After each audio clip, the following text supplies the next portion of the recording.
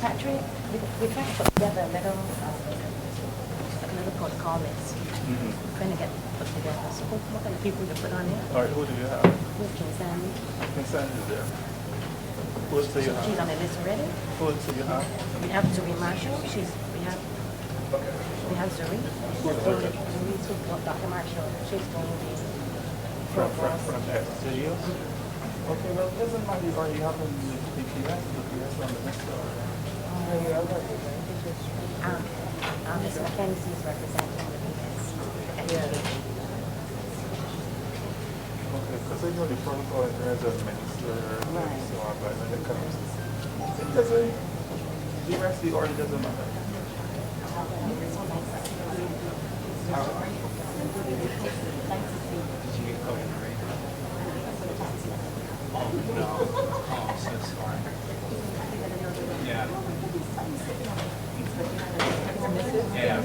Yeah, King Sandy.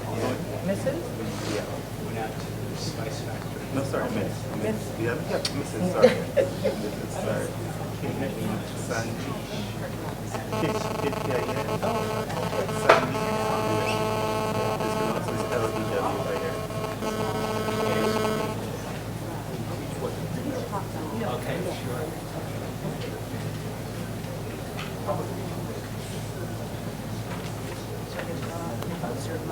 Get her correct title. She was speaking on behalf of the. Really? Research assistant at UCAS. Mid-90s. Right, and they destroyed her. Really, right? No. I have to follow her here. Yeah. Marshall. Oh, you guys are. Yeah, we've got that. Yeah.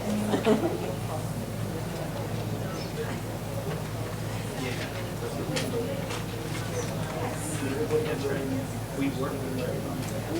Yeah. And he's retired. Yeah. Not really. But he developed care for the soldiers.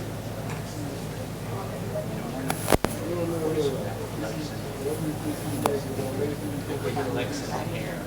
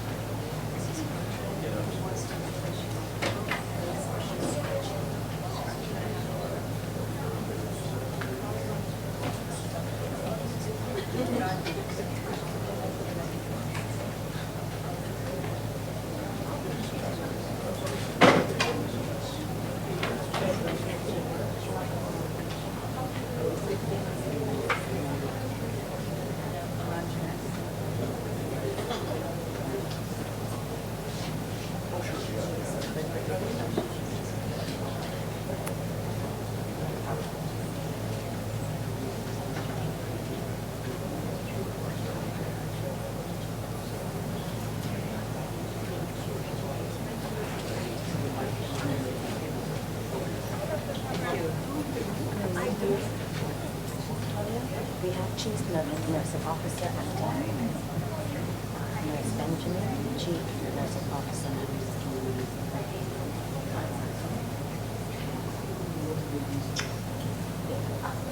And of course, we have other nurses and they're all.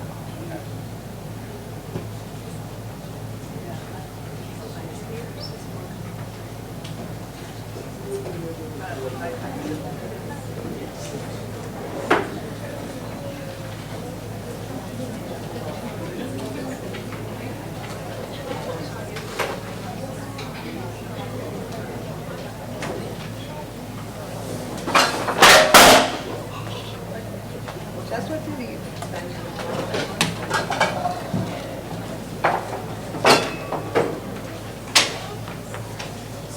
For the opening, you have them there. The people were speaking. Yeah. Okay. Did you deny the chair or? Huh? How many chairs? No, are- I don't know if they're doing it here or they're going to use that podium. I don't know. No, take it, because for the video recording live feed, they'll need to speak from there. Okay. Yeah?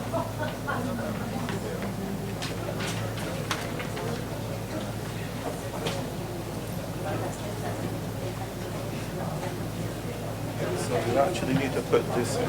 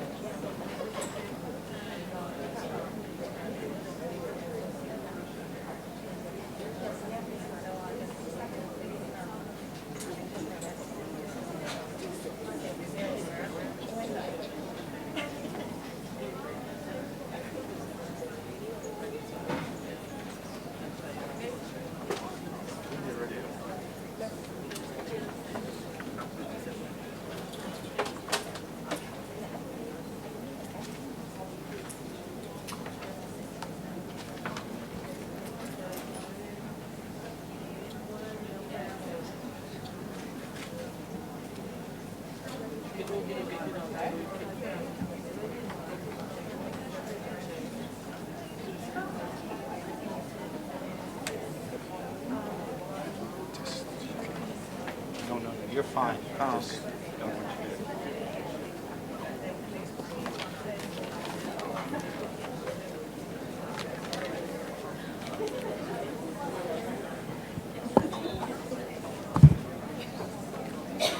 Pleasant morning to each and every one of you, especially our specially invited guests and representatives and other stakeholders. As we begin, we'd like to invite God's presence, and I'm going to ask Ms. Claudette Cox to do the honors of opening with a word of prayer. Could we all stand, please?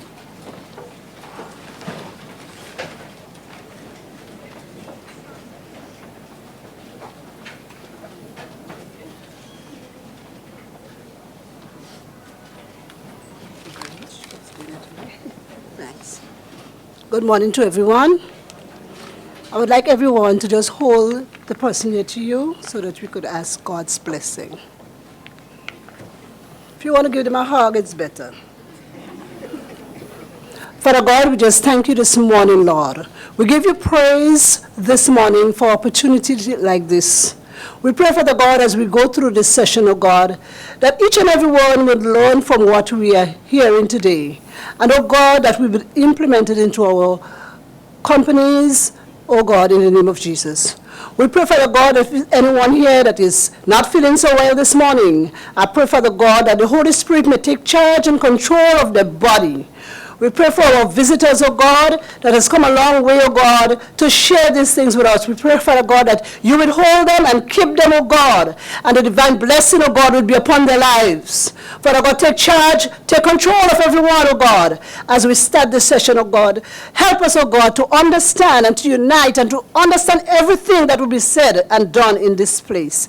I give you all the praise and the glory and the honor due to your name. In Jesus' precious name, we thank you. Amen. Thank you very much. You may have your seats.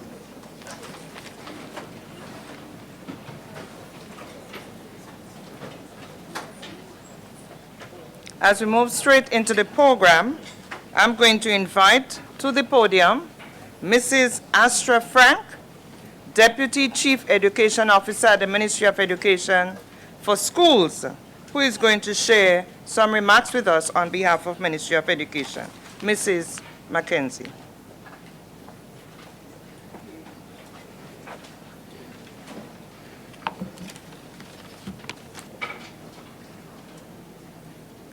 Nurse Benjamin, Chief Nursing Officer, Ministry of Health, representatives from the Ministry of Social Development, Mrs. Kin Sandy Lewin, UNICEF's representative for the Eastern Caribbean, Dr. Dury Marshall, Senior Associate Dean here at St. George's University, Dr. Richard Honnigan from Reach Within, Shelly-Ann Harper, Early Childhood Development Specialist at the UNICEF Office for the Eastern Caribbean, other officials from UNICEF, colleagues from the Ministry of Education and other colleagues from Ministries of Health and Social Development, teachers of primary and pre-primary schools, invitees from daycare centers and other early childhood caregivers, other educators, parents, guardians, members of the press, other invited guests, and all those joining us via the YouTube stream online this morning, good morning. And welcome to this Activate Talk and Early Childhood Development Forum. The government of Grenada, but more specifically, the Ministries of Education, Health and Social Development, bring you greetings and welcome you as you participate in this important dialogue on early childhood development. A special welcome to our partners from Reach Within, UNICEF, and St. George's University, who have collaborated with us to make this Activate Talk Forum a reality. We know that all of you, our partners, are committed to early childhood development in Grenada and by extension, the Eastern Caribbean. The government of Grenada is especially delighted to be partnering with UNICEF in particular as it launches its early childhood development campaign today under the global theme, For Every Child, Early Moments Matter. And I want you to pay attention to that theme as we go through today. For every child, early moments matter. Today, our laser-like focus is on building the strongest possible foundation for each child to ensure the likelihood of success in the future. We acknowledge that high-quality early childhood experiences, including their care and education, has a significant impact on the first years of our children's lives, which will yield lots of dividends, bountiful dividends, might I say, through their successes as productive citizens during their adulthood. Today is an opportunity for us to explore and reinforce the fact that our children are born with the innate potential to learn, and that their experiences, the early experiences that is, either boosts this potential or diminishes it. More importantly, let us be reminded that the foundation of a successful society is built in early childhood. Clearly, this has implications for us as government officials, early childhood development planners, experts, researchers, educators, advocates, and society at large. Your participation in today's forum is a testimony to your commitment to early childhood development. Our work with our children during the early years will inevitably set each child up for success. In fact, it will save us time, money, and effort in later years when it is harder to remediate the problems that present themselves because children are either deprived, neglected, or abused. It is for this reason that it is essential that our children are the beneficiaries of positive, nurturing relationships from birth. Good nutrition, health, adequate stimulation, physical activity, and active participatory learning experiences in their early years. This forum presents a platform to again echo the call to all who interact with our young children to recognize the impact of their actions on jump-starting the development of the brain and, by extension, their development. The onus is on all of us to participate in developing the foundations needed for the success of every child. Now, this dialogue must continue after this forum, and I'm sure you'll agree with that. And it must be followed up by action. If childhood education and care is to be our priority, we will have to continue our work with all stakeholders to support early learners through well-planned early childhood care and education and the provision of stable, nurturing environments. In closing, let me again communicate government's commitment to this dialogue on early childhood education and the subsequent action needed to sow the seeds of success for all our children. May today's proceedings be a stimulating and rewarding one for all of you. I thank you.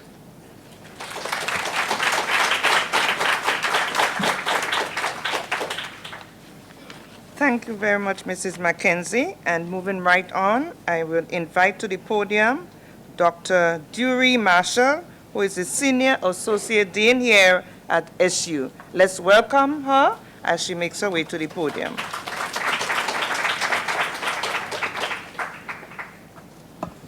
Thank you very much. Good morning. Good morning. To all of you gathered here at St. George's University on the beautiful island of Grenada.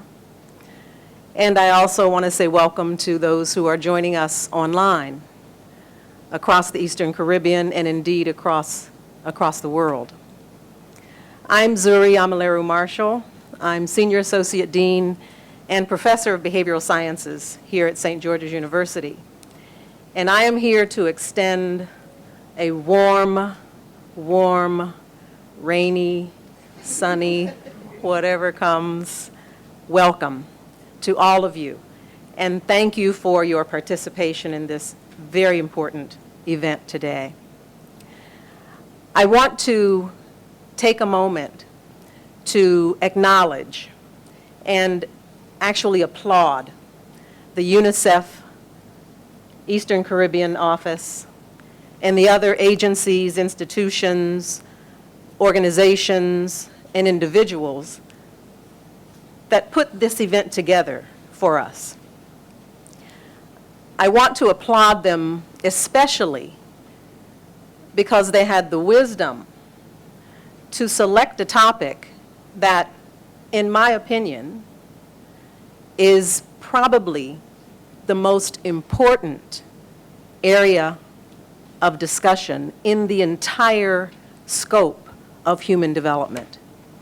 And that is the development of our children in the earliest years of their lives. We can't underestimate the benefit or the harm that can occur to children in their earliest years of life. I am here primarily to give a welcome, but I'm a psychologist, and so I have a real vested interest in the topic that we will be pursuing today. I, along with all of you, I'm sure, look forward to the stimulating presentations that will follow and the rich and engaging dialogue that all of us will be a part of. I welcome you to St. George's University, and I ask you to please make yourselves at home as we engage in this serious talk about an extremely crucial topic. Welcome and thank you.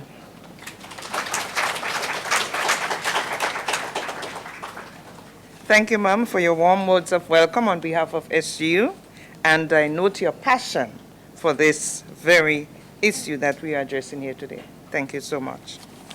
And I'm going to invite to the podium UNICEF's representative, Eastern Caribbean, Mrs. Kin Sandy Lewin, to the podium.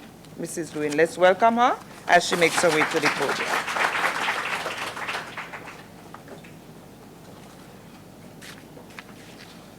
All protocol observed, so let me just move on to welcoming all of you again.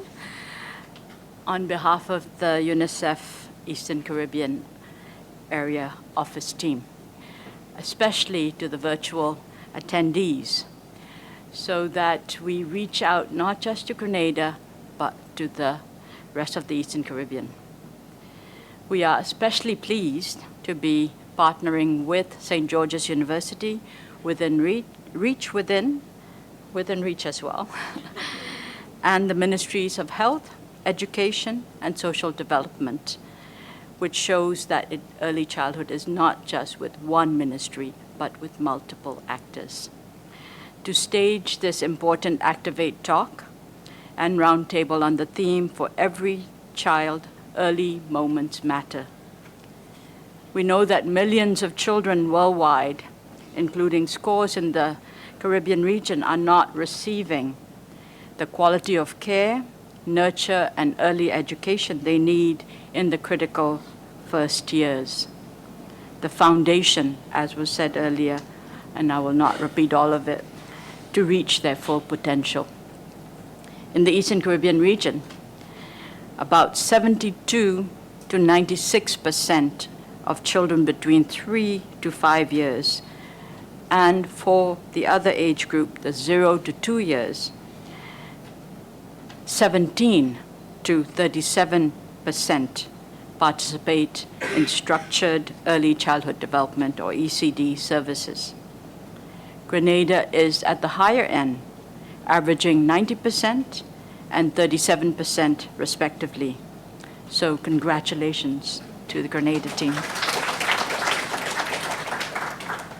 Unfortunately, even though increased attention is being paid to access, with many countries in this region in particular declaring universal ECD as a priority goal, opportunities for all children to access quality early childhood care and development services remains a challenge. This means that a significant number of children under 5 are at risk of not getting the care that's needed for growth and development. Yes, we all know that they are in the care of their parents, but what is that care? So, what is not really connected has been just said. It's not just the human and social loss, it's the cost of inaction is enormous. The implications are not just on that individual child, but society at large and the nation, and I will elaborate on why.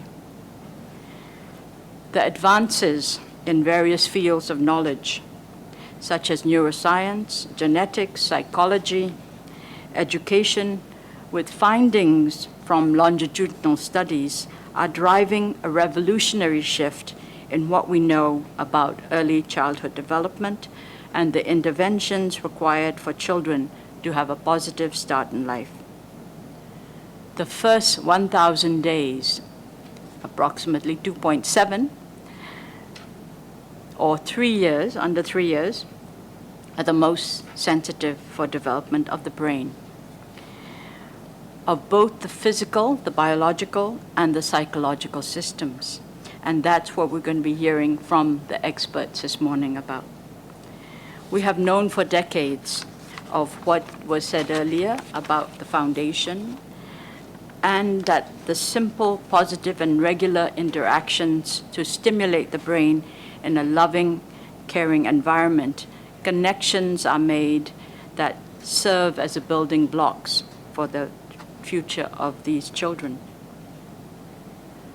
What is new from recent research is evidence that when a child is abused or neglected in the first 3 years of childhood, and on top of that, or in addition to that, or even separate in later in life, in adolescence, maltreatment of adolescents, the damage is extremely difficult to repair later in life.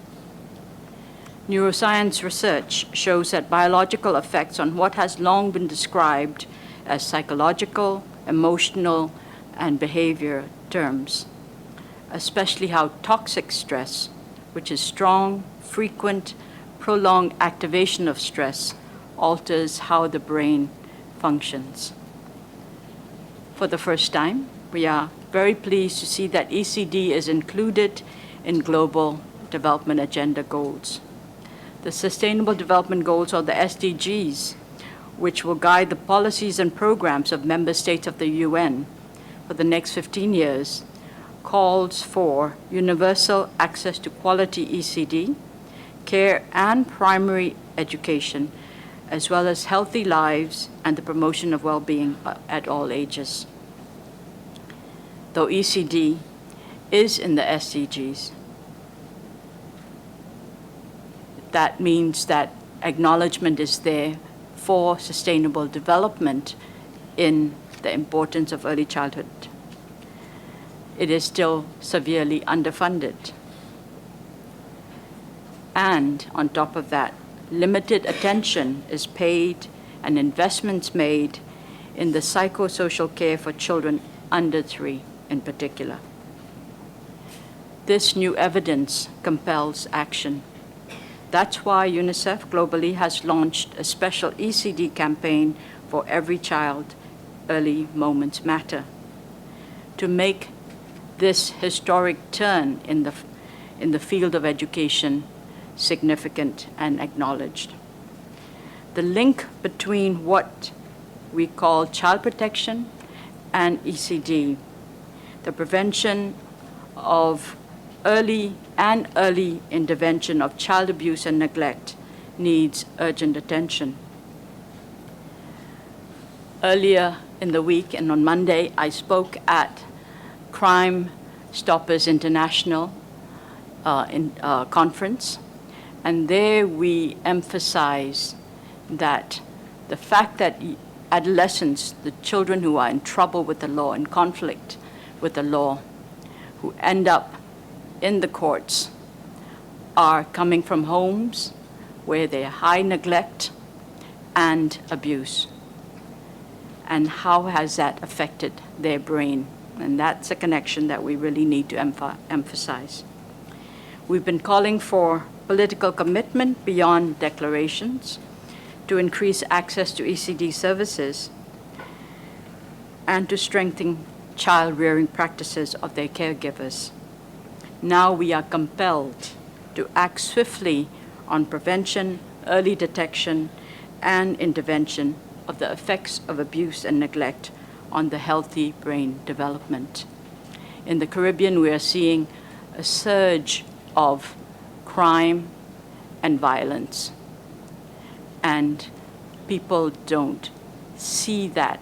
You need to start in that early years. Most of the ECD services are the preschools in the region. The high percentages I was talking about is in the private sector. An overwhelming 88% are run privately. That means those who can't afford those services are left out, and a lifetime of inequity starts from those early days. The efforts in the Eastern Caribbean have focused on ways to close this gap that prevents scores of children realizing their right to development, to fully thrive. These parallel services of ECD with those that were working in child protection really need to come together. This morning's Activate Talk and ECD Forum is meant to reach out to all actors involved in government, in academia, private sector, and non-governmental organizations, and parents, to take action to ensure that early moments matter for every child. We hope that these talks will address 3 goals. First, to initiate ways to ensure that parents, family members, and other caregivers all have a better understanding of the importance of using positive child rearing practices, especially in the first 1,000 days, when brain growth is highest for regulating emotions, language, and abstract thought. Secondly, to generate ways to use the science of early childhood development to influence policymakers to develop and implement equitable policies to increase investments in quality, high-quality programs and services. I was saying earlier before we started that, and I'm not talking about the phone, that we need to move from talk to action very swiftly. And the last goal is to perpetuate and improve the quality and frequency of these conversations about ECD and its importance of holistic and sustainable development of our young children. I'd like to close with the reasons why we're holding this sub-regional event in Grenada.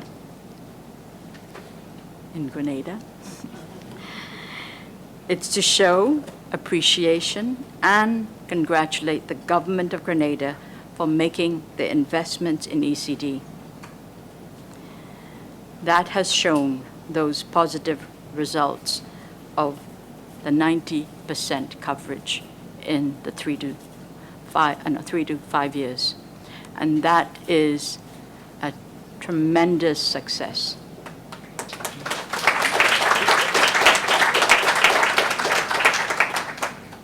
Secondly, St. George's University has been a leading institution in academic discussions on ECD and relieving psychosocial impact of traumatic experiences. They've been working with us for many years now on what's been aptly called Return to Happiness program in post-disaster emergency response. And it's badly needed right now in Haiti. With these two critical ingredients of government commitment and academic expertise, we hope that the 37% of children under 3 years getting access to ECD can now increase to the same levels of achievement, and that new approaches on prevention and early detection on child abuse and neglect can be introduced. You can certainly lead the way, and we in the Eastern Caribbean Area Office of UNICEF are with you all the way. Thank you.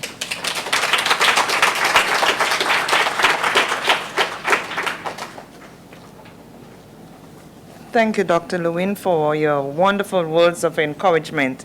You know, in driving down this morning, coming down on the road, I wondered, that question flashed through my mind, why Grenada? I wonder, and look, I didn't have to wait long. And now I know we are doing great things here in Grenada. So let's give ourselves another round of applause.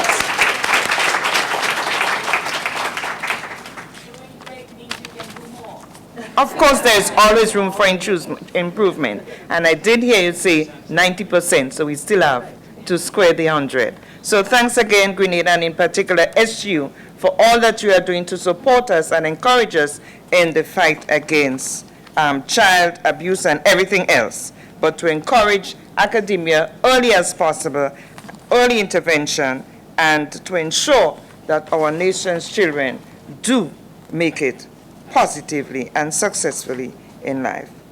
At this moment, I'm going to invite to share a presentation with us Dr. Ed Tornick, and I'm going, before I call him to the podium, I'm going to tell you a little bit of Dr. Tornick. He is a developmental and clinical psychologist and is recognized internationally as a researcher on infants, children, and parenting.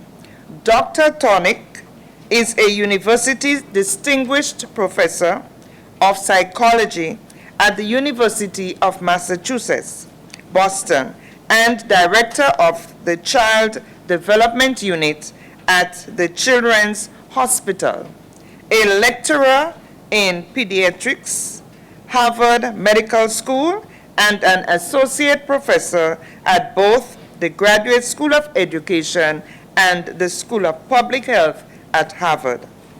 With Dr. T.B. Brazelton, he co-developed Newborn Assessment Scale.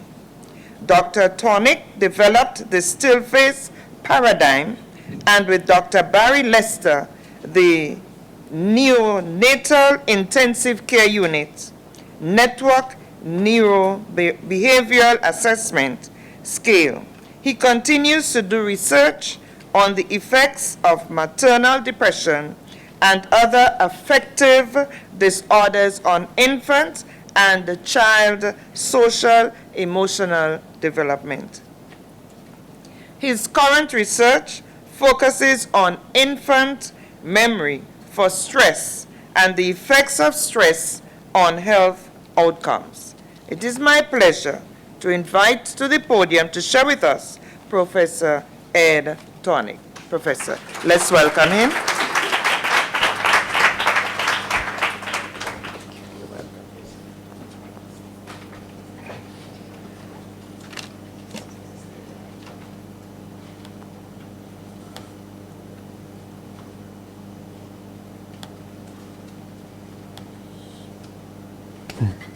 Good morning to everyone. Is the sound okay? It's really a pleasure to be here, and this is a program that I run in Boston, which isn't quite as pretty as Grenada or the Eastern Caribbean, but talks about infant parent mental health, and something that I think needs to be brought and something that needs to be thought about in terms of the work that we're doing. I really love this title in terms of Early Moments Matter, in part because I've spent my career looking at social emotional development in infants, and I developed videotape techniques to do microanalysis, second by second, moment by moment analysis, which many of my colleagues thought was hardly a critical thing to be looking at. But as we see now, this kind of work on what happens in the moment is really critical to the child's development. The problem that I face this morning is that while I study microanalysis and I do things in slow motion, someone said to me today, you only have 20 minutes. You can't say hello in 20 minutes. So one hand, it's all microanalysis. On the other hand, hopefully it's not too long-winded. But I am really thrilled to be here, and I congratulate all of you, because the kind of work that you're doing is going and is making a difference to the development of our children and our families. This research was funded, or my work was funded by the University of Massachusetts and St. George's and global programs, and you've seen people talk about this. The young infant, the newborn, we often don't ask this question, but the newborn and the young child has to say, what meaning can I make of myself in the world? They come into a world that they don't know. They come into a world that could be Grenadian, or it could be another country's, it could be one community or a different culture. All of that is something that they have to learn early on, and it's something that they need to work on constantly to figure out who they are, who are the people that are part of their lives, what are the things that are important.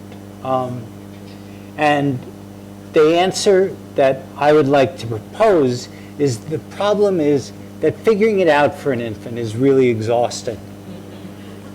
And we don't think about that, but think about all the times you've watched a young child stare at something, watch something moving, track something going, explore something 10,000 times, like knocking something off of their high chair and making you go down and get it. It's really an exhausting process. And at times it can be a confusing process, so that the child can look at the world and really not understand. And sometimes when that child does not understand, we see the kind of distress and disorganization that they can have, and yet we can't figure out what it is that's going on. And I would suggest that one question you can ask yourself when you're looking at, say, a 6-month-old or a 2-year-old who's really throwing some kind of tantrum or some kind of distress, is to ask yourself what it is that this child is trying to do. What kind of sense is this child trying to make of the world? And I'd like to propose what I see as an answer that comes out of the research that I've been doing for now 40 years.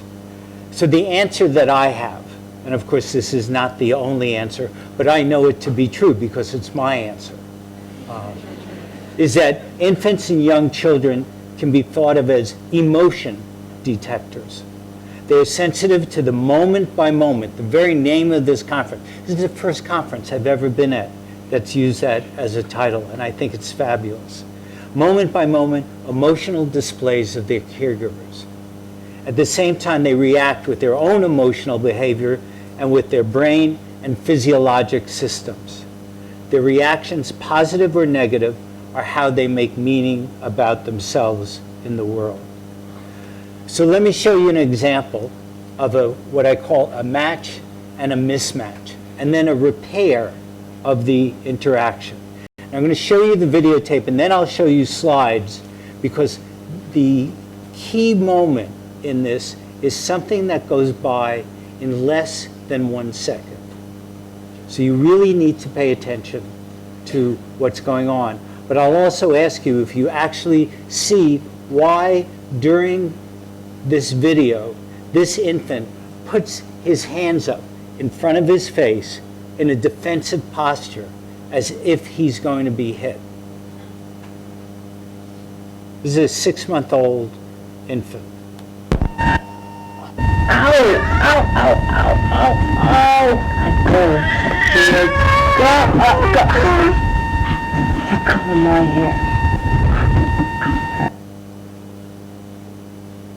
How many of you saw what leads this infant to put his hands up in front of his face? Someone. The way she took his, What? I didn't perhaps hear. the way she took his hand away from her head. I don't think so. I'll show it again. But anybody else? Her facial expression. That's right. Because what kind of facial expression does she make? An angry face. So let me show you slides of this. So you can, this is the way I spend my life, looking at slides, slow motion, things like that. So, so here, this is the first. The mother's playing with the baby, baby's playing with her hair, baby's really, then she makes this face. Make that face to your neighbor and see how they react. Her facial expression and her vocalization, which comes from his pulling her hair, lasts less than 1 second. Yet what he does is he gets his hands up in front of his face and he turns away from her, and she immediately starts to change what she's doing in an attempt to get him back. When we first saw this, I thought that the reason that the baby's hand was in front of his face was that she was playing a blowing game with him, which is what she's doing now, which is a game that they play. But the facial expression comes first. And then she starts doing something else. He peeks at her from under his hands. It's very cute. And then they get back together. Somehow my slides are a little out of order. So what you're seeing here is what I call a match, a mismatch, and then a repair. The match is when they're playing together and he's holding onto her hair, and they're both really excited and very positive about what's going on. The mismatch is when she makes this facial expression because he wants to play with her and she wants to stop having her hair pulled by him. And then the repair comes as they move along, right?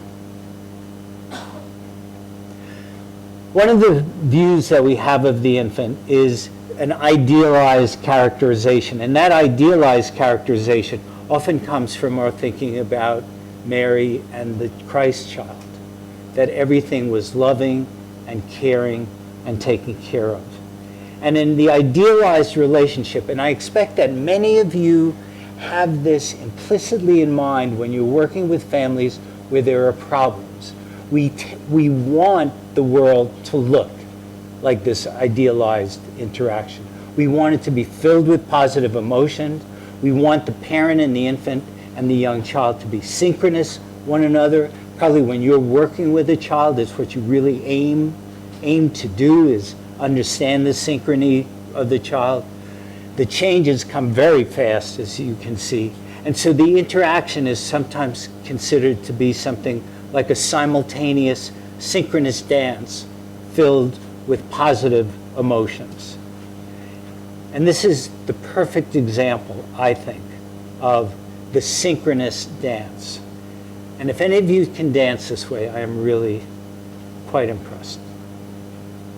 Let's face the music and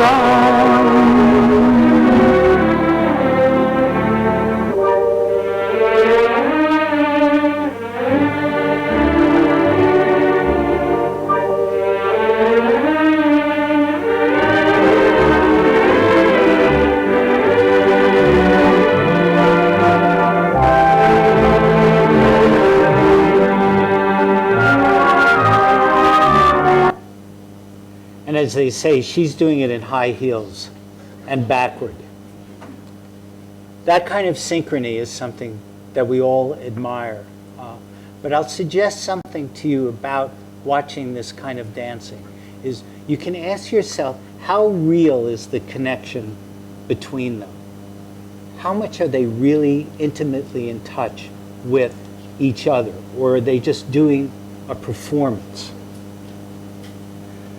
But even the Christ child and Mary sometimes got out of sync with one another. And she would be doing one thing. Maybe right now we would have parents looking at their phone, right? And the baby looking up like, where are you now?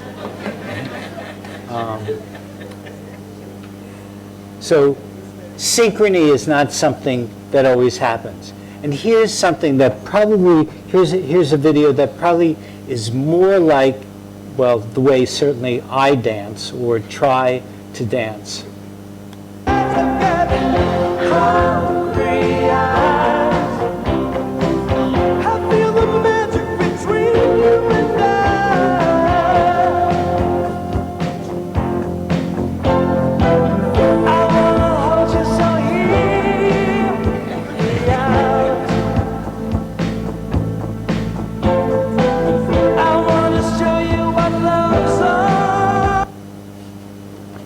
What you see here is that there's a lot of mismatching going on. And what I like in particular about this video is when he, Patrick Swayze, says, look at my eyes, right? Because that's what we do with infants all the time, right? We're saying, oh, look, the baby, look at my eyes. And when the baby looks away, we think, oh, this baby isn't attending to me, isn't playing with me, isn't doing whatever. But the infant needs that kind of break, needs to look away, needs to have that time to regulate him or herself, right? So here's a sequence, an example. There's a mismatch here. The mother on the left, upper left, is looking down. The baby is saying, hi, I'm really ready to interact, and she's looking away. Then in the next couple of seconds, they match and they're both smiling together. Then notice in this frame how they're both looking away. They both take a break from one another. And then they come back together again. So the model that I have for thinking about early interactions is a model which talks about matching states and then mismatching states. And between the two, there's a process that I call reparation, getting back together, getting in tune. So it's like when I'm dancing and far too often step on the feet of my wife, I sort of apologize and then hope that we get back together again. And when we do get back together again, you all know how good that feels, right? Like you were dysynchronous, then you got back together, and all of a sudden you're dancing together, and as soon as you think about it, what happens? You get out of sync again, right? That's the way interactions are with infants. So here's an example of one of those interactions.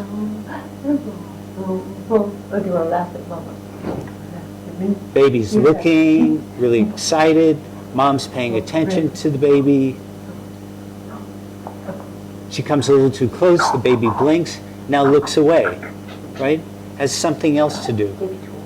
And she's wondering, why didn't you come back to me? And if the baby had an iPhone, the baby would be looking at that. And so she tries to repair the interaction. The baby glances up at her. And then they come back together again.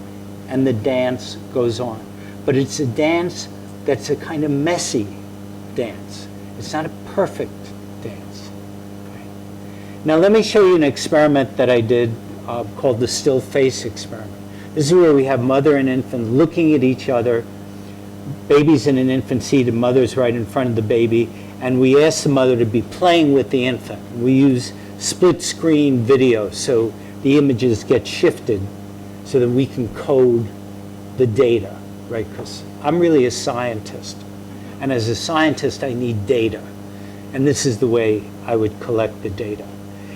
We ask the mother to be playing with the infant, and then we ask the mother to freeze and not respond to the baby. And you can watch the infant's response. In the still face experiment, what the mother did was she sits down and she's playing with her baby who's about a year of age. I'm like a girl. Oh. And she She gives a greeting. See how the baby's baby, looking the baby away gives here? a greeting back to her. This baby starts pointing at different places in the world, and the mother's trying to engage her and play with her. They're working to coordinate their See how they're emotions together here? and their intentions, what they want to do in the world. And that's really what the baby is used to. And then we ask the mother to not respond to the baby. The baby very quickly picks up on this. You And see then how she immediate- uses all of her abilities to try and get the mother back. She smiles at the mother. She points because she's used to the mother looking where she points. The baby puts both hands up in front of her and says, "What's happening here?" She makes that screechy sound at the mother, like, "Come on, why aren't we doing this?" Even in this 2 minutes, when they don't get the normal reaction, they react with negative emotions. They turn away. They feel the stress of it. They actually may lose control of their posture because of the stress that they're experiencing. Okay. I'm here. And what do you do? Oh, you hold it. Yeah. So it's really clear that you've all seen this kind of process. The mismatch that takes place in the still face really generates a strong negative reaction on the part of the infant. But not just distress. The infant tries to get the mother to come back and to interact again. And two things to think about, both in terms of the angry face mother and the still faces. Start to think about what would happen if there were repeated angry faces by that mother, where there was repeated sort of still face behavior, a kind of neglect on her part, and what it would do to the infant if it kept on happening. We talked about chronic stress. And one thing to just realize, in a very simple model, is that an infant who is distressed and crying requires uses 6 times the amount of energy that they use compared to being happy and alert. So happy and alert has a lot going on, but distress is 6 times more costly. So an infant who is constantly or often or too much in distress is an infant who's using up way too much energy to control the distress rather than to engage in the world and be part of social interaction. So the positive effects of repairing the messiness of interactions. It's important to understand that it's not the synchrony that's necessarily the critical factor of interactions. Certainly something that we like, but it's the capacity to repair the interaction. So if you think about perhaps some of your most intimate relationships, your strongest relationships, I think you'll find that one aspect of them is that you trust the other person when something goes wrong, that the two of you can repair it again, that you can come back together. And that's a really critical thing for the infant to learn, that we can repair the interaction. The child learns, I can trust you because we can do this together. The child also learns that the world is safe to explore because I can look off in the world and now still know that you're going to be there to help me to deal with things. I think a really critical lesson for the infant, and then we talk about our teenagers, I think much of the problems that they have is that they believe that they're stuck in their feelings, that they can't change them. My hypothesis, my idea is that during infancy and early childhood, if a child doesn't experience reparation, what happens is they have a mismatch, they get distressed, and then it doesn't get repaired. And they don't learn that the distress can go from being distressed to being positive, to having positive emotions with the person. So when a teenager comes along and says, I'm just stuck in this feeling, I think it's because their early experience has undermined their capacity to know that the world can really change and that they can have some effect on it, and they can have some control over it. And Richard will talk about how these kinds of effects affect the brain structure and the sense of wholeness that an individual has. So here's an example of an interaction which is really flat, and there's very little reparation going on. But I want to point out, one is it's a very short episode because it would just depress you to watch the rest of the 2 minutes of this interaction. But I want you to have a sense of how this mother wants to connect with this infant and how they're not succeeding. So it's not just she who's not doing something. Look at the baby. The baby already is not making herself available.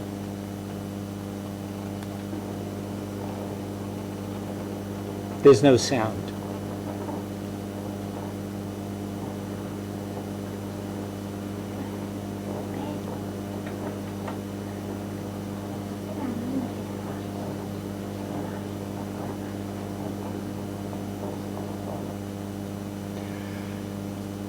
I don't think you could hear her voice at all. But just think about that compared to the other interaction that I showed you. The robustness of the mother. Here this mother is seemingly really at a loss as to what to do. And there are moments when this infant gives her an opportunity, perhaps, to connect, because the baby looks up at her and she's not able to take hold of it.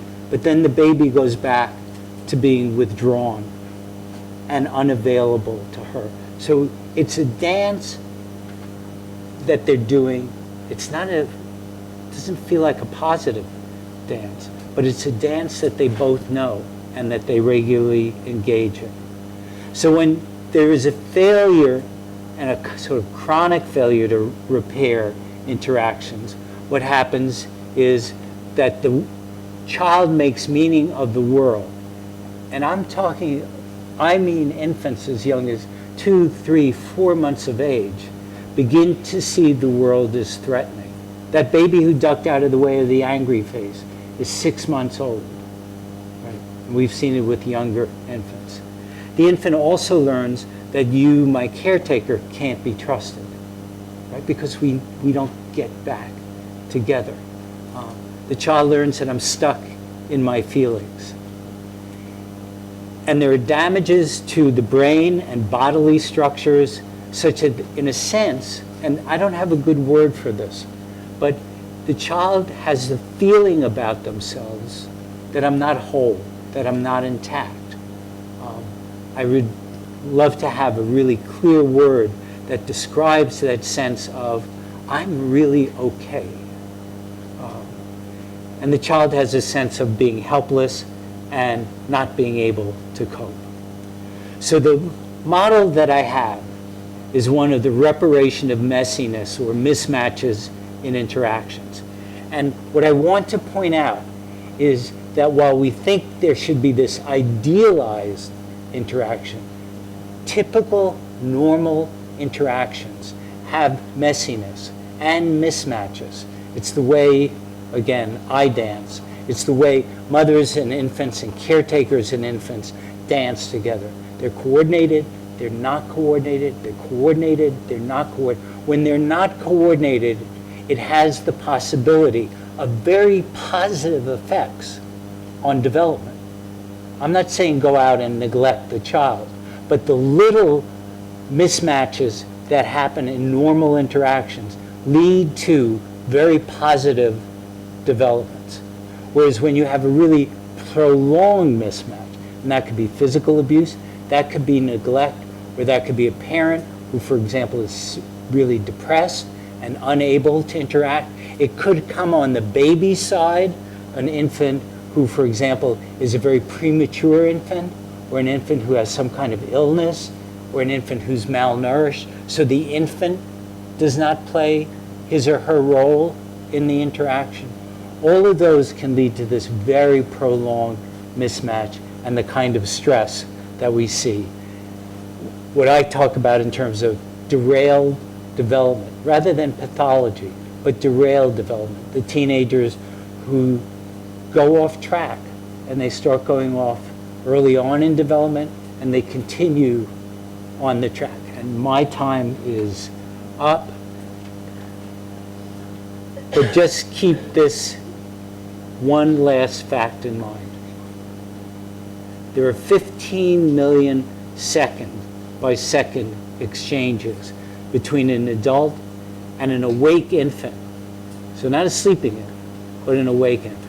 Each one of them can have an effect, not unlike that angry interaction, not unlike the smiling interaction, not unlike getting back together after a reparation.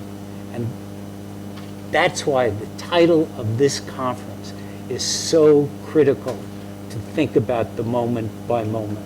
Thank you.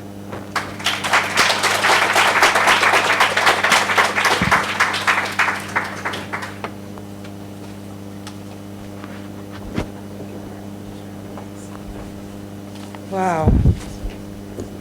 Powerful information. Quite vivid as well. Thank you, sir.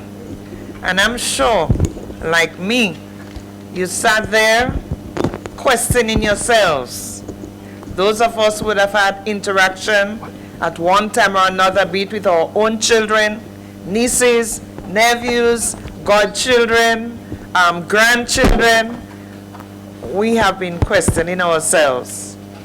Daycare centers, etc., etc., etc. I did. At one time I said, you know, I'm really sorry for those who didn't have the opportunity to really interact positively with a little infant at one time or another in their lives. At one time again I said in my head, oh my goodness, you mean we do that to our babies? And I had a bit of guilt at one point or another. As we assess ourselves, I know we would have had some positive moments and perhaps not so positive ones, especially in terms of lack of proper information, etc. But if I ask you the question on a scale of 1 to 10 and ask you to assess yourself, that's rhetorical, don't answer. How do you assess yourself? I hope there is no one in the hall here under 5. That's all I'll say.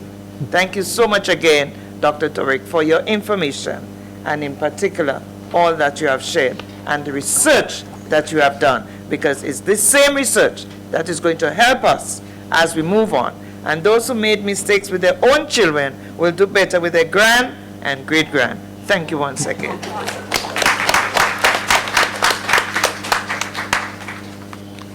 And there's more coming. We have Dr. Richard Hunter. His research focuses on epigenetic and geometric mechanisms in the brain in animal models of stress and human neuropsychiatric disorders. His doctoral was in training in the laboratory of Michael Kuha, PhD, at Emory University, where he studied the involvement of the neuropeptide SCOT in systems mediating stress and reinforcement.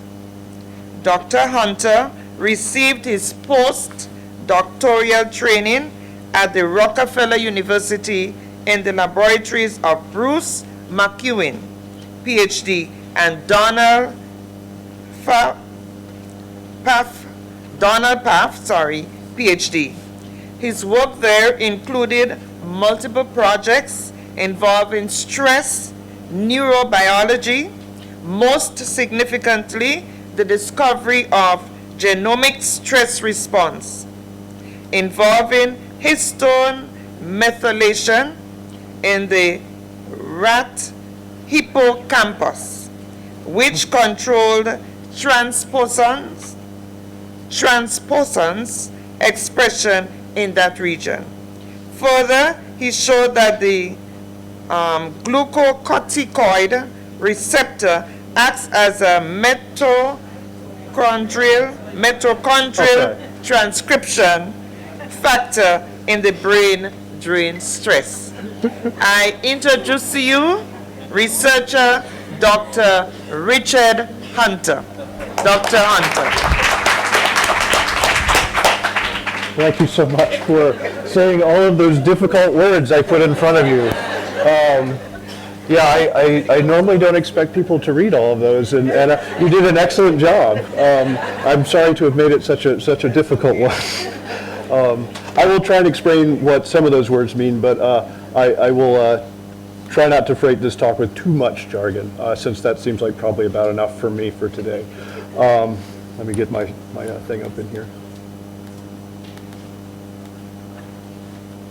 Yeah, I may need to assist Ed. Big words aren't everything. Yes, yeah. Knowing how to use a laptop is also useful. Just go in there. And activate talk 1. Cool.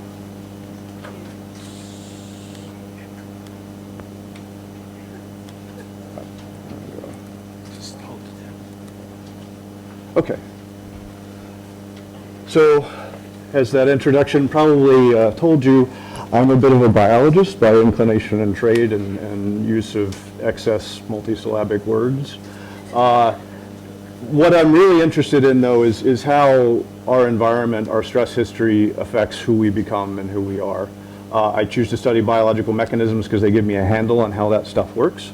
And I'm here to tell you, following on Ed, about how early life stress has an impact on that biology. So I think, as many speakers have already emphasized, stress isn't just a matter of psychology. I think that a lot of us grew up imagining that if we're stressed out, that's because we're having a psychological problem with our situation, you know, and maybe we would be less stressed out if we were psychologically better at dealing with that situation. But stress really isn't simply a psychological response. I mean, as a neuroscientist, I have to say that my belief is that everything that's happening to us that we think of as psychological is really a phenomenon that's happening in our physical brain. People may differ with me on that, but I think it's important to remember that there's a lot of evidence that the psychological is the physical, okay? Stress gets under our skin to become biologically embedded. So our history of stress, particularly our early life stress, is something that becomes part of our biology as we go through life. We remember the stressful events, and I think Ed has talked a little bit about why that's important, you know, why young infants and children and even adults might look at the stressful events in their lives and use them to predict how the world's going to be. When Ed talked about this dysregulation that's happening in infants, you know, and how the world becomes a threat.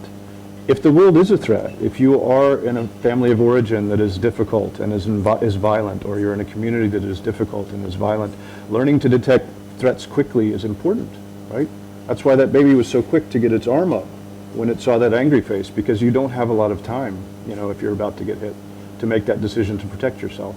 And so our biology is built to keep us alive, right? It is built to adapt to the conditions that we find ourselves in. So the effects of stress are long-lasting biologically, but they're the most mutable, and the biggest impressions seem to be made in early life. And to give you an example of the biology, this is some work that was actually done in an animal model. This is just 3 weeks of stress, and this is a normal animal. This is a neuron from the hippocampus, one of those words that I forced you to utter. The hippocampus is a really important region, though, in our brains, because it's where we form our memories, right? It's how we know how to navigate in space, right? It also is important in how we remember other people. It's part of our social memory. It's how we learn to inhibit inappropriate responses in our environment. We need a hippocampus, right? But if you're stressed, in this case, just for 3 weeks of chronic stress of being dominated by another animal in this environment, these neurons shrink, right? And so the hippocampus becomes less able to perform its function. You may have noticed that you only tend to lose your keys on bad days, right? You don't do that stuff on good days. It's only when you're already 30 minutes late that the keys you can't find and stuff. The reason for that is right here, right? When you're stressed out, your hippocampus is not functioning as well. And just in case you don't want to believe me because I'm talking about animal models, here's some data from humans. In humans, if you look at the volume of the hippocampus, the gray matter volume, and you ask them to report their level of stress, you'll see that the higher level of stress they report, chronic stress over time, the smaller their hippocampus will be. And this is true across a variety of conditions that cause stress hormones to be released or cause dysregulation in the stress axis. So if you're depressed for a long time, your hippocampus gets smaller. If you have diseases, that cause overexpression of stress hormones, your hippocampus gets smaller. And in fact, almost all of the major neuropsychiatric diseases that I'm interested in and that affect a lot of people in our society and others show this kind of pattern. And a lot of this pattern we're starting to think emerges in early life, where people from difficult early environments have this shrinkage going in, and so they have less resilience in their brain systems as they become adults or adolescents and they have to face new challenges. So they're less able, they're more challenged already. The important thing, at least for the context of children and young adulthood though, is that a lot of these effects are at least partially reversible. You can go through a really stressful spell in life and you can forget where your keys are or maybe even forget where your house is. And you can recover from that when you hit a good spell, right? So it's not that these things are permanent. And I think that's one of the important things that I want to emphasize in this talk is that childhood is really plastic, but it doesn't mean just because you had a bad interaction with your mom for a second or so, or because one person smacked you at some point in your childhood, that you are doomed, to have all these effects, a shrunken hippocampus and never remember your keys for the rest of your life. You have a lot of capacity to gain back that loss of function that happens during chronic stress. It seems as we get much older, that's much more difficult. But at least through young adulthood and adolescence, we have a lot of ability to rescue these kinds of effects. And I think that's really important. I'm going to talk a lot about what's negative in terms of early life stress, but I think it's important to remember that the brain really is plastic and can change if we can change the environment that it finds itself in. Okay. And so a lot of what we know about how these effects are mediated is through this hormone in humans called cortisol. It's what binds to the glucocorticoid receptor. So, okay, I explain one more $40 term that I use, which is a receptor that interacts with the nucleus of your neurons, and so it changes the way your neurons behave. But it does things throughout your body. Acutely, it's useful, so a stress response is useful if something is stressful, if you have to deal with a threat. So you enhance your immune function with this. You get better memory, you get better energy replenishment, you get better cardiovascular function. But if you're chronically stressed, you have effects on a lot of different systems. Your bones become weaker, you have muscle wasting, you're pushed towards a state in which you might get diabetes or metabolic syndrome. So excess of stress hormones has effects on a lot of different systems. This isn't just about mental health, it's about physical health. And the early environment has turned out to be very important in setting how this stress axis works throughout our lives. This is over here is a rat mother, and the rat mothers were one of the first ways that we got at the problem of how is maternal interaction programming babies. And we do that because rats are easy and there's a lot of them, and it's a little less complex system to work in than in humans. But they do have relevance to human lives. And this is work mainly by Michael Meany and others, where they looked at the natural variation in the maternal behavior of rat moms. And rat moms show variation in maternal behavior just like human moms do. Some of them are very low in terms of the amount of licking and grooming they do of their babies, and some of them are very high. And if you look, though, at the babies who have high licking and grooming mothers, they tend to, as mothers themselves, show the same behaviors, and their grandchildren show the same behaviors. And it turns out that this is mediated through this behavior, right? So these little rat pups are learning essentially almost like a culture of parenting from their mothers that they pass on. And it turns out that this is actually embedded in something called the epigenome. So there are chemical changes happening in their brains that affect not only their maternal behavior, but how they react to stress as adults. The mothers who show low licking and grooming, their offspring are much more reactive to stress as they grow up. they're much more anxious, and they also show the low licking and grooming phenotype. I'd be careful about, making perfect analogies between rats and people. I don't recommend licking your babies, for instance. I mean, I don't judge, but I wouldn't go straight to highly licking your babies just because I said that that's a good thing in a rat. And I think that's another important point to emphasize, is all of this behavior is adaptive to some degree or another. So what we're talking about here, and I think often when people talk about this particular series of experiments, they talk about the high licking and grooming mothers as the better mothers. And I think a lot of what we're talking about here in terms of the challenges that mothers have forgets that sometimes this lower investment strategy is the strategy that's available and adaptive to the environment. Rats have all of this variation in behavior for reasons of their biology, reasons of their environments too, and I think that that's one thing that often, motherhood is this concept where there's a lot of judgment placed on mothers, and there's a lot of maybe over-focus on mothers, I think, in terms of a lot of what we're going to talk about today, because mothers are usually the primary caregiver, but they're not always the source of stress. As Ed said, you can have a sick baby. You can be sick yourself and be unable to cope as well. So I think it's important to emphasize that mothers are not the only problem, and that all maternal behavior is not, to be judged on a scale of high to low, good to bad. Yeah. And just to emphasize that this sort of epigenetic change is not something that's distinct just to the rats that I like to interact with on a regular basis, but also to humans, is there's now a fairly lengthy literature that was started by Rachel Yehuda and others showing that your vulnerability to post-traumatic stress disorder is predicated on who your parents were, and in some cases now who your grandparents were. So if you're the child of a Holocaust survivor, you have alterations in the methylation status, the epigenetic status of your glucocorticoid receptor in your body and your brain. And you're more likely to wind up with PTSD than your cousin whose grandparents escaped the Holocaust, right? So these huge life stressors that affect parents get passed on to children. And there's now evidence that actually, as in the rat model, this kind of stuff can be passed on to grandchildren. So again, it's much less simple than just mothers and infants.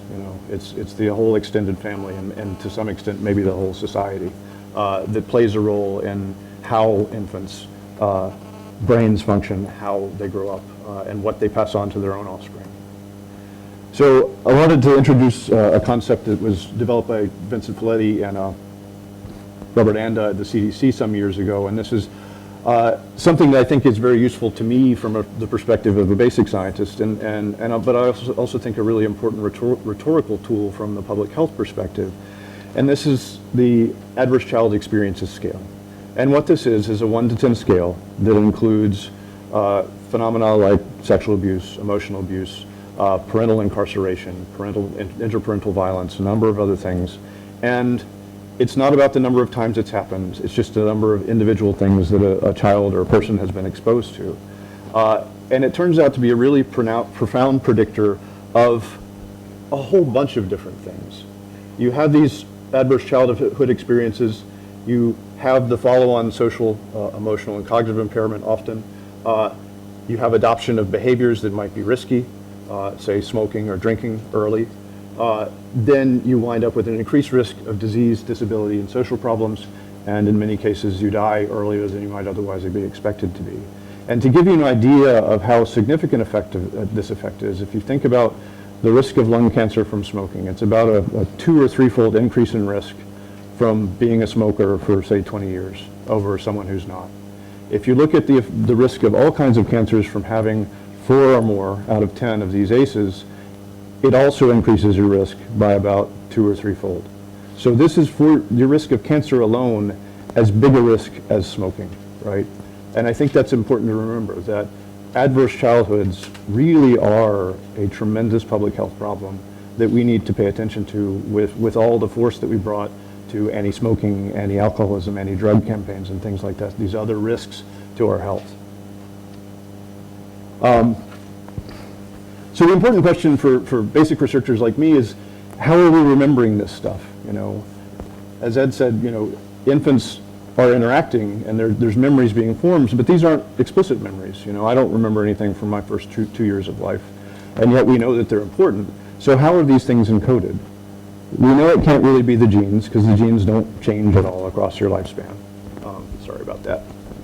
Getting the throat mic there, sorry. So the explanatory framework that we've come up with as basic researchers is this idea of epigenetics. And this is basically the molecular interaction, although it's not as simple as that, between our genes and our environment, right? And the simplest definition of this, or the broadest, is merely information that's transmitted above the level of the genes. And I like to lead with that particular definition as opposed to some of the more restricted and molecular definitions, because it points to the importance of things like our culture, our family environment. These are all things, means by which we transmit information above the level of our genes. Our language is epigenetic, perhaps in this definition. Our culture is epigenetic. And so these are things that really influence who we become and interact actually with our biology. And to give you the one heavy molecular figure, I won't belabor this, but basically what the molecular mechanisms of epigenetics are a number of different molecules that are interacting directly with the DNA and determining which genes are being expressed at different times. So we know now that if you look at the gene for this glucocorticoid receptor, the stress hormone receptor, that it's going to be decorated with more of this DNA methylation chemical modification if you've had a very stressful early life, and you will express it less in your brain, and you will be less able to regulate your stress response as a consequence. And this is something that, again, has shown up not just in animal models of stress, but also in humans. This is another paper by Rachel Yehuda's group, where she took this risk of PTSD and actually took it down to this molecular level. And what she showed is that you see differences in the methylation status, again, of this stress hormone receptor that vary across whether or not your parents had PTSD or not, right? And it turns out that the biggest risk, or the one that causes the biggest change in methylation, is paternal PTSD. So if your father had PTSD, it is much more likely that you're going to have this increased methylation, and that molecularly is increasing your risk of PTSD and mental disorders associated with that as well. It's not as simple as all that, and it's interesting too that if both parents have PTSD, you actually lose some of this effect. So what I think will come up a lot today is it's complicated. It's not simple, but we are starting to have a handle on these kind of molecular mechanisms that help us understand how our biology changes because of who our parents are, how we interact with them both on the microscale and the macroscale level, and how we're exposed to these things, even across generations. So we went from moments to generations in the space of 2 talks. But these really are an intergenerational, cross-generational kind of phenomenon. I'd like to also emphasize that epigenetic research is really in its early days. I know I'm supposed to talk about how cool and how powerful and how what I do explains everything up here, but I think that would be a little dishonest of me as a scientist. There's a lot we don't know about that, and that's, to me as a scientist, what makes it exciting, but it's also something to be cautious about, because I think, again, often this kind of biological basis for things makes it seem like you've done something permanent or bad if you cause a change in this mark or that mark. And I really don't think that this should be used as a tool for that. I think far too often biology has been used for a tool for certain social views, and I'd like to avoid that as much as possible. I think biology should be a tool to liberate us all. We also don't understand a whole lot about the timing of these changes in humans. We've been able to do a lot in rats, but in fact we know almost nothing about how these epigenetic changes are happening in human infants and human children. So I think going forward, there's a lot of basis for very interesting research in this area. And the big question is, using these markers, using these changes, can we build interventions that can change the course of these epigenetic grooves, these changes in behavior, these changes in our brains, so that we can rescue, perhaps a bad couple of years in an infant's life, or a child's life, and turn them to the better. Because I think, again, there's a lot of emphasis placed on the negative public health outcomes of early life stress and adversity, and they are real and they are important. But I think what we should look to is, how can we rescue that? How can we save those kids? And with that, I think I will and with the spew of syllables. Thank you very much.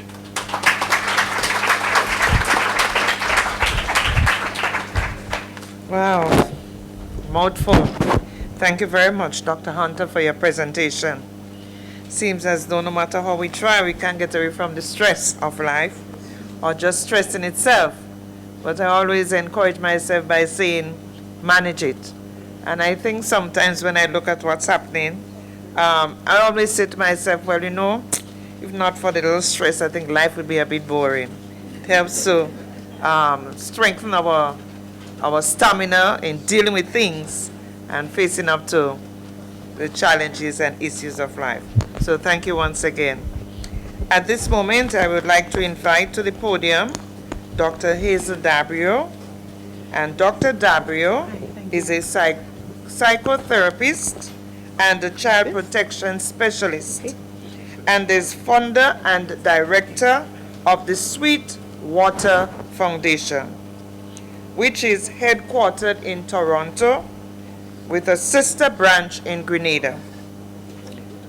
Sweetwater Foundation is the Caribbean's only NGO specializing in the prevention and treatment of child sexual abuse. Dr. Dabrio is co-author of the first 3 academic texts coming out of the Caribbean region on the subject of child abuse and protection. Over the course of the last decade, Dr. Dabrio has worked extensively as a senior consultant and trainer for UN Women, UNICEF, and several other international agencies. It is my pleasure to introduce to you and call to the podium my very dear friend, my daughter's past lecturer at New York University in Canada, Dr. Hazel Dabrio.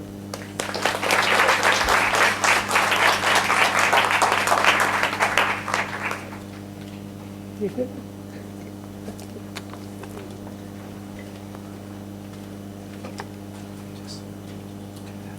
End? Okay, thank you very much.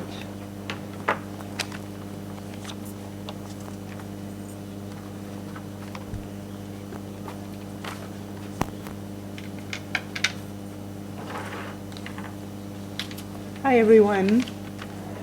Thanks so much for coming and staying. When I was on my way here, maybe you all were in the room already, but there was a sudden deluge of rain and some thunder, and I was afraid that Matthew had swung around and come back for us, you know. But I think it passed.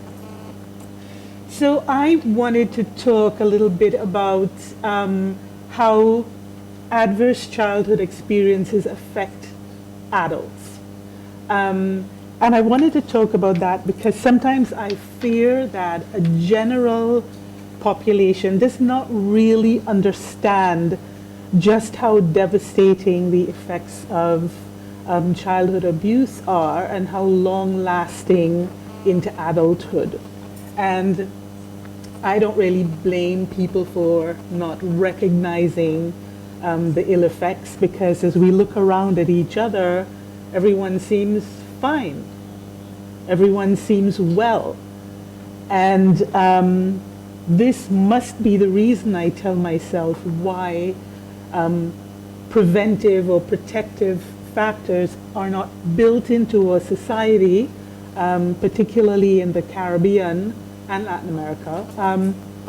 It must be because we don't really understand how embedded the damage of childhood abuse gets.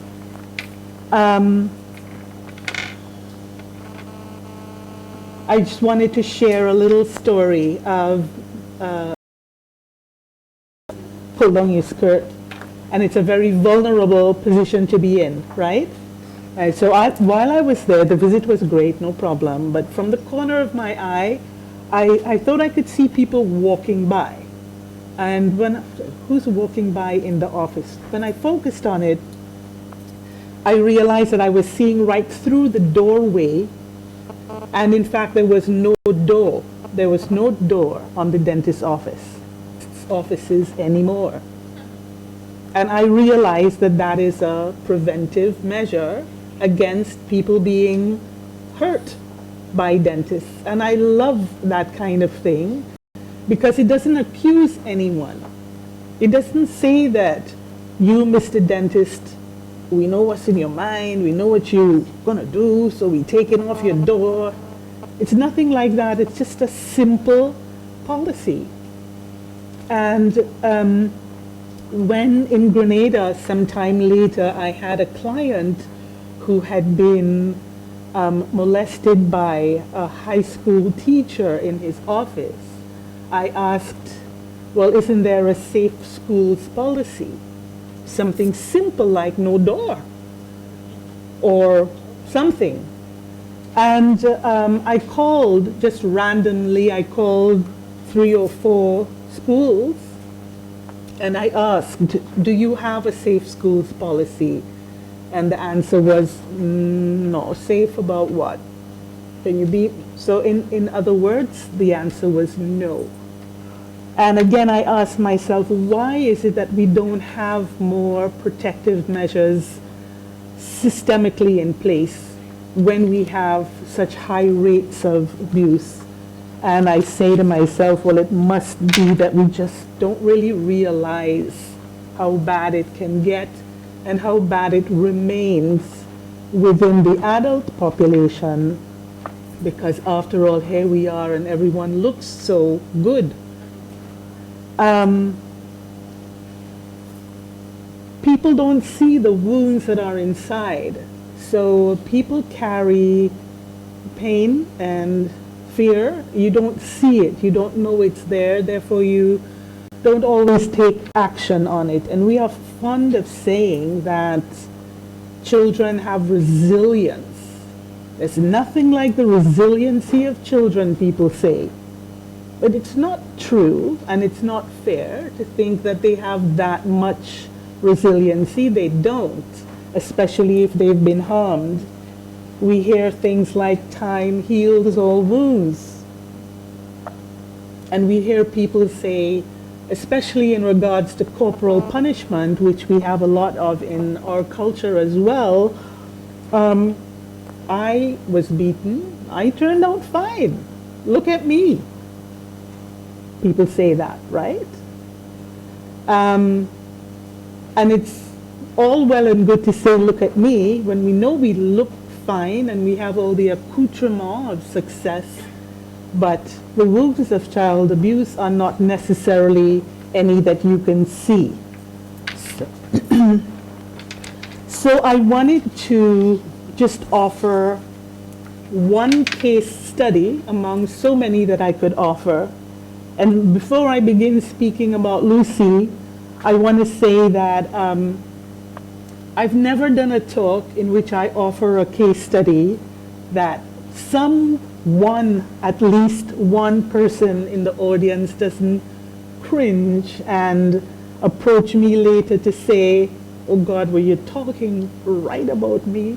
All my business. It's because there is always something that we can resonate with when we talk about the human condition and about having experienced some painful incidents in childhood. But I want to assure you that Lucy is in fact a compilation of many different adult women's profiles, and in fact she's not an entity.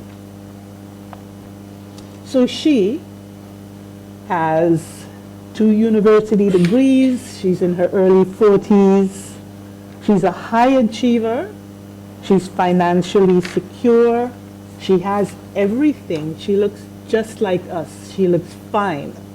There can't possibly be anything wrong with Lucy that she can't fix, because she looks like the type of person who has the means to sort herself out if things arise. But she comes into the therapist's office and her presenting issue is, I lose people. What does this mean, you lose people? Well, what she means is that her relationships don't seem to last. She's had many, so In the first instance, I'm speaking of intimate relationships with boyfriends and lovers. She's had many of them and they just don't seem to last. But Lucy also complains that her relationships with friends often get very complicated and she has lost many friends. And that in her position as a corporate executive, she often runs into difficulty with her peers in the workplace as well. So one of the things we've already heard this morning is that trouble, failure to connect in childhood will result in a failure to connect as an adult. And this is one of the things that Lucy is going through as well. So I can best describe the way her mind works when she begins to get into trouble relating with people, bonding with people, and forming connection with people by telling you another little anecdote about, so it's a story about Jack and the flat tire. So Jack is driving home late one night. It's a long, winding farm road, and his tire goes flat. When he gets out to check it, he sees that he doesn't have a tire iron in the boot. So he can't change a tire. He needs to get a tire iron. And luckily, way in the distance, he sees a farmhouse with a light on, and he must walk there to borrow one and hope that the people have any. So he buttons up his jacket, he sets off, and he begins talking to himself, as Jack is wont to do, and tells himself, this walk is for nothing. I'm going to get there. They won't have it. They probably don't even have a car. Look at that. I wonder if anybody's home anyway. Well, you know, maybe they're sleeping, and when I knock on the door, it's going to be. And there it starts. Jack has this propensity to just spiral into one long string of negative thinking, and it builds on itself, and he gets worked up. All there by himself, he gets all worked up into a lather, and by the time he gets to the farmhouse, knocks on the door, and is met by a lovely couple. Hey, what's up? Jack is a bundle of whatever he's become and tells them, you know what? You keep your goddamn tire iron. What the?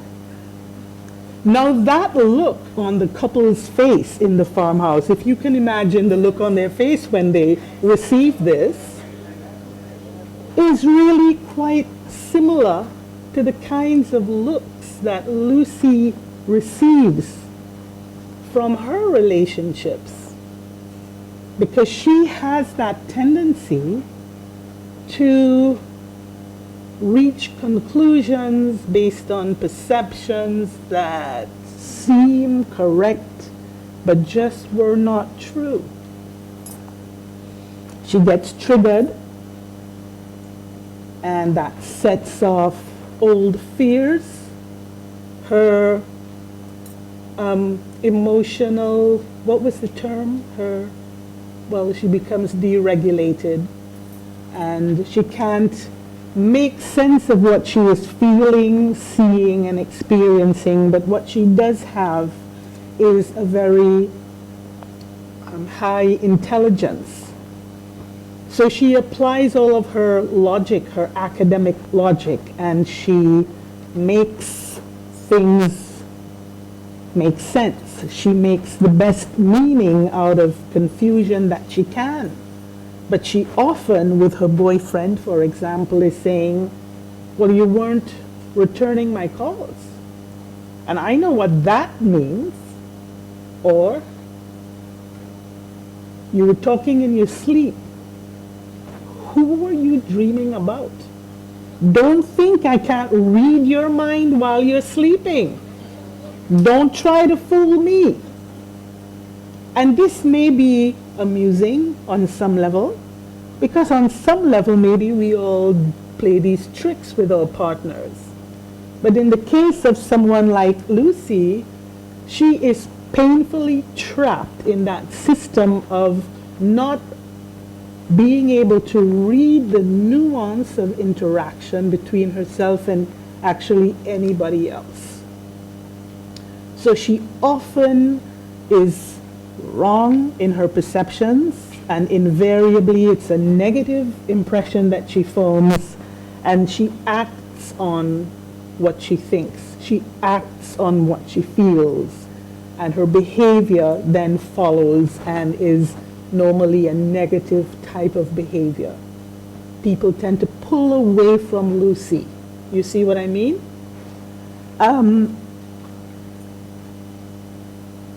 She begins to feel something is wrong with me.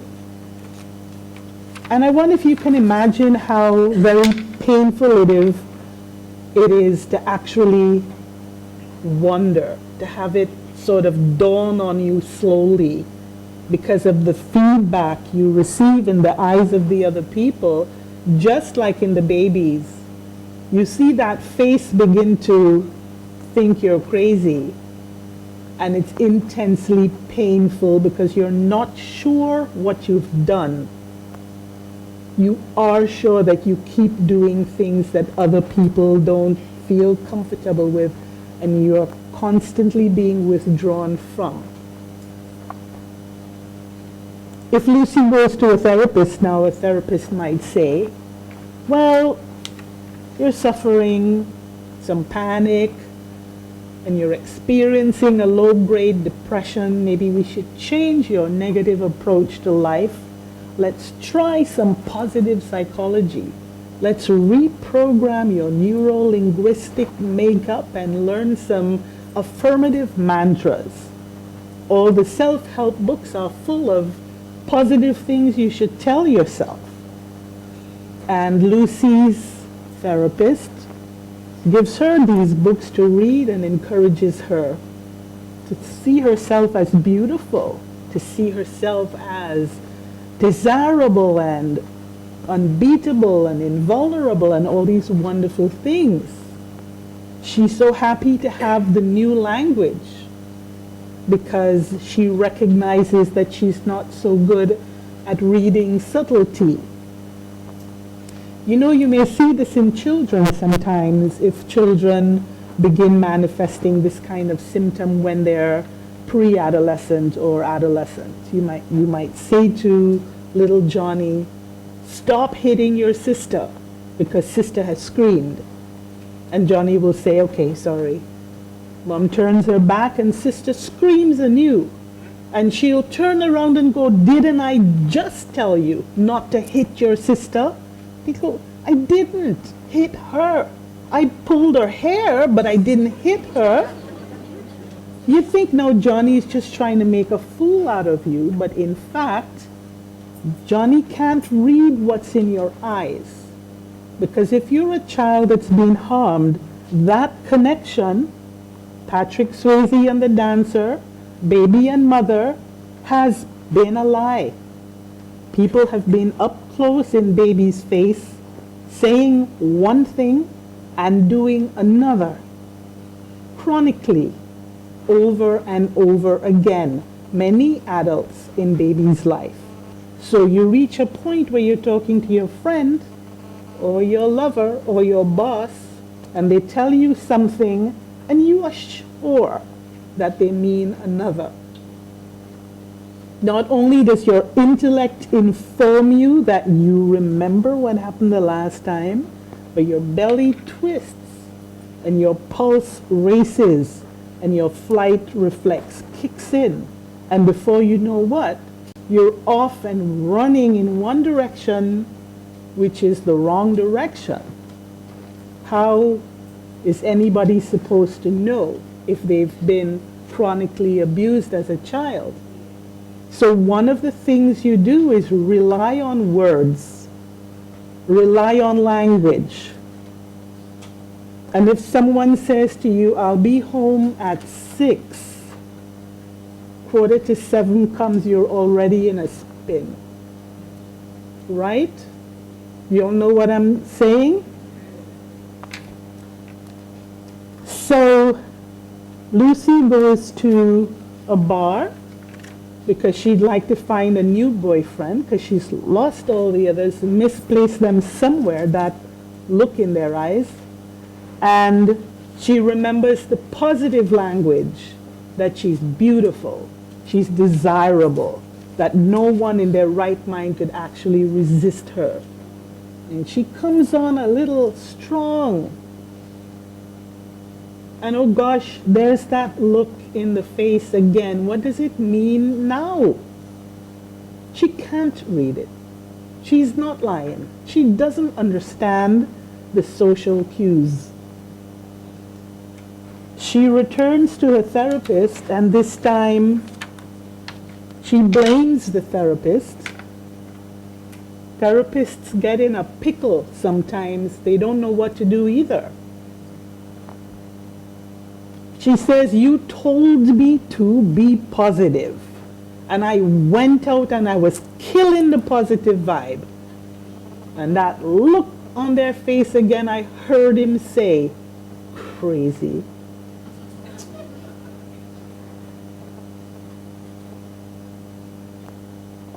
Lucy now needs to take responsibility for the fact that, listen, sorry, 5 minutes?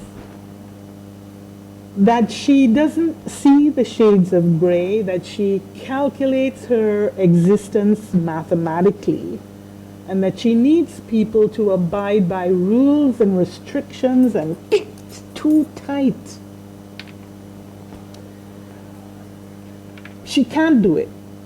She jumps in another direction. Her medicine is to be a strong leader. And I'm sure we know many men and women who are like this. She needs projects to lead. We work in the NGO community and we're there as well. What is it that makes you say, I'm going to rescue the whole demographic? And they will see me as an able leader. Lucy wants to visibly be put on a pedestal because up there she'll be safe, you see?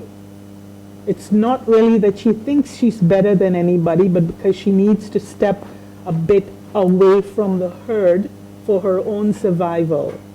She needs to rescue and be seen as a Mother Teresa or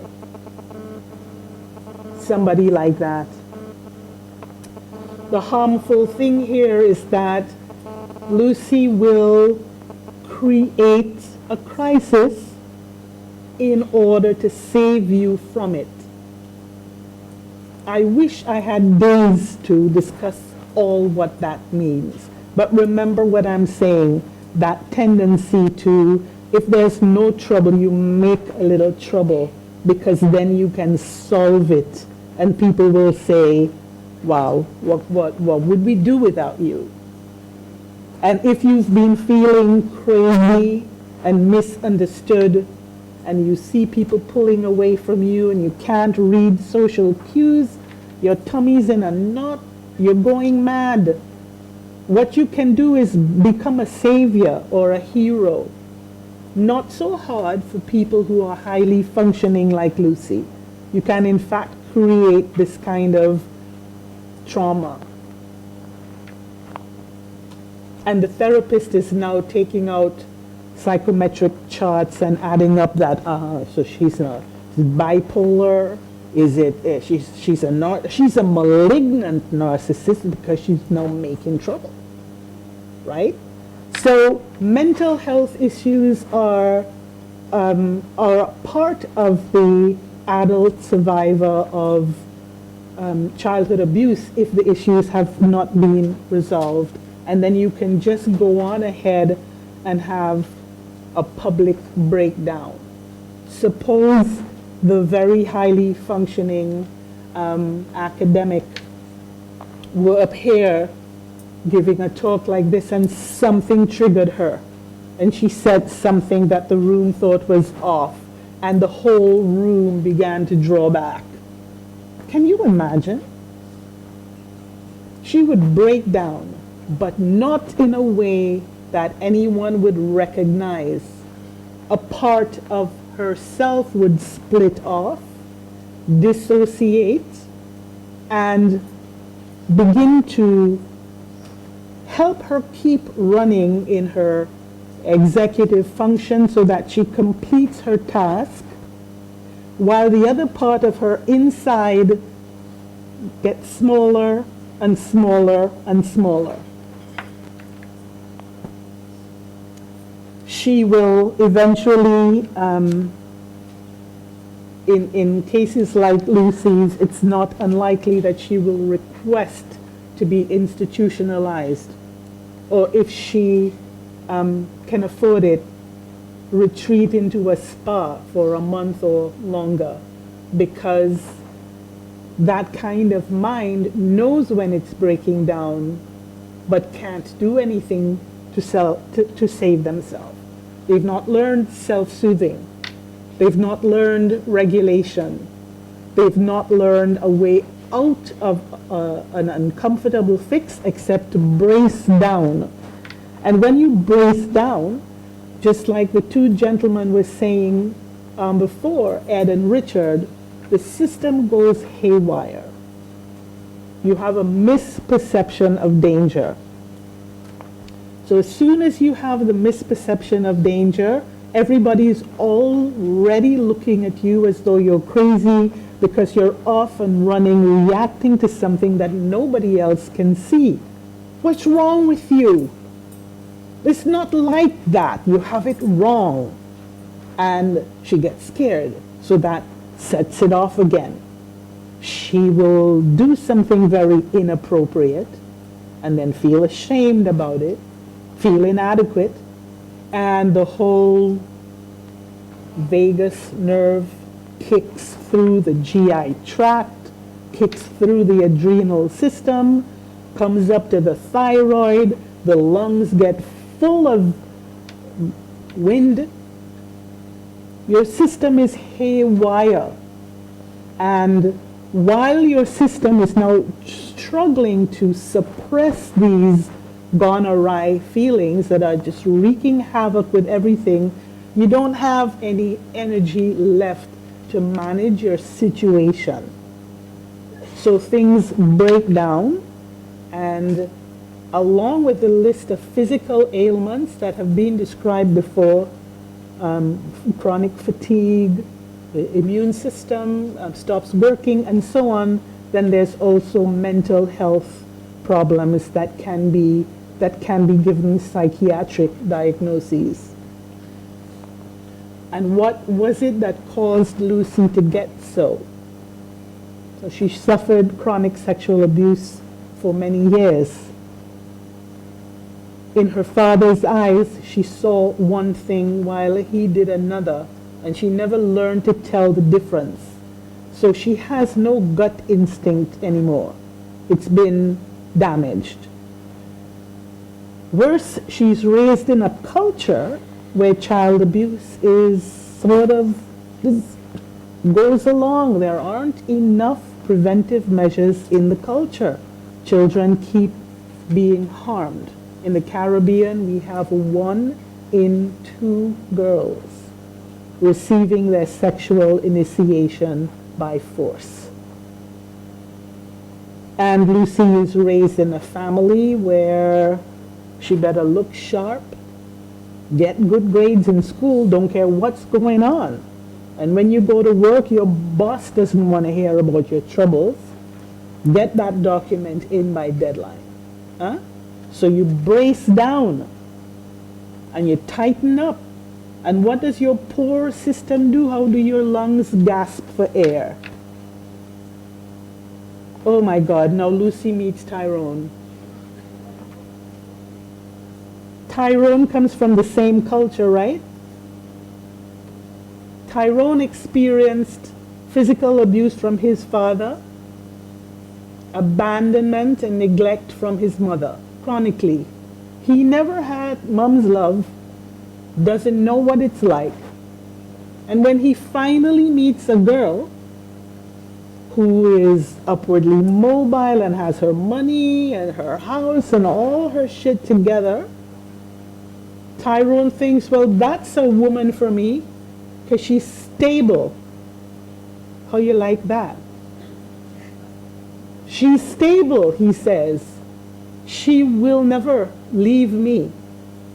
Because if mother figure ever tries to leave Tyrone again, that whole system that we now know about will kick in his body, mind, soul, spirit.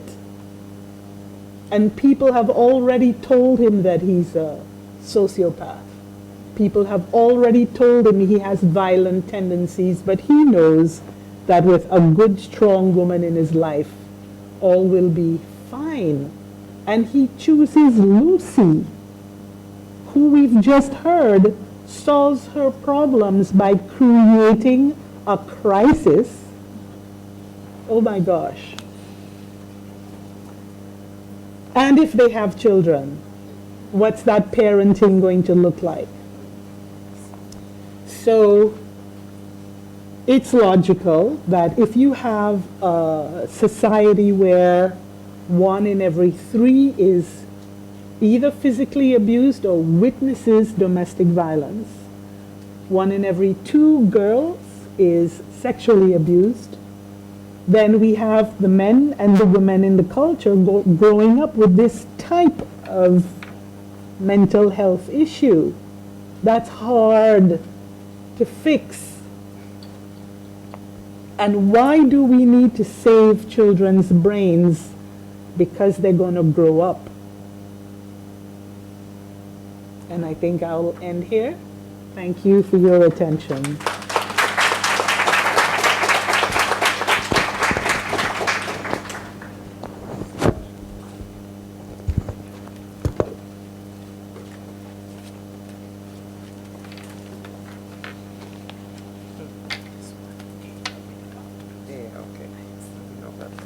Be careful.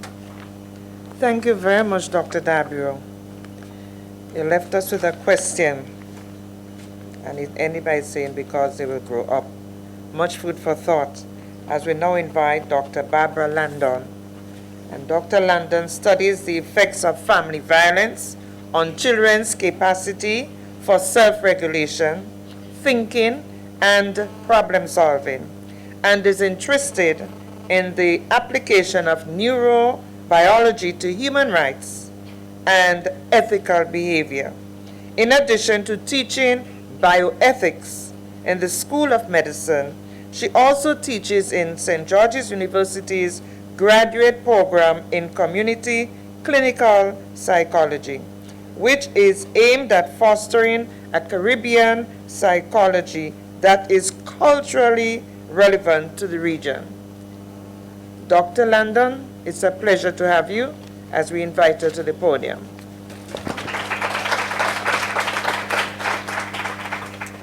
Please bear with me one moment.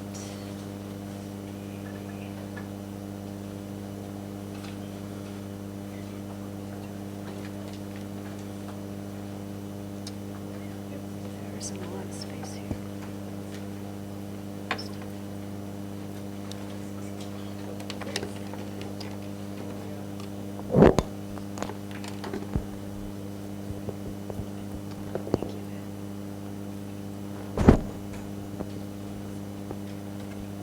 I hate these things, okay?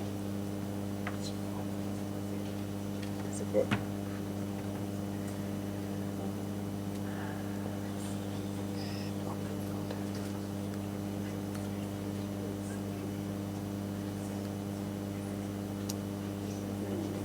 Let's see. Where is it? Let's see.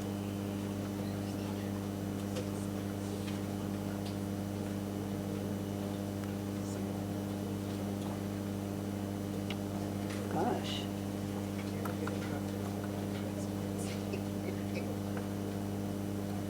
This mouse doesn't work. I'm very sorry. We're trying to, I don't know, see my document here. Yeah. But the documents aren't in.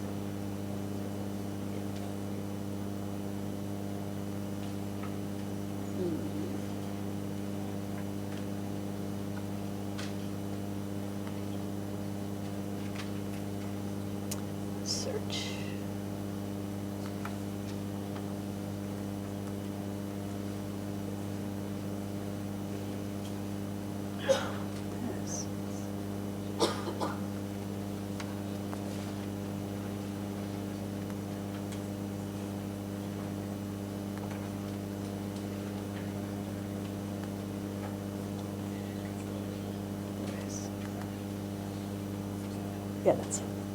Okay, thank you.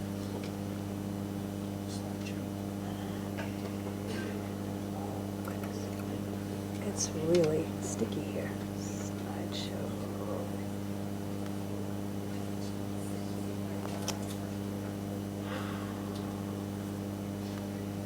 Okay, sorry about that. Good morning, everyone. I think it's still morning. Okay. All right. Can you hear me all right? Yes. Okay. So I was asked to talk about interventions, which is a good thing for me because I'm primarily a clinician. I am not a researcher. And I work at SGU.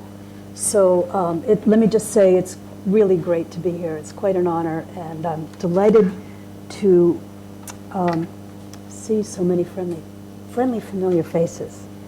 So I'm going to talk about intervention from two perspectives. One, because we have people like Lucy from an individual standpoint, but second, from a much bigger standpoint.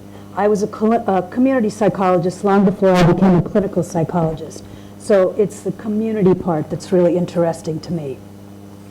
I'm going to start with a quote by one of my favorite philosophers, Ashley Montagu. The young one of humankind is born as the most dependent, the most educable, and the most cooperative of all the creatures on the face of the earth. To be dependent means to rely on others for the satisfaction of one's needs. To be educable means to be able to grow and develop in one's capacities for being healthily human. And to be cooperative means that one is endowed with potentialities which, given the opportunity, will enable an individual to realize them as striving with rather than against others to achieve goals. This was written in 1963. We've come quite a long way since then, but this is a really useful thing, and I'm going to come back to it at the end. Another theoretical underpinning for me is, oh goodness, sorry. Okay. Another theoretical underpinning for me is the work of Donald Winnicott. Wrote this in 1960. There's no such thing as a baby. There's a baby and someone. Is there something I should do with this, Bertrand? Take my earring off? Okay. All right. Without maternal care, there would be no baby, right? A baby would not survive. Babies are born so dependent. So, one more theoretical underpinning, which is something called the evolved developmental niche. This comes from evolutionary biology. There are traits and behaviors in species that maximize our survival. And over time, over about 30 to 40,000 years, humans have figured out what we need in order to survive as a species. So every animal, and really indeed every plant, everything that lives now has evolved a set of circumstances that allow it to thrive and flourish. So this is called by a group of researchers at the University of Notre Dame in the United States, the evolved developmental niche. Now, what those traits are really are about what flourishing is about. So we know what they are. They're breastfeeding, their touch, their prompt responsiveness, that repair, that attach and repair situation that Dr. Tronick talked about, and play. Play is incredibly important for the human animal. So this also includes socio-moral traits which are required for flourishing, such as self-regulation, cooperative attitudes, and skills such as empathy. You heard about the ACEs, the Adverse Childhood Experiences Scale. These are some of the ACEs. There's quite a long list of them. There's a measure that's been replicated internationally demonstrating that when people have adverse childhood experiences, they tend to get sicker, they tend to die earlier, they tend to engage in high-risk behaviors. In fact, if you have 4 or more adverse childhood experiences, your lifespan is shortened by about 20 years. So when we have these adverse childhood experiences, this is what we see in young children. We see failure to thrive. We see sleep problems. We see fear, distress, fussiness, irritability. All infants have this sometimes. But in children who have adverse childhood experiences and children whose brains are stressed, we see it a lot more. We see problems with the transitions, we see aggression, fighting, fidgetiness, hyperactivity, withdrawn, unresponsive, avoidant behaviors, social problems, inability to understand social cues, and impaired autonomics. Your autonomics, that's the part of your nervous system that's automatic. So arousal that doesn't habituate or reduce in intensity, or arousal that's just inefficient at producing an adaptive response. We see regressive behaviors. One study of 132,000 people worldwide found an IQ difference of 8.9 points. That's the average, 8.9. The IQ test doesn't actually do that. And another really good suggestion that a child has had some adverse childhood experiences, some maltreatment, is hearing a caregiver say, "Oh, this child's evil. This child's evil. He's just like his father." There's a sign for you. So we have 200 million children on the planet who are at risk for neurodevelopmental impairment, meaning they will not reach their full potential because their brains will not develop. These are the risk factors. We've known this for a long time. Lots and lots and lots of research has demonstrated. So look at the circle in pink, because those are the ones that we're talking about today specifically. Parents who are depressed and in ill health, child conditions, insensitive or non-responsive caregiving, child maltreatment, including being physically punished, being orphaned, and refugee status. There's family variables and the community variables, such as violence, poor quality early home environments, lack of health and social services, limited access to nutrition, lack of access to sanitation or safe drinking water. These are all the kinds of things that interventionists are now trying to do something about. I'm going to start with this very basic idea of the brain. I know this, I see some smiles in the room, so thank you. But this is an idea, this is a metaphor. The brain is much more complicated than this, but basically we have, this is from a physiologist and comparative anatomist named McLean, who in the 1980s did some work on comparing the brains of different species. And what he said is, well, we actually have 3 parts of our brains based on evolution. Now, this is a metaphor. The brain is much more complex than this. However, we have this reptilian complex. We all have it. We share it with the reptiles, and that part of the brain is only concerned with one thing. Am I safe? Can I survive? Can I stay alive? The repertoire of those behaviors for safety are, as we probably all know, we can run away, we can get aggressive and fight back, or we can shut down and freeze. That's really about it. That part of the brain controls those behaviors, metaphorically. So if the answer is no, I am not safe, then we're going to spend our whole lives, unless we have some repair, we're going to spend our whole lives just trying to be safe. However, if the answer is yes, we can move up to the paleomammalian part of the brain, and we also call that the limbic system, which says, am I loved? If the answer is no, then we're going to spend our whole life creating drama, trying to get love, much like Lucy is. If the answer is yes, however, then the part of the brain that's not very well developed at birth can start to go online and say, oh, well, then what can I learn? So this is a simplified model, but it's really helpful when you start to think about interventions, because what it says, first of all, is safety comes first, and then connection. So it's not just a child's brain, as Dr. Tronick pointed out. We are in constant interaction with our caregivers. So a caregiver's brain, if it's in survival mode, is basically going to say, I will punish you or I will abandon you. If it's in that place of emotion and needing to be loved, it's going to say, well, I'm either going to blame you because you're not loving me, or I'll fix it because I love you so much and I need your love. However, if that brain is well developed and that person can regulate their brain, then the adult can say, I will help you, I will teach you. Does that make sense to everybody? Okay, it's pretty simple, but it's a really useful model for thinking about our interventions. So, what do we do if we're trying to intervene for safety? Because remember, if the brain doesn't feel safe, then not much else is going to happen. So our first response has to be to make sure that children are safe. Meaning we have to have an unwavering focus on safety and on the caregiver learning how to self-reflect. So getting the caregiver up into that place of what we would call prefrontal cortex where they can solve problems.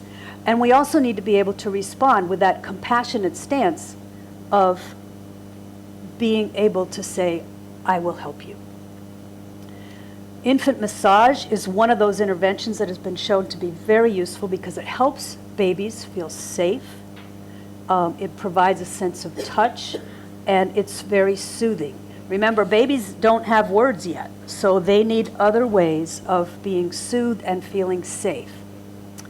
Concrete in-the-moment coaching to enhance caregivers' competence and confidence. So there's lots of different parenting theories out there. There's lots of different parenting interventions, tons of them. But it's the in-the-moment coaching, so being with that child and that mother, or that caregiver and that mother, and working through the moment-to-moment pieces that Dr. Tronick talked about.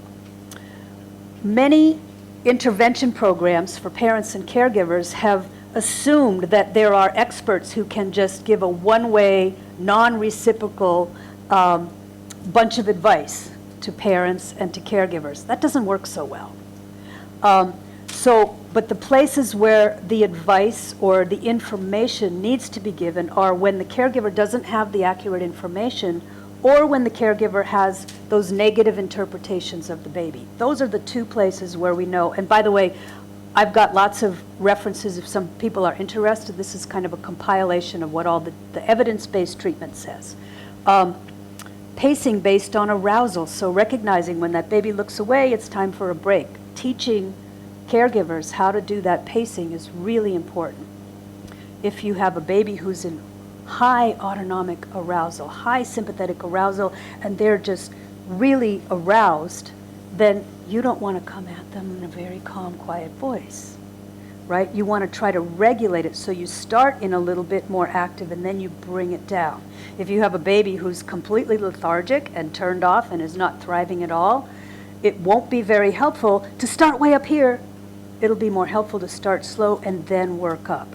So, finally, play. Play is so important for all mammals, especially for babies, because it's in play that we learn how to regulate that arousal. So in play, if you've watched children play, even if they're playing by themselves, you notice that they have moments of going way up high, and then they bring it back down.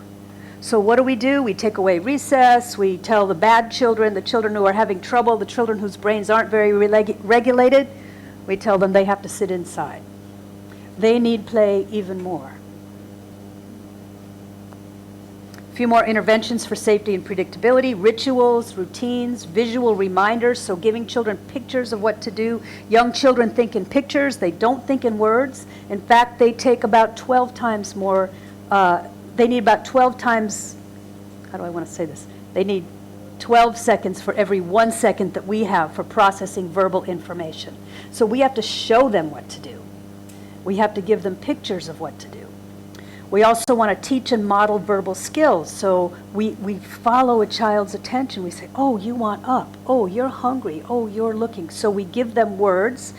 We say things like, yes, you can. Yes, you can after your lunch. Yes, you can after we change that diaper. It's hard to wait, but you can do it. We use interventions such as joint attention. So, oh, you're looking at the window. So watching where that child's attention is going. Or your arm went like this, your leg went like this. We're building self-awareness, even in young children. Another great intervention, with not quite so much research behind it, but I think it will come, are stop-and-go activities for building impulse control.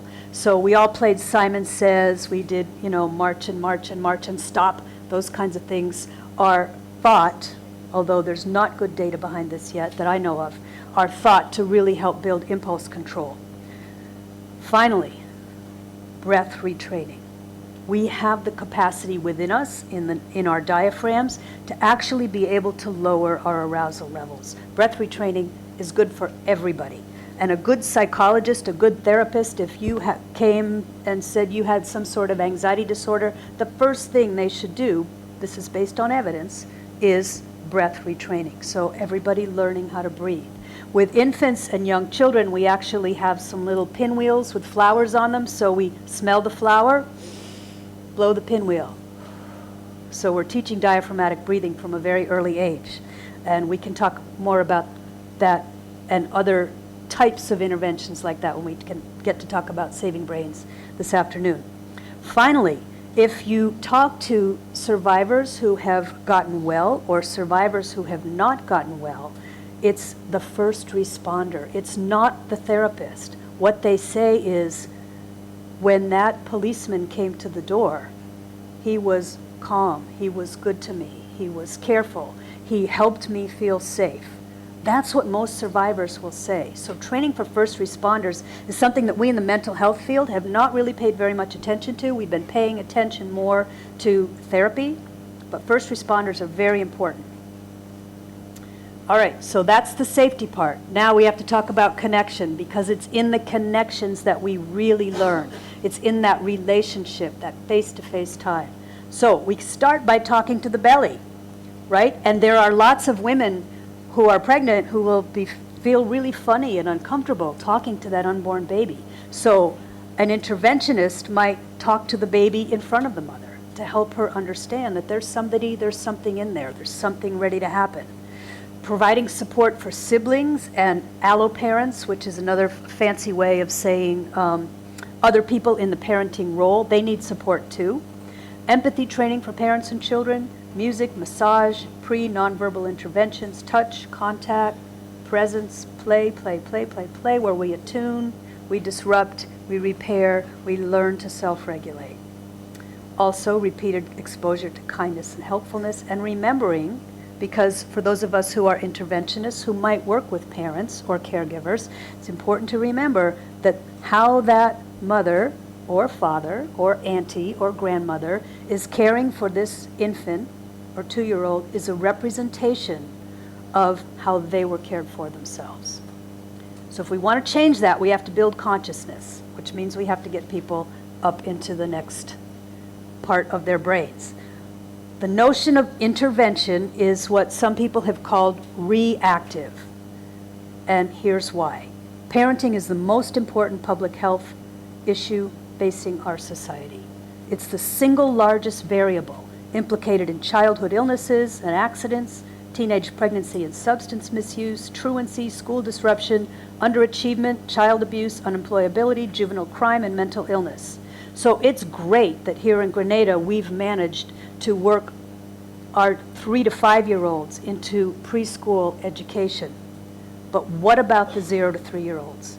Those are the ones whose parents need the most support, because there is no infant without a mother, a father, a caregiving situation.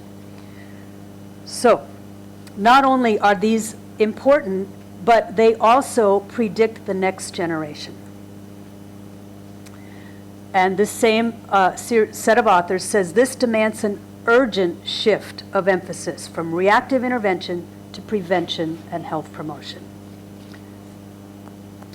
There's a lot written about this. We know a lot about what the effective prevention and health promotion situations is. This is an open access article. It's pretty short. It summarizes, actually there's the summary right there.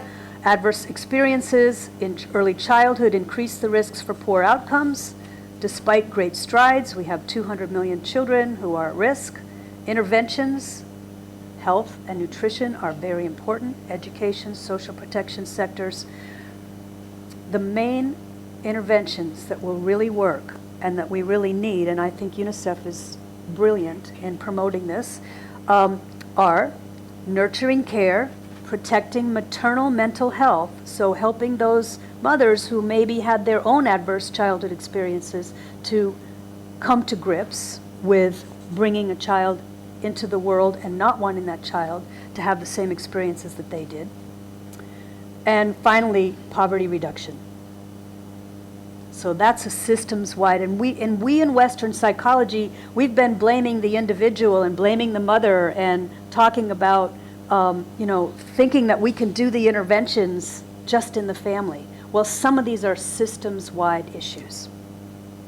So the problem-solving part, where we get up here, really has to come from public health. And early does mean early. Early means preconception care, so that mothers are well nourished, they're immunized, they don't smoke, they don't use substances, they are not beaten themselves or mistreated, and they have mental health support. Maternal health, skilled care, attention to mental health, which often gets ignored. Paternal health, preparing males for the role of fatherhood.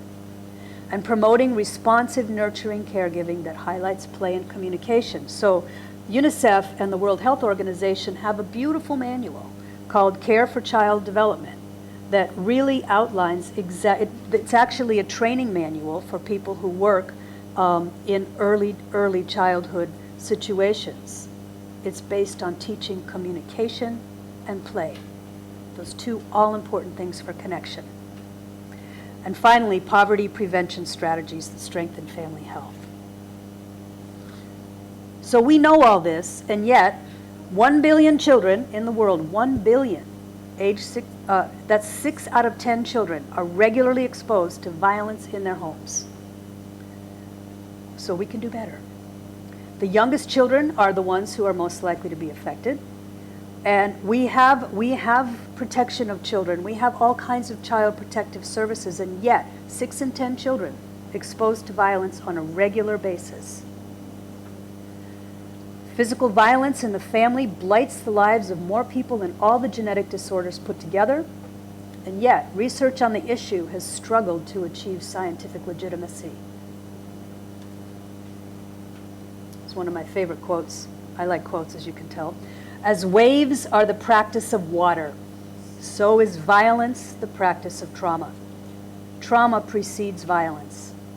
The operations of trauma sustain targeted aggression as a coping and recovery strategy. So people who have had violence, abuse, and I don't mean just physical violence, we can also say this is also emotional abuse, any kind of violence perpetrated against them are going to try to cope with that by turning around and being aggressive themselves. Here in the Caribbean, violence against children is rampant. I won't read these out because they're pretty discouraging. This is from 2012. We're waiting for the 2016 report to come out. 1,720 Caribbean children reported the most common methods adults use to resolve conflicts with them were pushing, grabbing, and slapping, or beating them with an object. I say that addressing violence is critical to the intellectual and moral development in the next generation of Caribbean youth. And I'm not the only one who says that, and I hope that I can convince you as well. So many people say that this kind of stuff comes from a legacy of underground trauma, intergenerational trauma, and I think you just heard some really good evidence for that, that it's what happened to the grandmothers and the great-grandmothers that really can influence the babies now. Violent physical punishment as a cultural norm is more likely in regions where slavery was practiced, where violence is condoned as a means of solving problems, and where male dominance over women and children is a dominant paradigm. We have the UN Convention on the Rights of the Child. This is the most rapidly ratified, and this poster, by the way, is available. You can print it off and you can put it up in your office so kids can see it.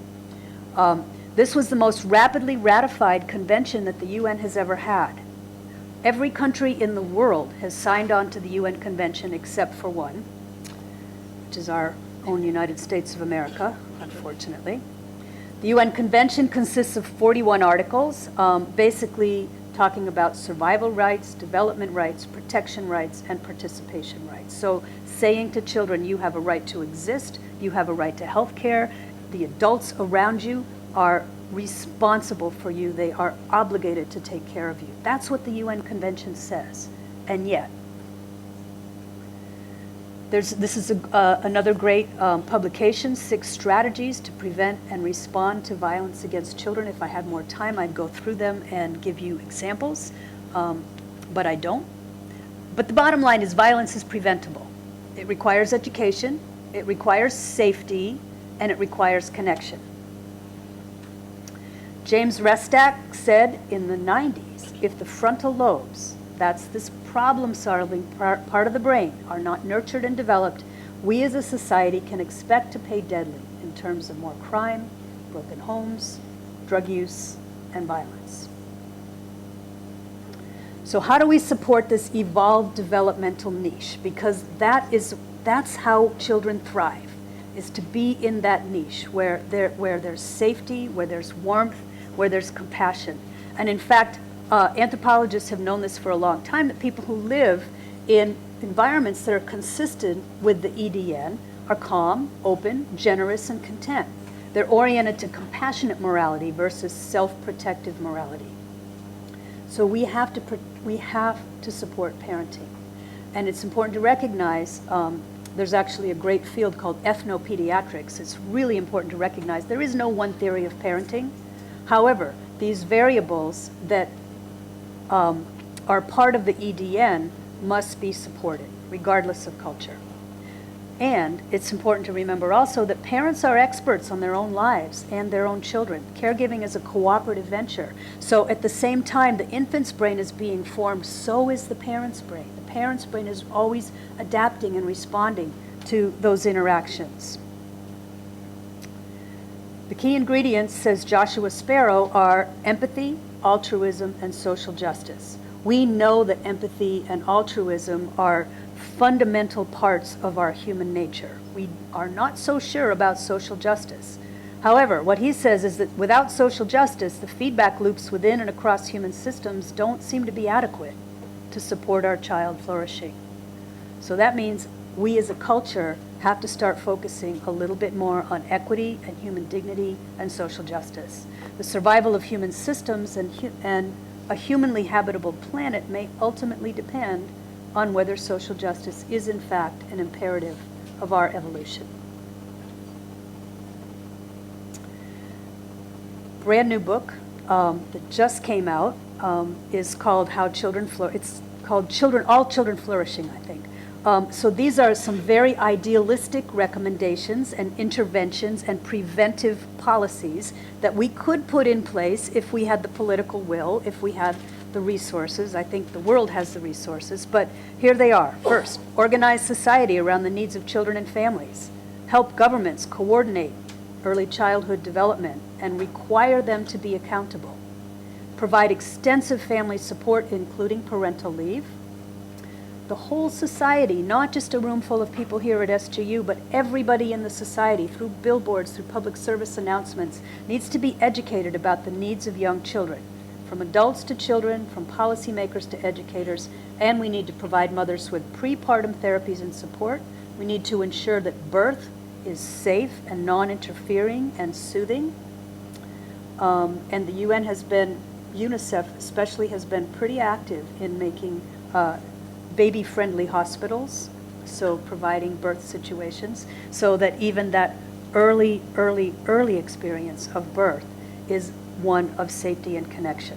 Train all members of society in responsive care and encourage intergenerational self-regulation.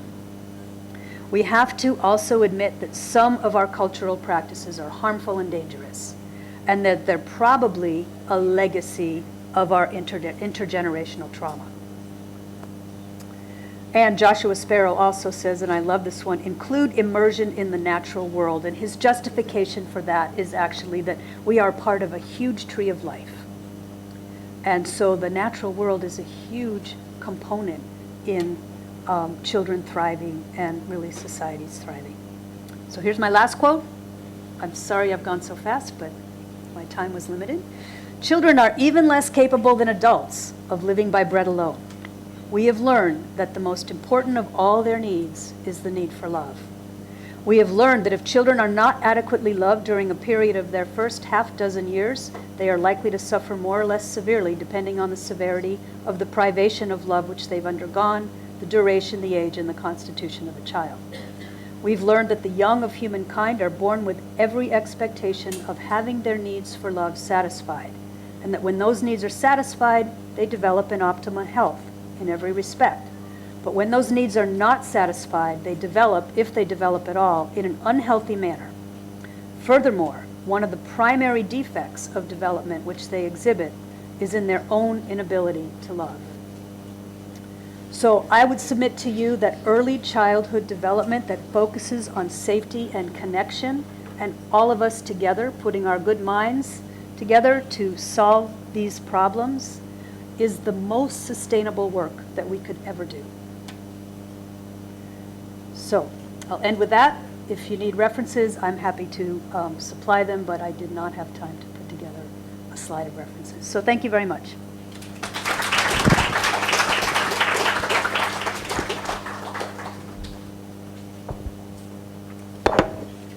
Thank you very much, Dr. Landon. I sat there and I made some commitments. I have my granddaughter at home with me. She's 7 months of age. And you know when they go to bed and they wake up, the first thing they do is scream. They just scream the place down. So I say to myself, you know what? I'm going to stop saying, child, you're too greedy. I'm going to begin to do, as Dr. Landon says, I'm going to begin to do some teaching and modeling of verbal skills some more. I'm taking that with me today.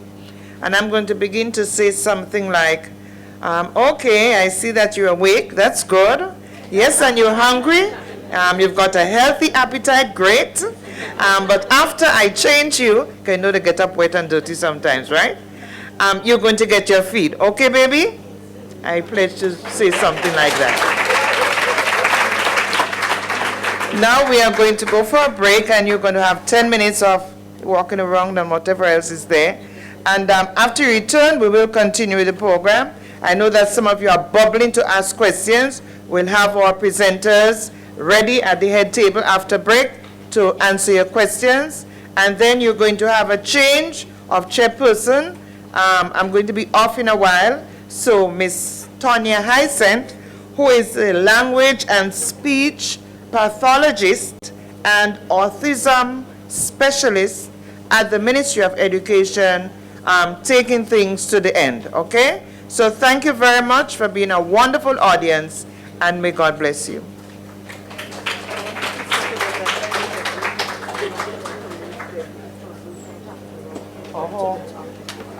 During the break, some of us, we came and there wasn't any parking space, nobody to guide us.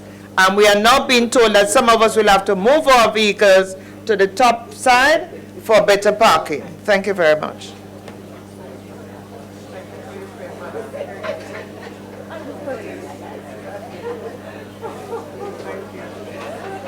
Yes, Miss Hyson. Have it low.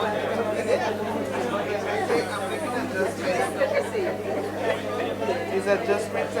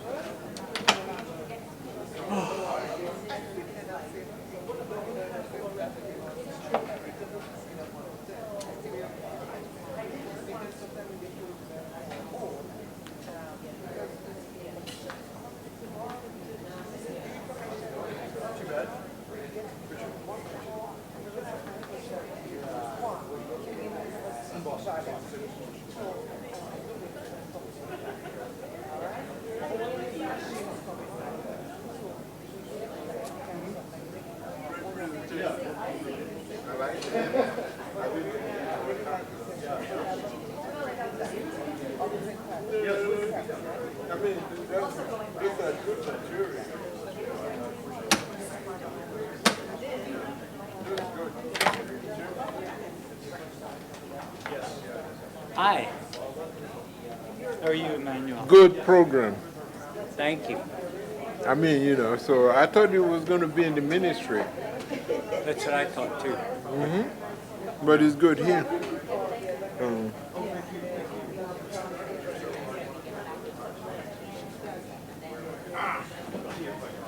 So when does it end? 3 o'clock? I think it ends at 3.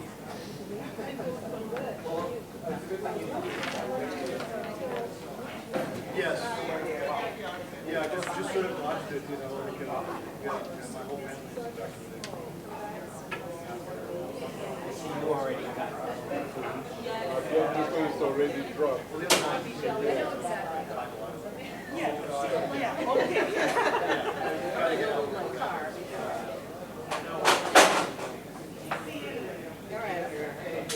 Hey, Jordan. I just saw you back there. How are you? So you were here all morning? No. Oh, you just... I just finished with a meeting, so I came on the t-shirt. What's the teacher? Yeah, this also finished with a meeting. Oh, After 11 o'clock, so we're late.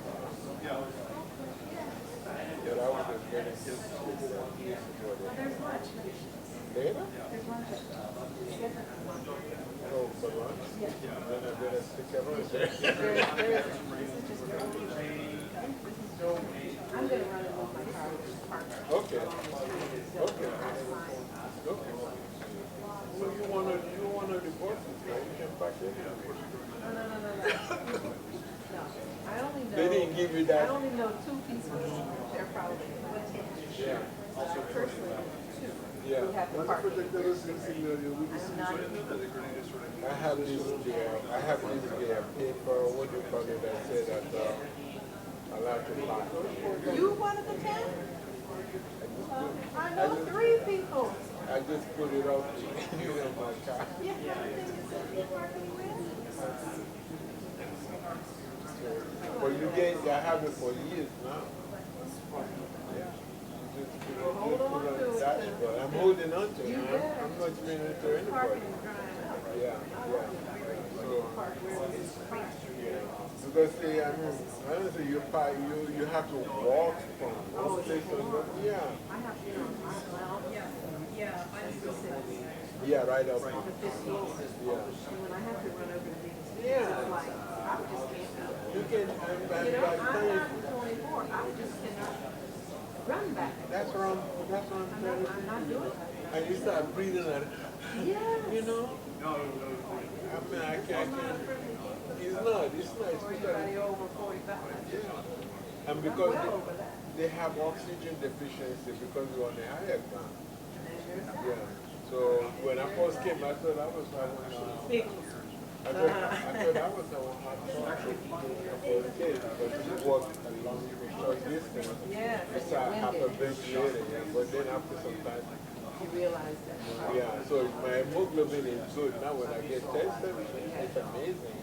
The oxygen level now is better, yeah. Because of what it is for you. Because of walking now. Yeah. I come. Okay. I'll let you go. And then following winter was the They drove back and looked at my car and looked at my they're getting like feet of snow. And then the winter after that was everyone else. Yeah, but everyone was saying, yeah, yeah, older, but my theory is that the lakes aren't freezing. Yes. So you're picking up more moisture all winter long. Right, so you just With get bigger snows. more snow. Yeah. Total possibility. The Great Lakes, yeah. Because if they don't, if it stays a little bit warmer in the winter, they don't freeze over. You've got the lake effect moisture all winter. So you're getting snow all winter. More snow. You guys like snow? I like hot. Well, come on. Even you have to admit, like, 2 weeks ago when Depression Mac, it was brutal. It was hot down here, man. Oh, okay. You gotta admit, like that. I was like,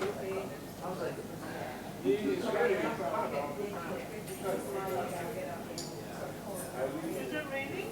No, it's just my knockout. When I need to walk back over here.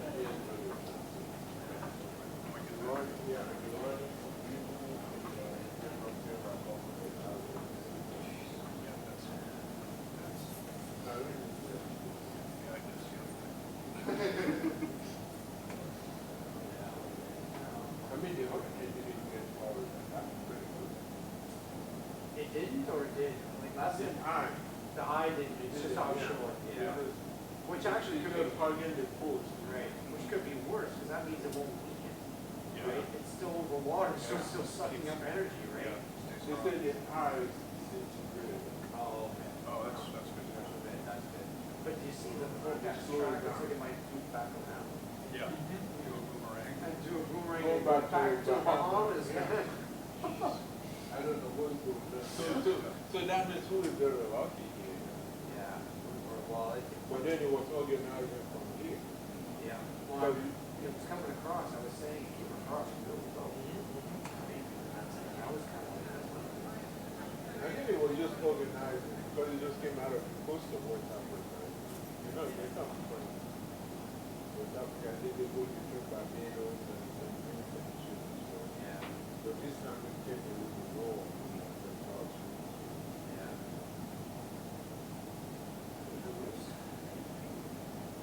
Apparently the governor of Florida told everybody to just leave.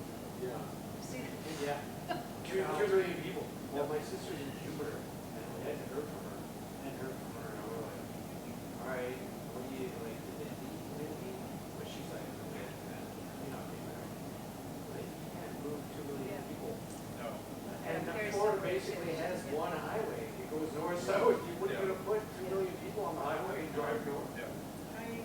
go to some of the previous too. Yeah. They are hands that, I think I came across this one was in the book. Yeah. Yeah. Because it takes your mind, really.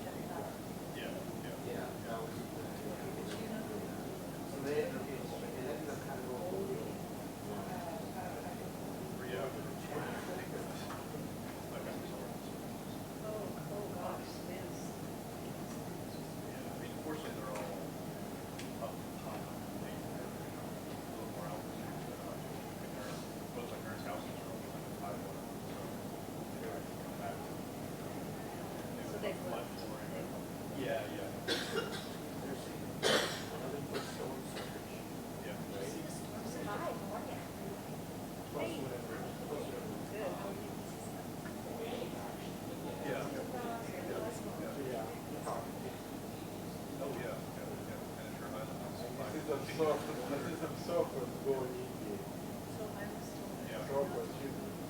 Everybody running there for the problem. Some people running for the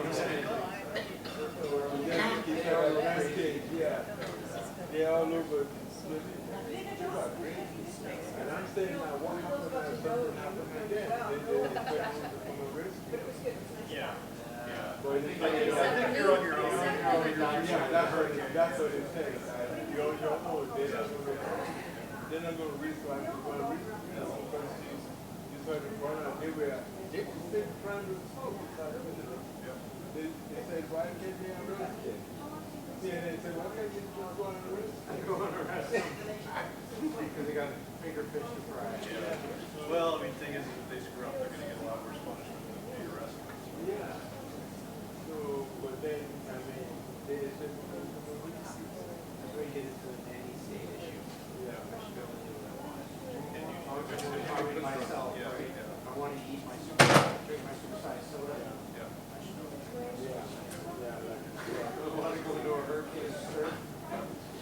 Fortunately, if something goes wrong when you're surfing a hurricane, it's usually not a chronic disease. It's like, So you're going to spend how many years in the hospital? yeah, you're probably just going to yeah. They probably wouldn't even get them. I mean, the guy was saying today, where you spend all the walls and all the buildings, you know, logo, something really worse, tornado, alive. This one.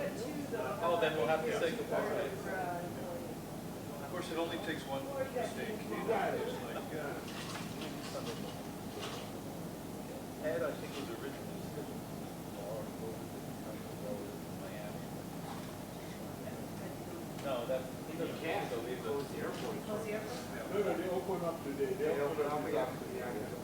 Yeah, but with all the rerouting of flights and everything, it's going to be a. The CRCP is here every night. I haven't heard much about the ending. Is it as bad as yours? Yeah, there are like 200 or 300 people died. Yeah. Oh, really? Yeah. Counting now is about 200. Oh, okay. I haven't turned up on the news, so. I mean, I could imagine it was going to be bad. Well, like Katie needs another problem. I know. They're barely recovered from, the last storm and the mudslides and the earthquakes. They just seem to get hit every year. I think their leaders make some shots. They give them 1.5 million dollars to build houses. They could have built this houses like we have here for people, but they say they invested the money to build already 1.5 million dollars. Billion? Not 1.5 million, a billion? I thought it was, they said, Oh, I thought it was higher. Red It was $1.5 million. Like it was missing like that. That's just petty cash.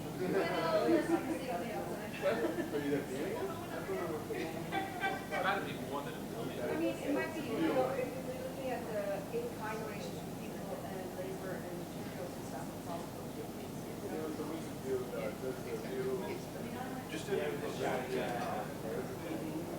if we continue to do more and more work down here, which we want to, it seems that there's interest, we should be able to help, set up the lab down here possibly. Yeah, the old position of getting. I think they have that. Cool. I mean, Bobby. Yep. Is that your job, Randy? Randy, isn't that your job? So why don't you go to Haiti and bring some back? Yeah, seriously. Build a house. Yeah, no, that's really the, that's always the.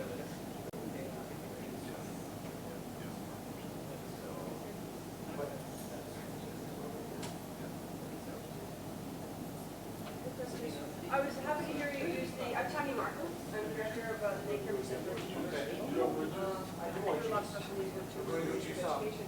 Hi, how are you? I'm good, thanks. And my husband teaches at the university in biology and undergrad science and ethical medicine. And he uses the rat experiment for his students about grooming and how it's multi-generational. You know, it's not just about what you do now, it's what was done before. Right. You know, and so it was very interesting to hear you talk about that. Since, one of the other studies I very much like is the gold stewardship. It's a diabetes study where it's multi-generational for an isolated population where there's families like 2 generations later with diabetes. So it's really tough to understand. It's not just today. Years past. Yeah. And Desiree. And I'm trying to get back, but I had a meeting with, with them.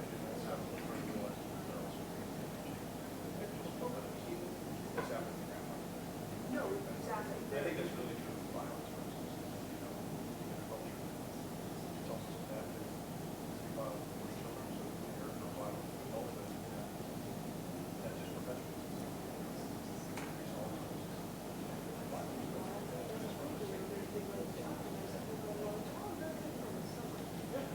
They were born like this.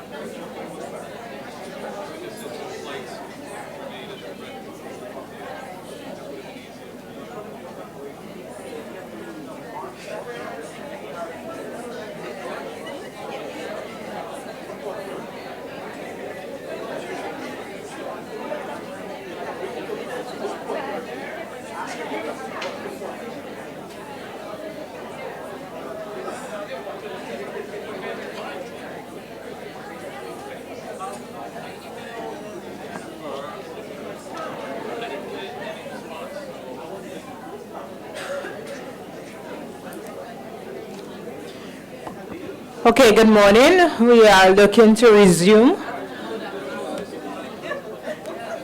My apologies, good afternoon. Time has flied. We're going to invite our 4 presenters to the table so that we can have our question and answer segment. I am Tonya Hyacinth, speech and language pathologist or speech therapist, whichever one you would like to use, and the autism specialist within the Ministry of Education, the Special Education Unit. Again, we're going to invite our 4 presenters to the table. Our question and answer segment, we will only do 10 minutes due to time. We're going to try and do that and then go into our other sessions before we break for lunch. All right. Again, we say welcome back to our persons who are joining us via YouTube and other medias. Again,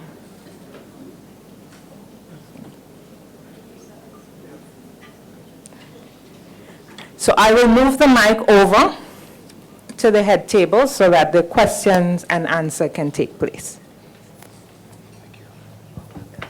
Questions?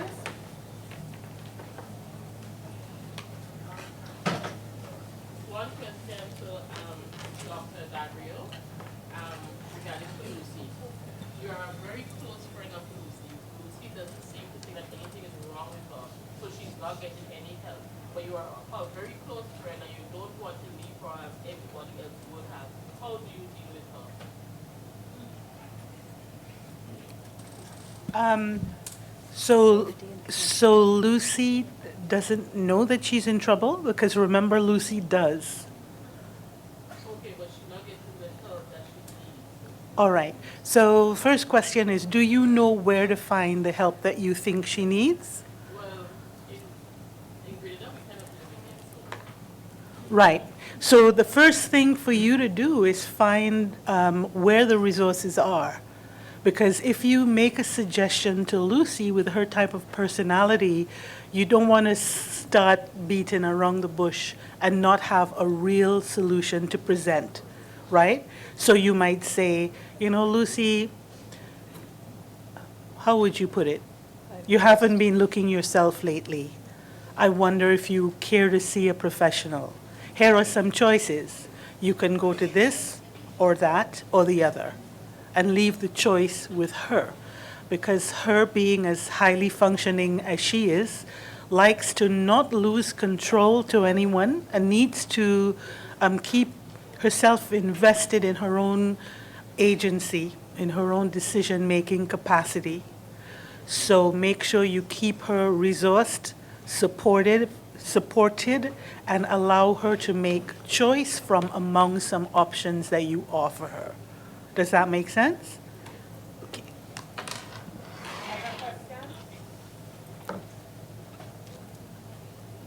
No questions with all this information we received this morning?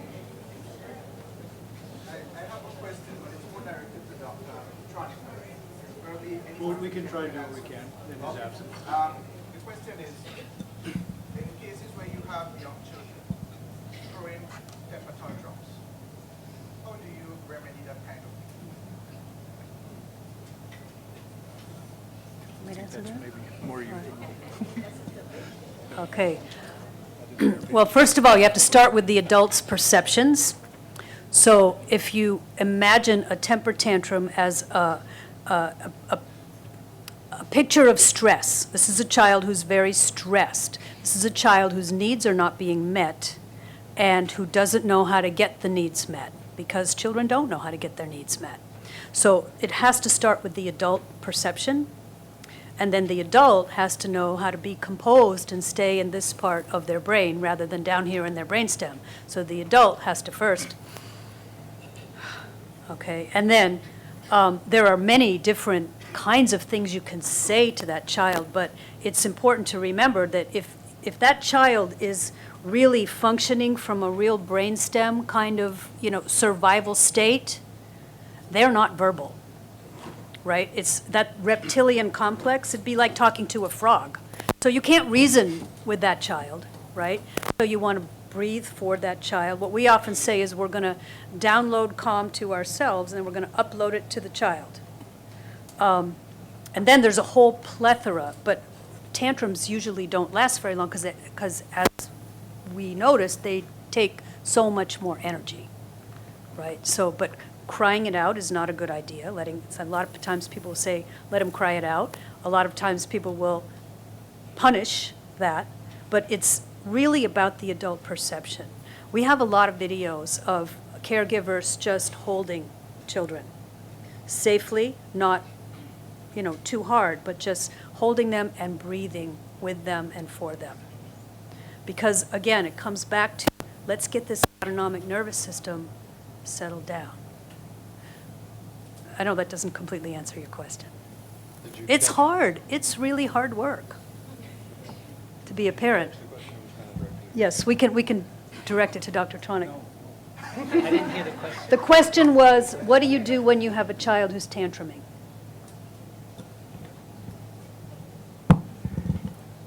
You do what my daughter does. She calls her grandfather, her father, to take care of the child. Sometimes it's really the best option. I think in the moment, the things that you say are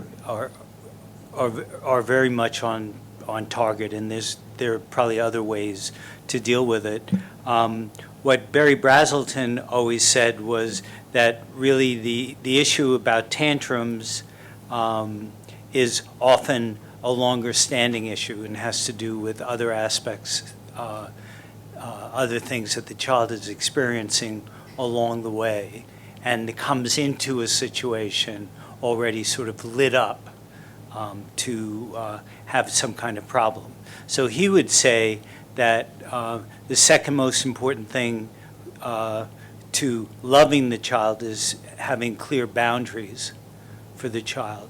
And that's a long-term kind of process. And he would approach something like a tantrum as a long-term issue if it was really becoming a problem for the parent. And if it were simply something that, related truly to the moment, then you in some ways just do the best you can in terms of calming it down at the moment. And I would just add that the age of the child really is a critical factor, because while we may have a model which says there's a reptilian brain and the limbic brain, and probably we would like to say the human brain, the phenomenon is that as the child gets older, more and more parts of that brain are still available to be used. Words still count. They won't help you very much probably with a 2-year-old, but they will with a 6-year-old, even when they're upset.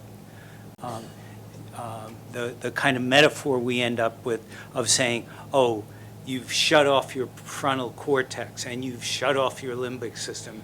You're just operating at the brainstem level.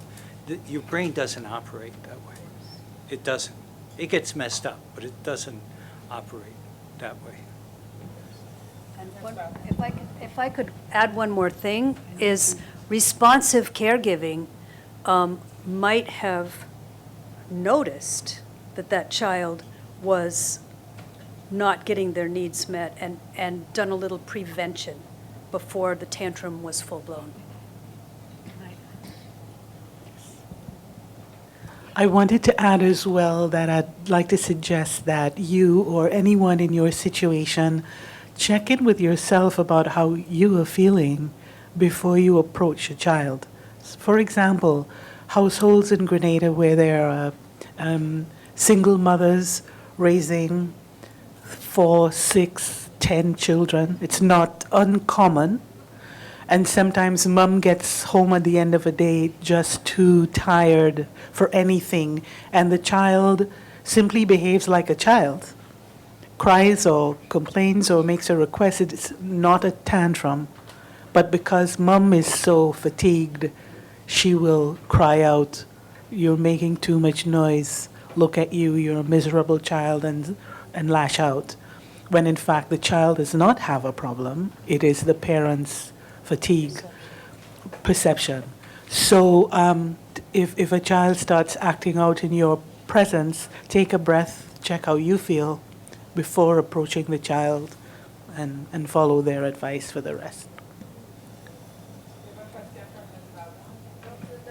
Now that Lucy is ready to get married and she's going to have children, what's the way forward for those children? Because remember, they're both broken. Both Lucy and her husband, they're broken. Now they're going to have children. What are we going to do for those children? How are we going to deal with that? Well, right now, we better get Dr. Landon to go around in her bus quickly. I mean it, because it's a serious question, and we have all the responsibility to actually answer and implement things, because our culture is how many hundreds of years old, and talk about intergenerational trauma. We couldn't have got here without it coming from a long time. And I like to point out that in Grenada, what have we had in the last 100 years? We've had Hurricane Janet, right? And if you talk to people who went through Janet, they are still going through Janet. And then they had Ivan and Emily. We've had coup d'etat. We've had America bomb us. We've had political strife. We have been through every high-quality trauma that they have on the globe. Plus, we're dealing with these statistics of child abuse. So you have a culture that's all braced down, and we have generations of children like Lucy trying to fit. So it has to be a systemic response across the whole of society that works through every means necessary.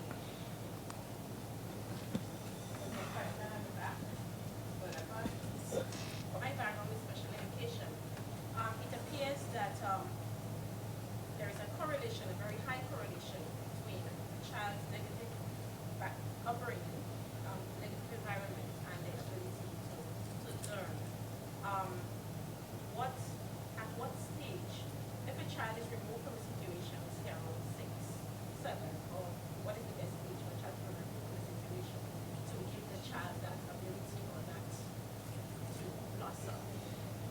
They can be at an age, or is it once the child has been exposed from that very young age, it's almost impossible to?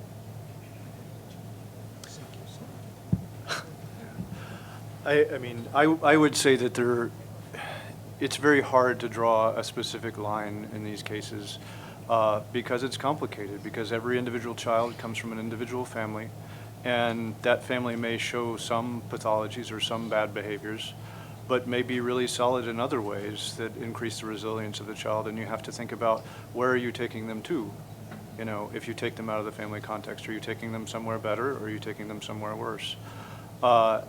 So I think that it's really clear that traumatizing environments are bad for cognitive development and a whole bunch of other things. I think the big challenge is exactly your question, is what's the optimal strategy for someone on the outside dealing with that? And I think that really, ideally, you're trying to intervene in the family and change the family dynamic to protect the child, but also to protect the parents. And so that hopefully you don't have to remove the child, because I think that in many ways, I don't know the Grenadian context that well, but you know, in the United States, many of the alternatives in terms of social services are not necessarily better. There are certainly families that it is better, but one has to be really careful, I think, in weighing the consequences and the complexities of an individual child's life and context. I'm sorry for that long non-answer, but. Well, first off, I don't think there's a particular age where you could make the cutoff. What we do know about developing systems is that the longer they're in place, the more they get organized. So the older you are, like someone like me, you can't change me, right? You might as well just give up hope. We've tried to intervene. He's tried, right? But when we talk about children, there's always developmental plasticity in the brain, and Richard pointed that out. So I think the answer is going to be somewhat complicated, but I think the answer is that one needs to make a developmental assessment of what kinds of capacities that child has. And a model for that is Bruce Perry's model, the neurosequential model. And what he does is he thinks is, say, if you think in the tripartite brain model, if the brain stem is operating properly, if the child has the capabilities of rhythmic behavior, sleep organization, flight and fight responses, and you can make separate assessments of different kinds of capacities. You can also make separate assessments of a child's capacities at the limbic level and the emotional capacities that the child has. And at the cortical level, you can make assessments. For example, does the child have the capacity for self-reflection? Does the child have the capacity to objectify a situation? And one of the things that goes on with children who find themselves in really problematic circumstances is that you can picture their development as not being even, but having pieces of capacity and missing pieces of capacity. And some of the missing pieces can be at a lower level, and some can actually be at a higher level, but they have capacities at different levels of the brain. And so what you need if you want to change, say, a 6-year-old, is an understanding of their cognitive capacities, as well as the disrupted limbic and possibly brainstem capacities. So you might need to start with them in terms of reorganizing and helping them to support rhythmic behavior, right? But maybe they don't have regulatory problems at that level, but they may have emotional problems. They may be poor in terms of inhibiting the emotions. So who talked about the stop and go kinds of games? There are things you need to do with that, and then move on to take advantage of other kinds of capacities that they have. It is, I think Bruce Perry model is really powerful, but it takes resources to make that kind of assessment of a child. Because what you're going to end up saying is you may have a child who's 10 years of age, has really advanced cognitive capacities and really problematic emotional capacity. Because in dealing with a problematic world that the child was in, they developed ways of thinking about how not to get beaten, right? You know, they figured out ways how to avoid going to school, to be in school, to not get in trouble or to get in trouble. All of that takes, you got to be smart to create that much trouble, right? But emotionally, you may not be very intelligent. And so you may need to you may need to take advantage of those cognitive abilities to change the lower level abilities. And then hopefully over time, you adjust as the child gains capacity. Better answer. Dr. Hunter, because some about stress in the lives of children. Okay. Adults not well coping with stress. So is there a correlation between stress in the life of a child and the academic performance before adulthood? Yeah, the short answer is yes. There clearly is a correlation between stress in early life and academic performance, and a number of other sort of measures like delinquency and things like that, and later adolescent function. So yeah, stress affects your cognition, and as the example I gave of losing your keys, it will affect us acutely when we're having a bad day, and more chronically it'll affect our cognitive capacities, particularly those parts of the brain that are sensitive to stress, like the hippocampus or the prefrontal cortex, which we've talked about a lot. It doesn't like stress much, and so it tends to turn off a bit. So I think that one has to focus on finding ways to intervene and promote the functions of those regions and push towards a more resilient stress response. And one of those is, things like exercise is one of the most universally useful things you can do if you're under a lot of stress. and you're depressed or whatnot, is because it increases the size of your hippocampus. Your hippocampus gets bigger. You get more resilient to the effects of your own stress hormones and things like that. And I don't think just going out for a run is a cure for all social ills, but there are things that you can do. And I think that's one of the problems with many of our institutional approaches to children, particularly boys, is that they want to go out there and run and do things and things like that, and that's their natural compensation for the stress they're under, right? You know, and it's good for them. I hope that answered the question. All right, last question. If we look around the room, we are seeing we are made up of mainly female. When we go to our childcare centers, our preschool centers, even at the health centers, you see mainly female there. Dr. Hunt, tell us, based on brain research, I don't know if there's any yet, of what you know you would have found in research out there. How does that affect the growing up or the success of children in terms of That they're, if I'm getting the question correctly, that it's mainly female caregivers? Socialized by females here. Yeah, well, there isn't much research about that as yet. I do think that, that's actually probably not a good question to ask me, because I don't, because I work in rats where the mothers are the only caregivers, right?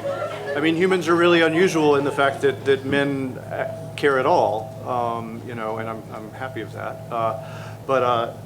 Yeah, I don't know that there's much work done on the fact that caregivers are predominantly female in a lot of different contexts, and that's cross-cultural. I mean, I think it's as true in the States as it is here. When I was working in college as a mental health orderly, most of the nurses were female, and you know.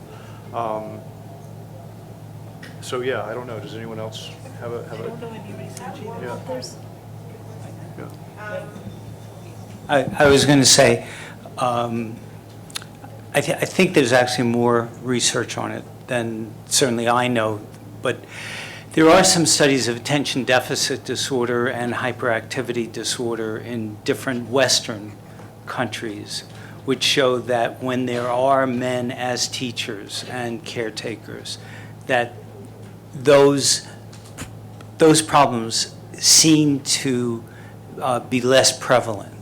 Now, part of that may be that they're as prevalent as they always are, and that the male teachers or male caregivers are less reactive to them, are more understanding, because after all, we were just the same, right? Or it may be that somehow they're more able to effectively help the boys in particular to regulate what's going on. I don't know, do you so I think I think there is information out there. But, you know, the phenomenon certainly in the United States is men are no longer welcome in taking care of young children. Not fathers, men in institutional settings are not welcome.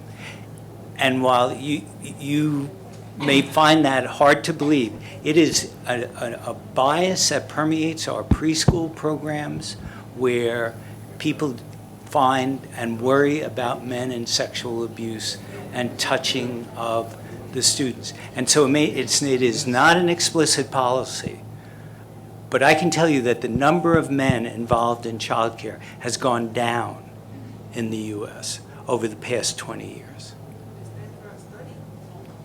Yep. I think you came up with a very good research question. Yeah. we have quite a lot of practitioners here, child caregivers here, and we talk about stress.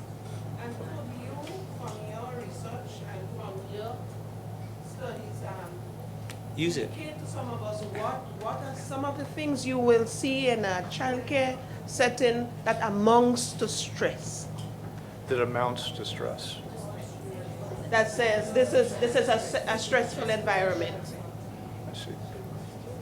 You probably Because know better. sometimes we have a different understanding of what stress really is, Yeah. you know? And I really would like for you to speak on what amongst the stress, what do we say stress look like in this environment where I send my child daily? Yeah. A teacher might be knocking the table whole day and doesn't understand it can be stressful for some children. Sure.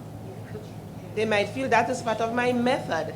So I really want for you to share with us what you will see, you will say what stress look like. Tell us what it looked like, please. So, I think that word stress, first of all, it's a word that psychology stole from ecology. And it was really meant to mean, pushing against a system. So psychology and behavioral science adopted that word, meaning there's something pushing against the system.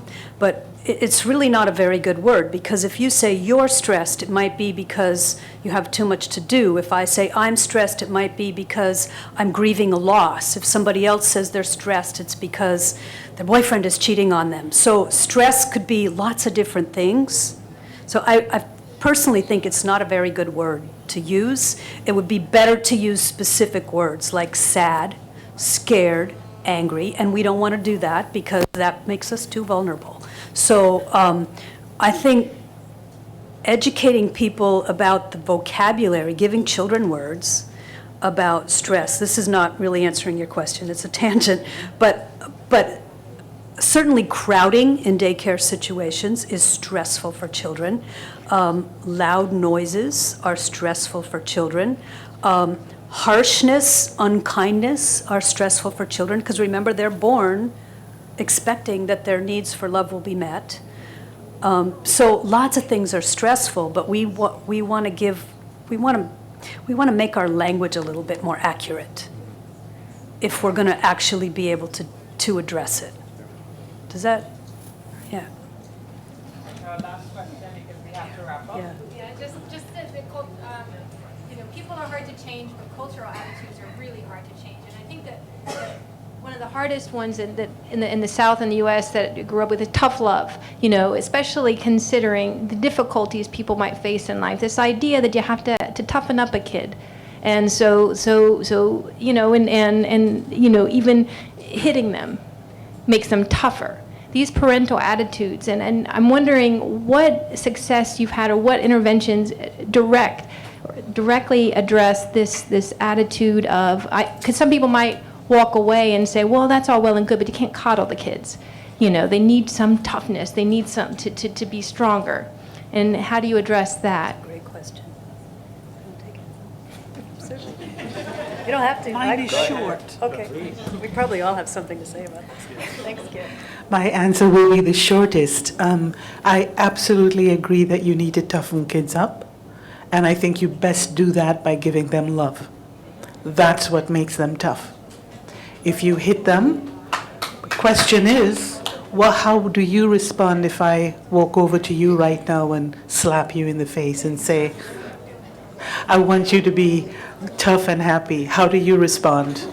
However you respond is exactly how the child responds 100-fold. Shame, confusion, fear, anger.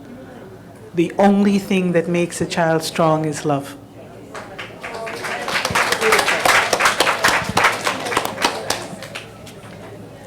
And I can only add, and this is just from my experience, but it's all well and good to say, don't do these unkind things to your children, but we also have to teach people alternatives. So they need to know, they need to be more skillful.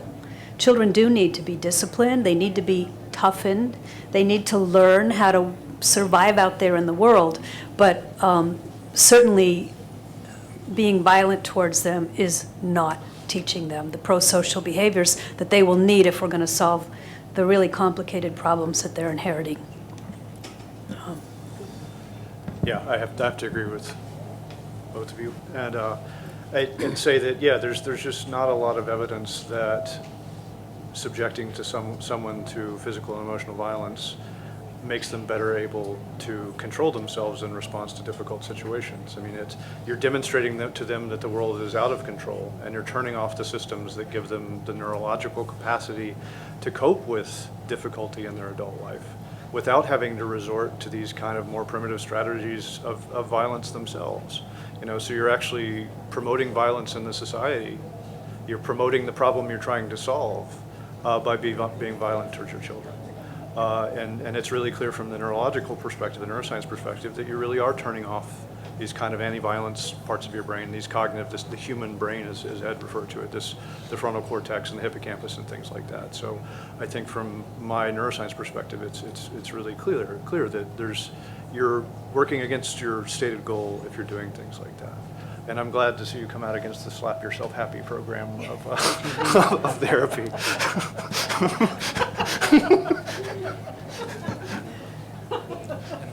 Nothing further? Okay. Okay, so we thank our presenters for answer and question segment. And to wrap up the first half of our whole day conference, we're going to invite Dr. Richard Hagenman.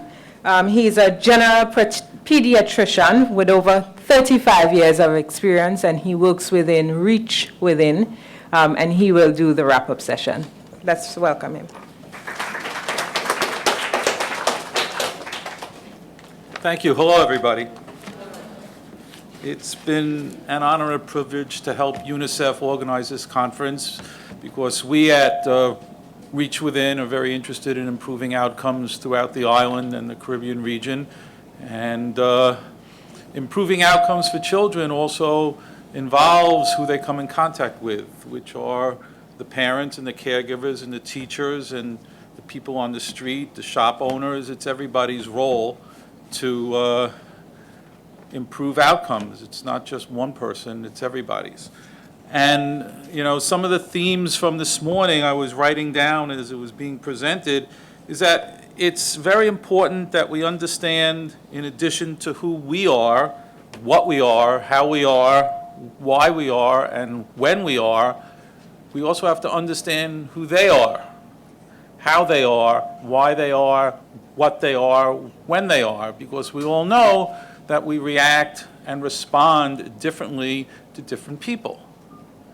And until we understand a lot about that, we'll probably just keep making the same mistakes and inadvertently and not on purpose contribute to the transmission that we're trying to change.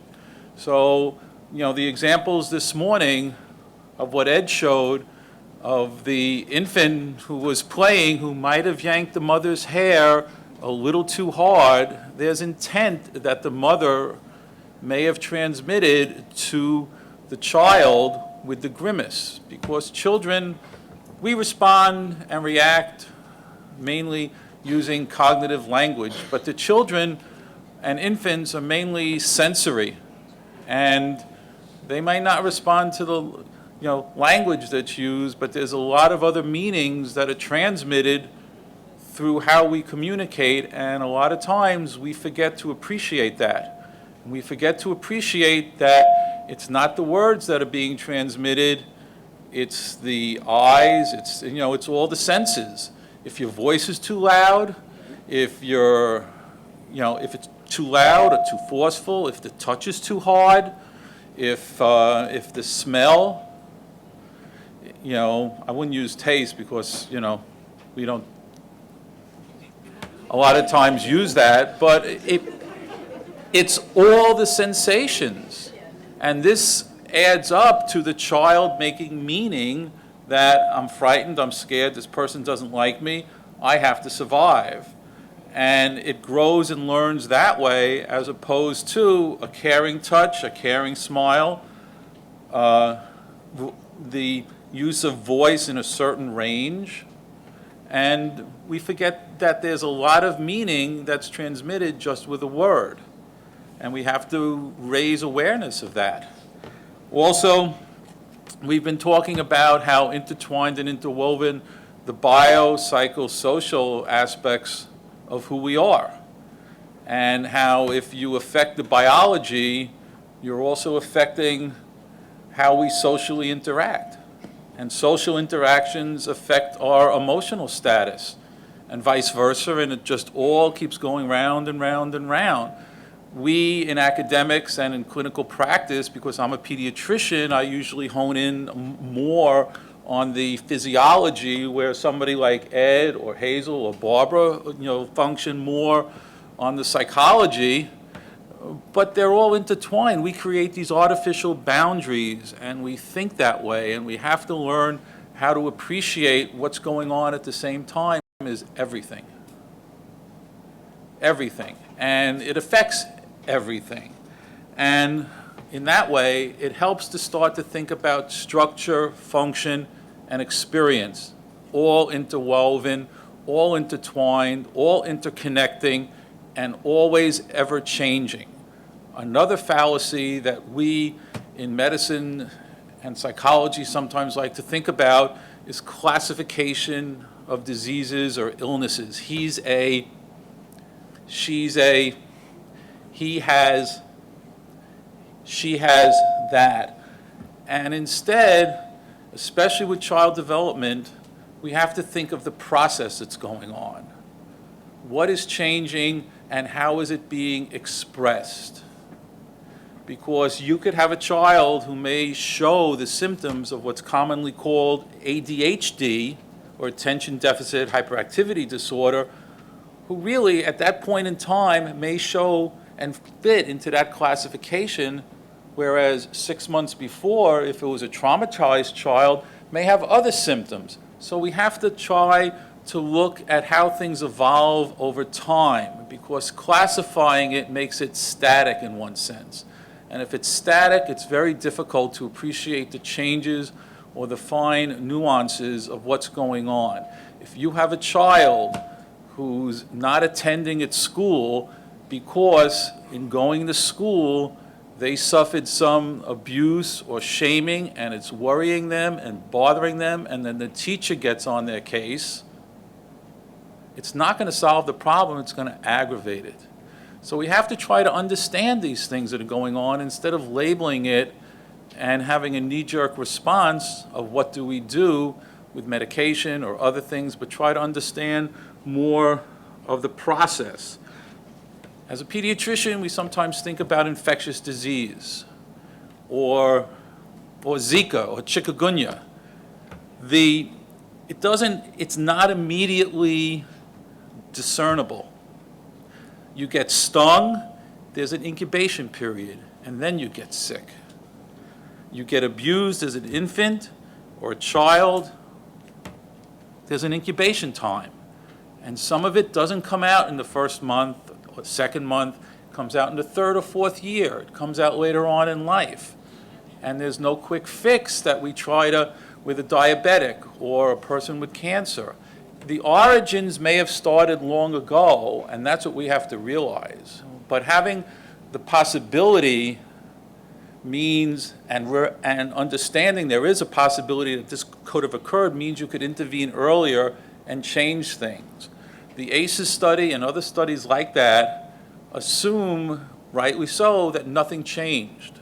But if we recognize that there are causes of all these non-infectious diseases that we're seeing, or illnesses, such as crime or substance abuse or inattention at school, marital problems, employment problems, can have their origins earlier in life. It doesn't mean it's a guarantee that you're going to go from A to B. You may be, with intervention, recognizing the problems go from A to C. And C may be more culturally acceptable or desirable. So we have to appreciate the time frame and the process of what goes on in order to make the change, because after you make the diagnosis, it's sometimes more difficult. And I think I covered a lot of that, and also the individual differences. You could look at an event, like you asked about the preschool and stress.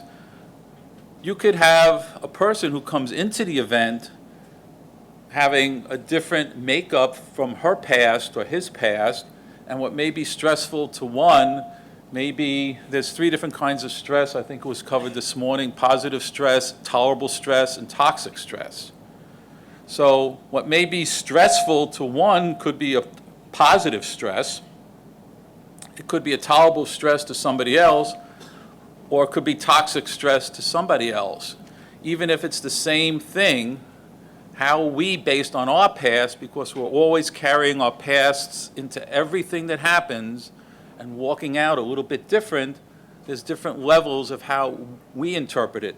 So how do you interpret stress in a K classroom or whatever? It may also depend on the teacher. It may depend on if all the children are screaming at once, which could stress anybody out. But if one child is a little disruptive and the others are not, if you have a teacher who had a past history of trauma or other things, that little bit could be enough to set the teacher off, and that's not a good situation. So it's very, as Ed liked to say, it's very complicated. And I think we see also through all these talks that infants become children, children become teens, teens become adults, and then they have children. And the cycle can get repeated and repeated, and there's many avenues and many places where change can happen and change can occur. So let's go on to the afternoon.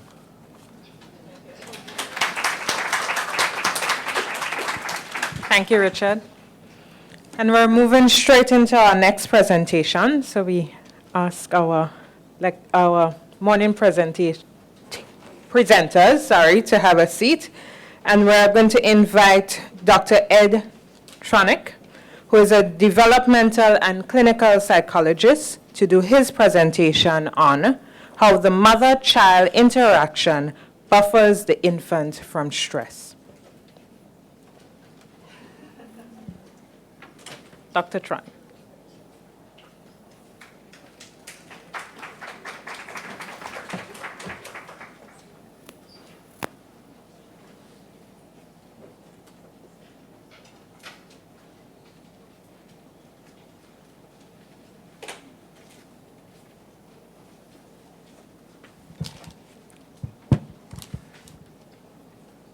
Good afternoon.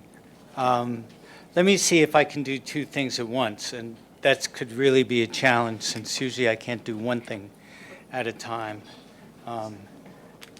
because I would have been one of your preschool children who was stressed most of the time, carried a diagnosis of hyperactivity disorder, probably sensory integration problems, and the like.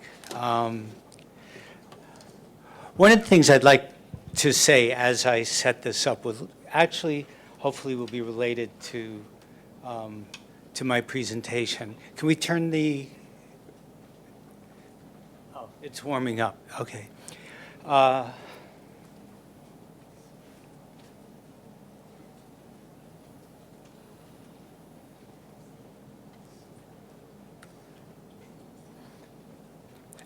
Actually, as you get older, when your hyperactivity and attention deficit disorder returns, it's actually an advantage because you can start to do maybe more than one thing at once. At least I'd like to think it's that, although maybe there are really big costs and, my hippocampus is just shrinking away. One of the things that was said this morning by Barbara was that the brain is a metaphor. The brain is a metaphor. The brain is a metaphor that we use to try and understand the mechanical processes by which we operate in the world. There were other metaphors that we had. There was one time that we had the metaphor of the clock. The brain was the clock, and it was a timing, and there were different functions going on. There was a much better model of the brain when we had telephone switchboards, right? If anybody remembers what those were like, right? Because then you could plug in different parts of the brain to one another, and they communicated with one another, and you could disconnect them, and you could cut wires and do lesions on the brain and think about how to treat people with that metaphor. Probably the most recent metaphor that we have, right, is the computer, right? We talk about the computer being our mind, our brain is like the computer. And I'm not sure what metaphor Richard would use, but the one of the tripartite brain. It's a gorgeous model, right? And you can make it more complicated. I'm sure you've all seen really complicated models that are variations of that. And I mentioned Bruce Perry before. You know, he has a whole set of functions in terms of what the brain might look like. But it's all a metaphor. And what do I mean by a metaphor? It's a way that we can use to think about what's going on in the brain. That is, it's a way to think about how the organism operates in the world. And it gives us something concrete to hold on to. Because what we really want to hold on to is human behavior and how humans make sense out of the world.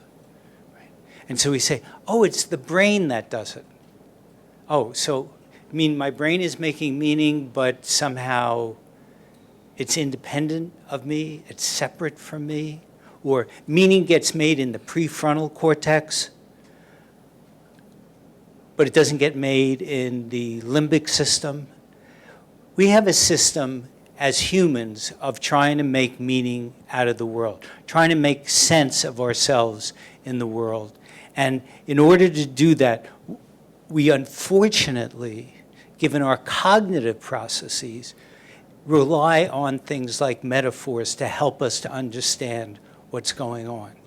So while Richard Hunter can talk about the hippocampus shrinking, right?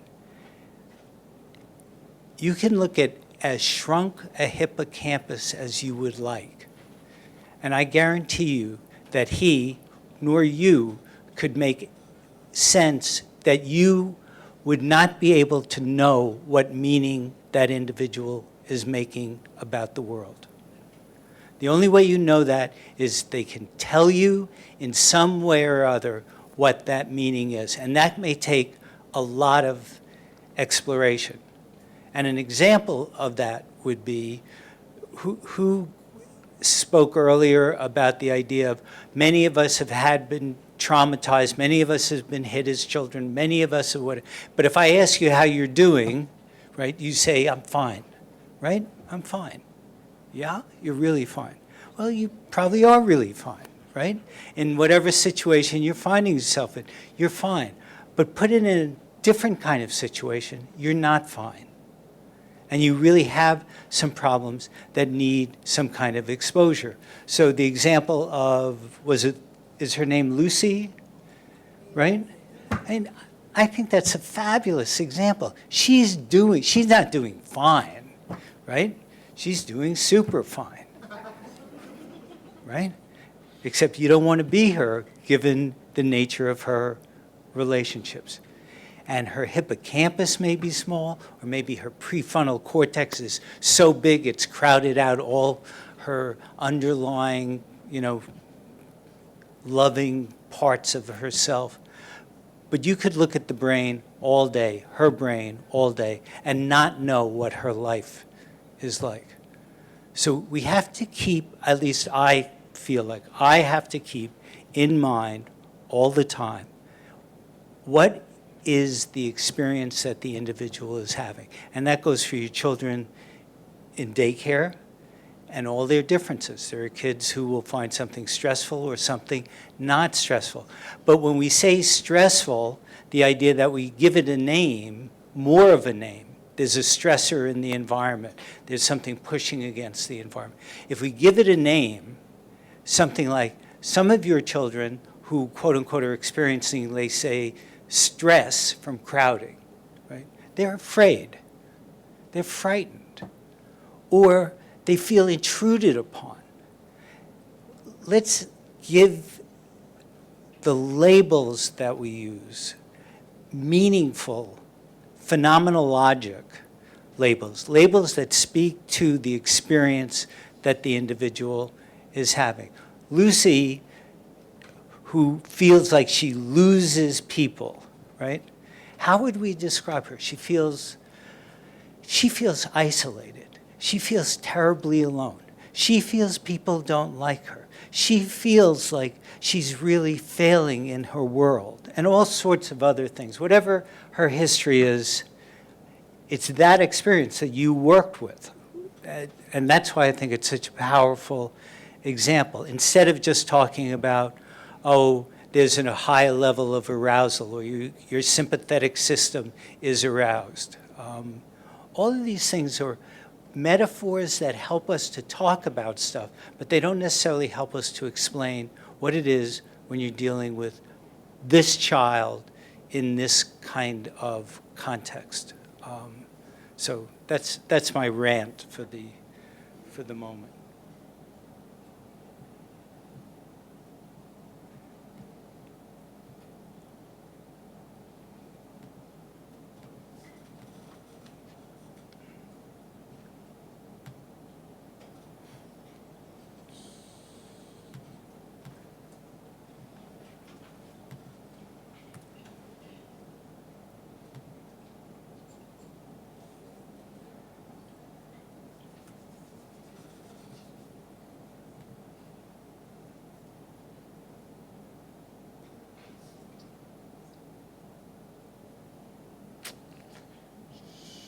Sorry. Sometimes you can't do one thing at a time.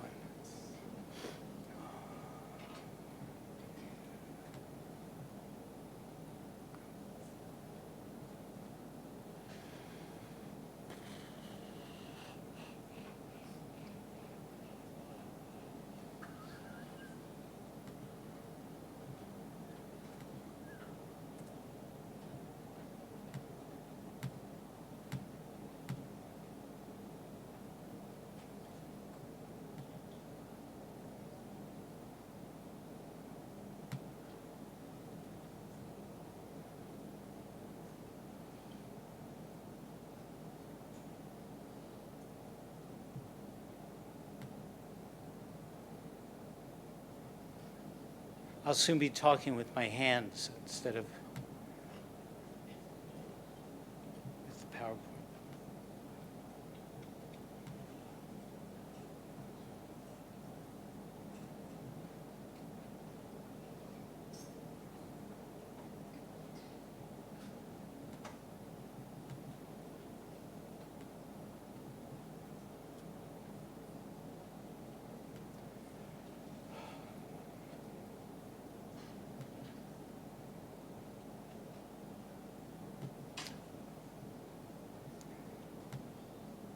Talk amongst yourselves.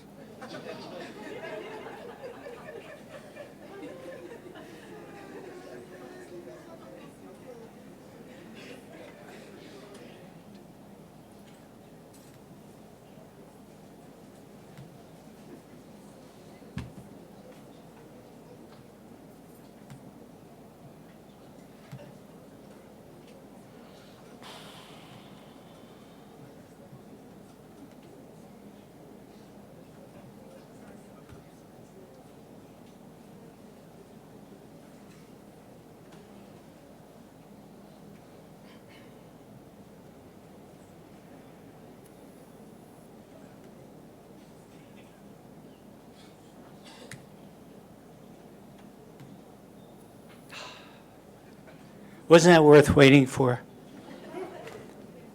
Okay. I'm going to give you a metaphor, and that's one of the reasons I say it. This is a kind of systems perspective that I have worked on for early development. And we should be able to go through this pretty quickly because you're really prepared for it. In fact, it seems to me one of the things that we have here is that that many of you really already fully accept this kind of model. And the model that you see here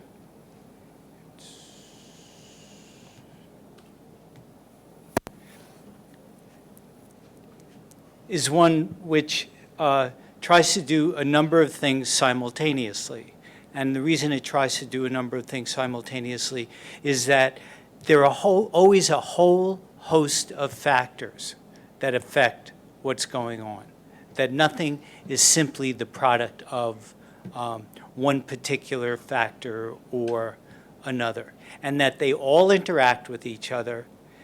And if you want to complicate your life a lot, they all interact with each other over time, and what happened before continues to happen now. So if you think about the ACEs, one of the problems with the ACEs is, or one of the problems with the past, is the saying that the past, the problem with the past is that it's not in the past. The problem with the past is that it's in the present. The problem is that it's still with us. It's still here. It's still in our bodies. It's still in our brains. But it's changed, right? Because it was here when you were 5 years of age, and it affected you.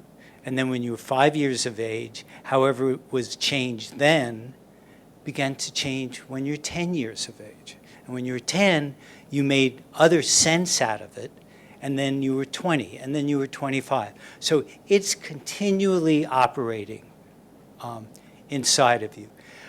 Again, I think it was Hazel's example,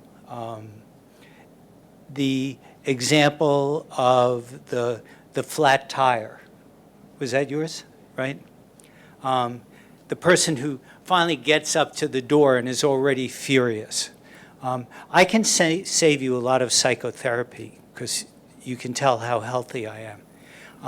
I was in psychotherapy for a lot of years, right? I will not tell you how long, but not as long as Woody Allen.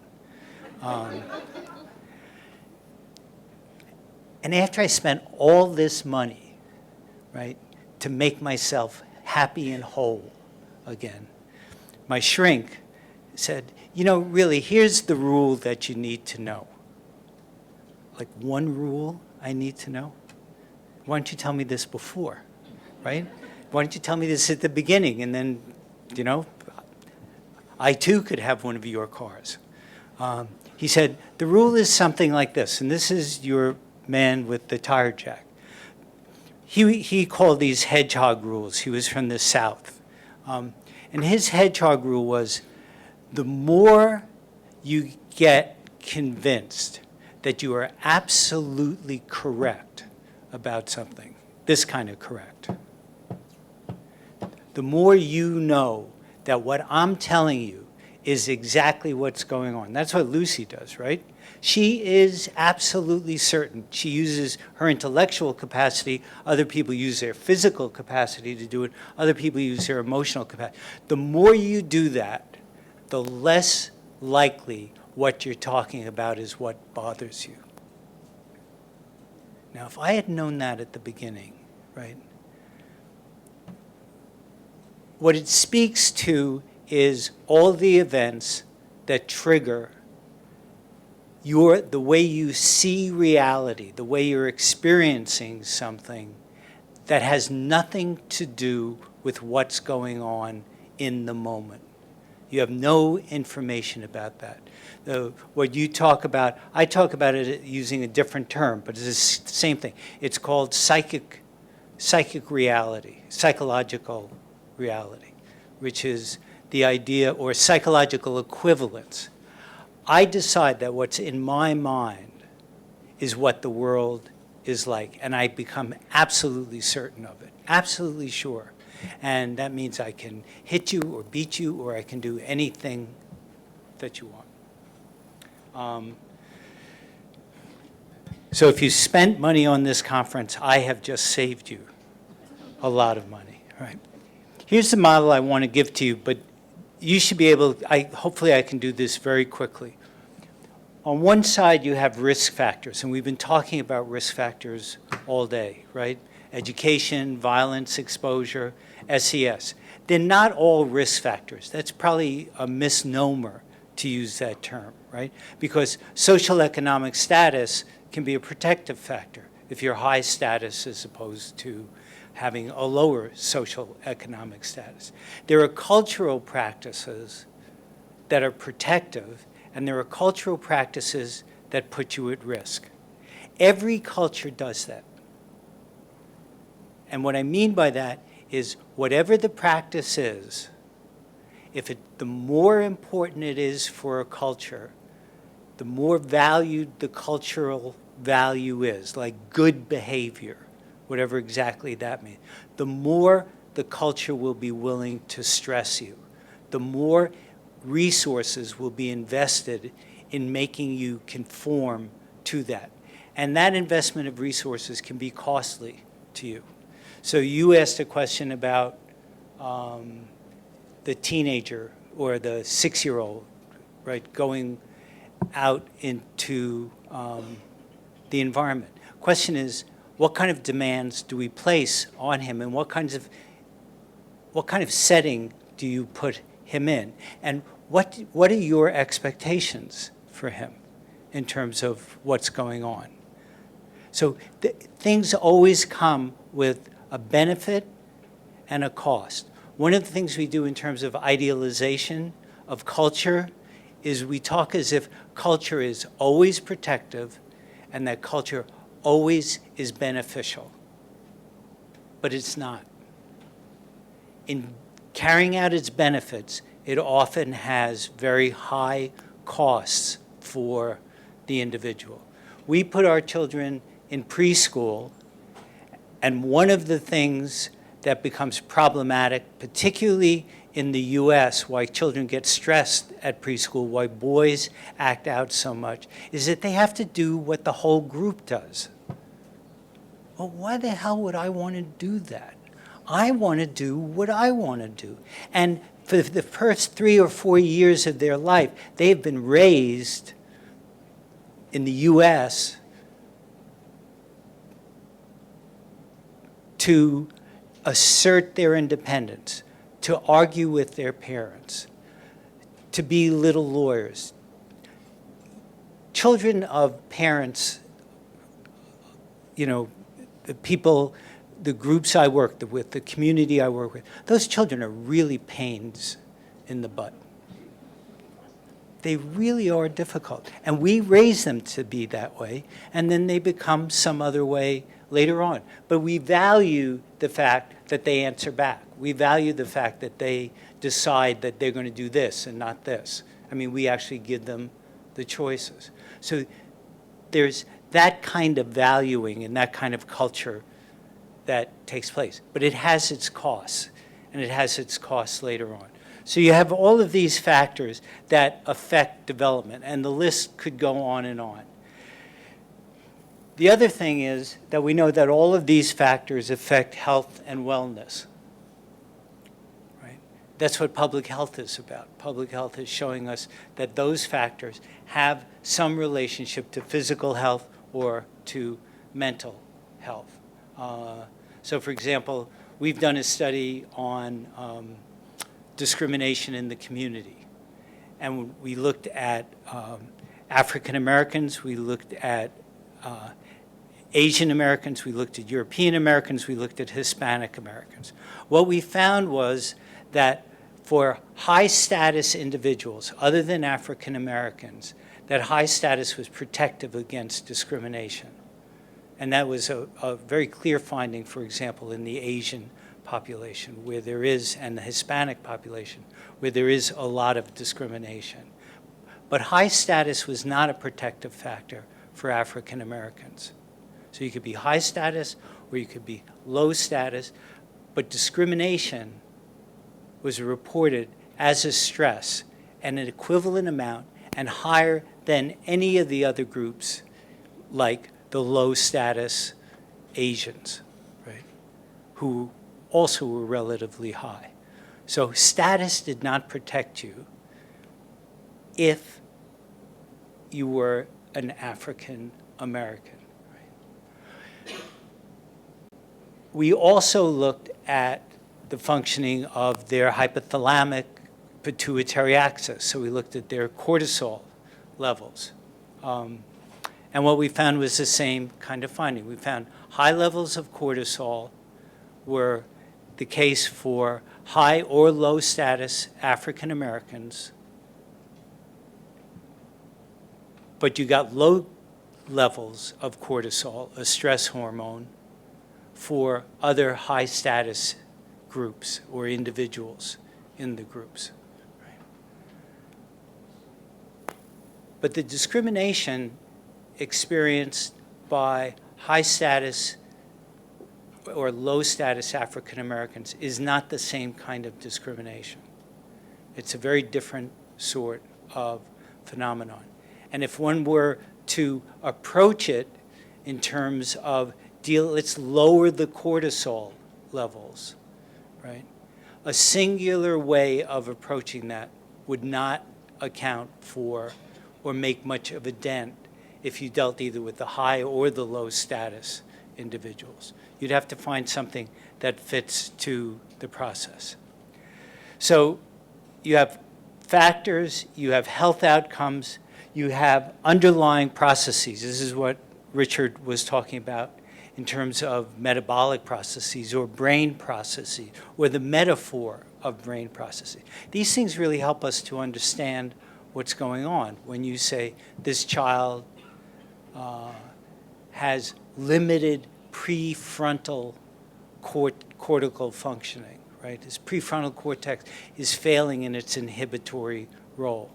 Really what you're saying is this child cannot inhibit their behavior and is acting out, something that Dr. Honigman is talking about, be it the prefrontal cortex or not. But it gives us, as a metaphor, a way of talking about things that we would find difficult with if we didn't have the metaphor. Right? And then there's the caretaker-child dyad, which I talked about earlier on. Caretaker-child dyad can be thought of as a common pathway for the effects of risk factors on the child, as well as for affecting metabolic and other mediating processes, and as well as for affecting health and physical outcome processes. So the caretaker-child dyad can buffer the child from some of the stressors here, where the caretaker can use some of their high status, their resource enhancing factors, to engage more effectively with the child.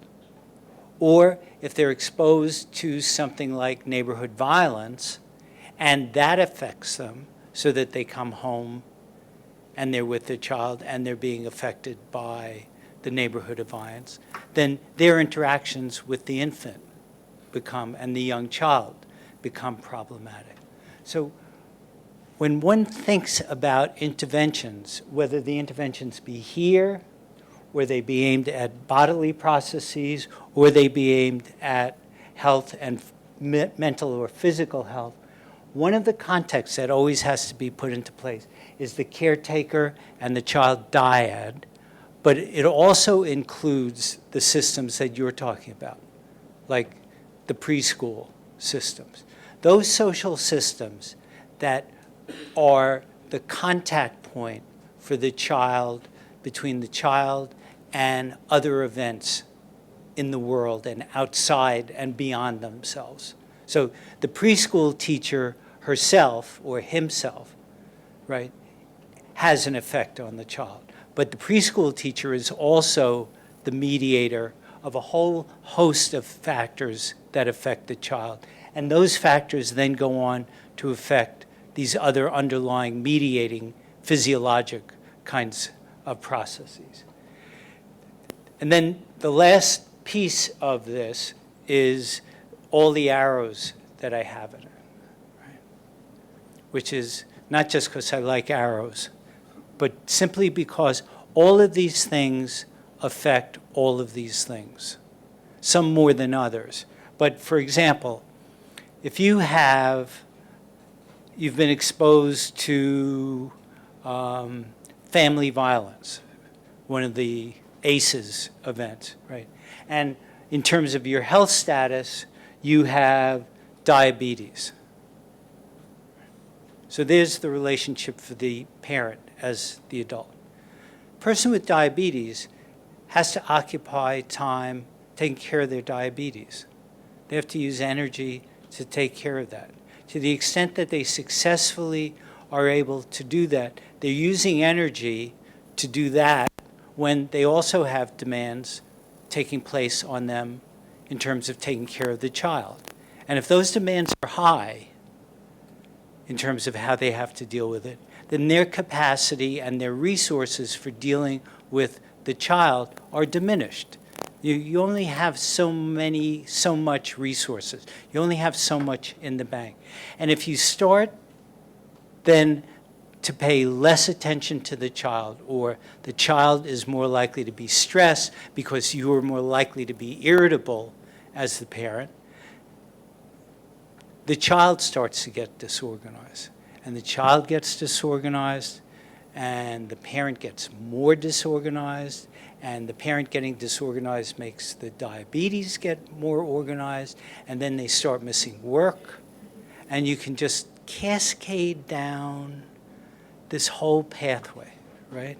And that's what I thought also was lovely in your presentation, the way you cascade through the change over time in terms of her experience. But that's what this model is trying to get, is that these things are not at all static, what Dr. Honigman is talking about. These things affect one another, and they continue to affect. So if you say someone has diabetes and you think you've said something about their functioning, you haven't begun to touch their experience in the world and what they're trying to deal with, and how it cascades and affects both their children and their underlying physiology and other factors over time.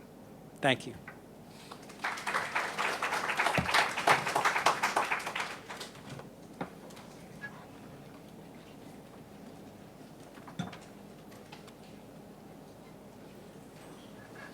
Thank you, Dr. Tronick.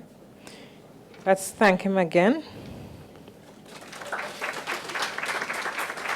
And we're going to move straight into Dr. Richard Hunter.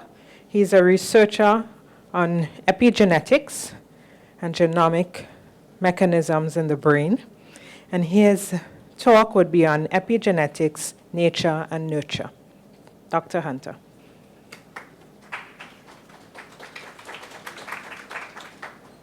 Thank you, and I will try and quickly get through the fiddling part of my discussion.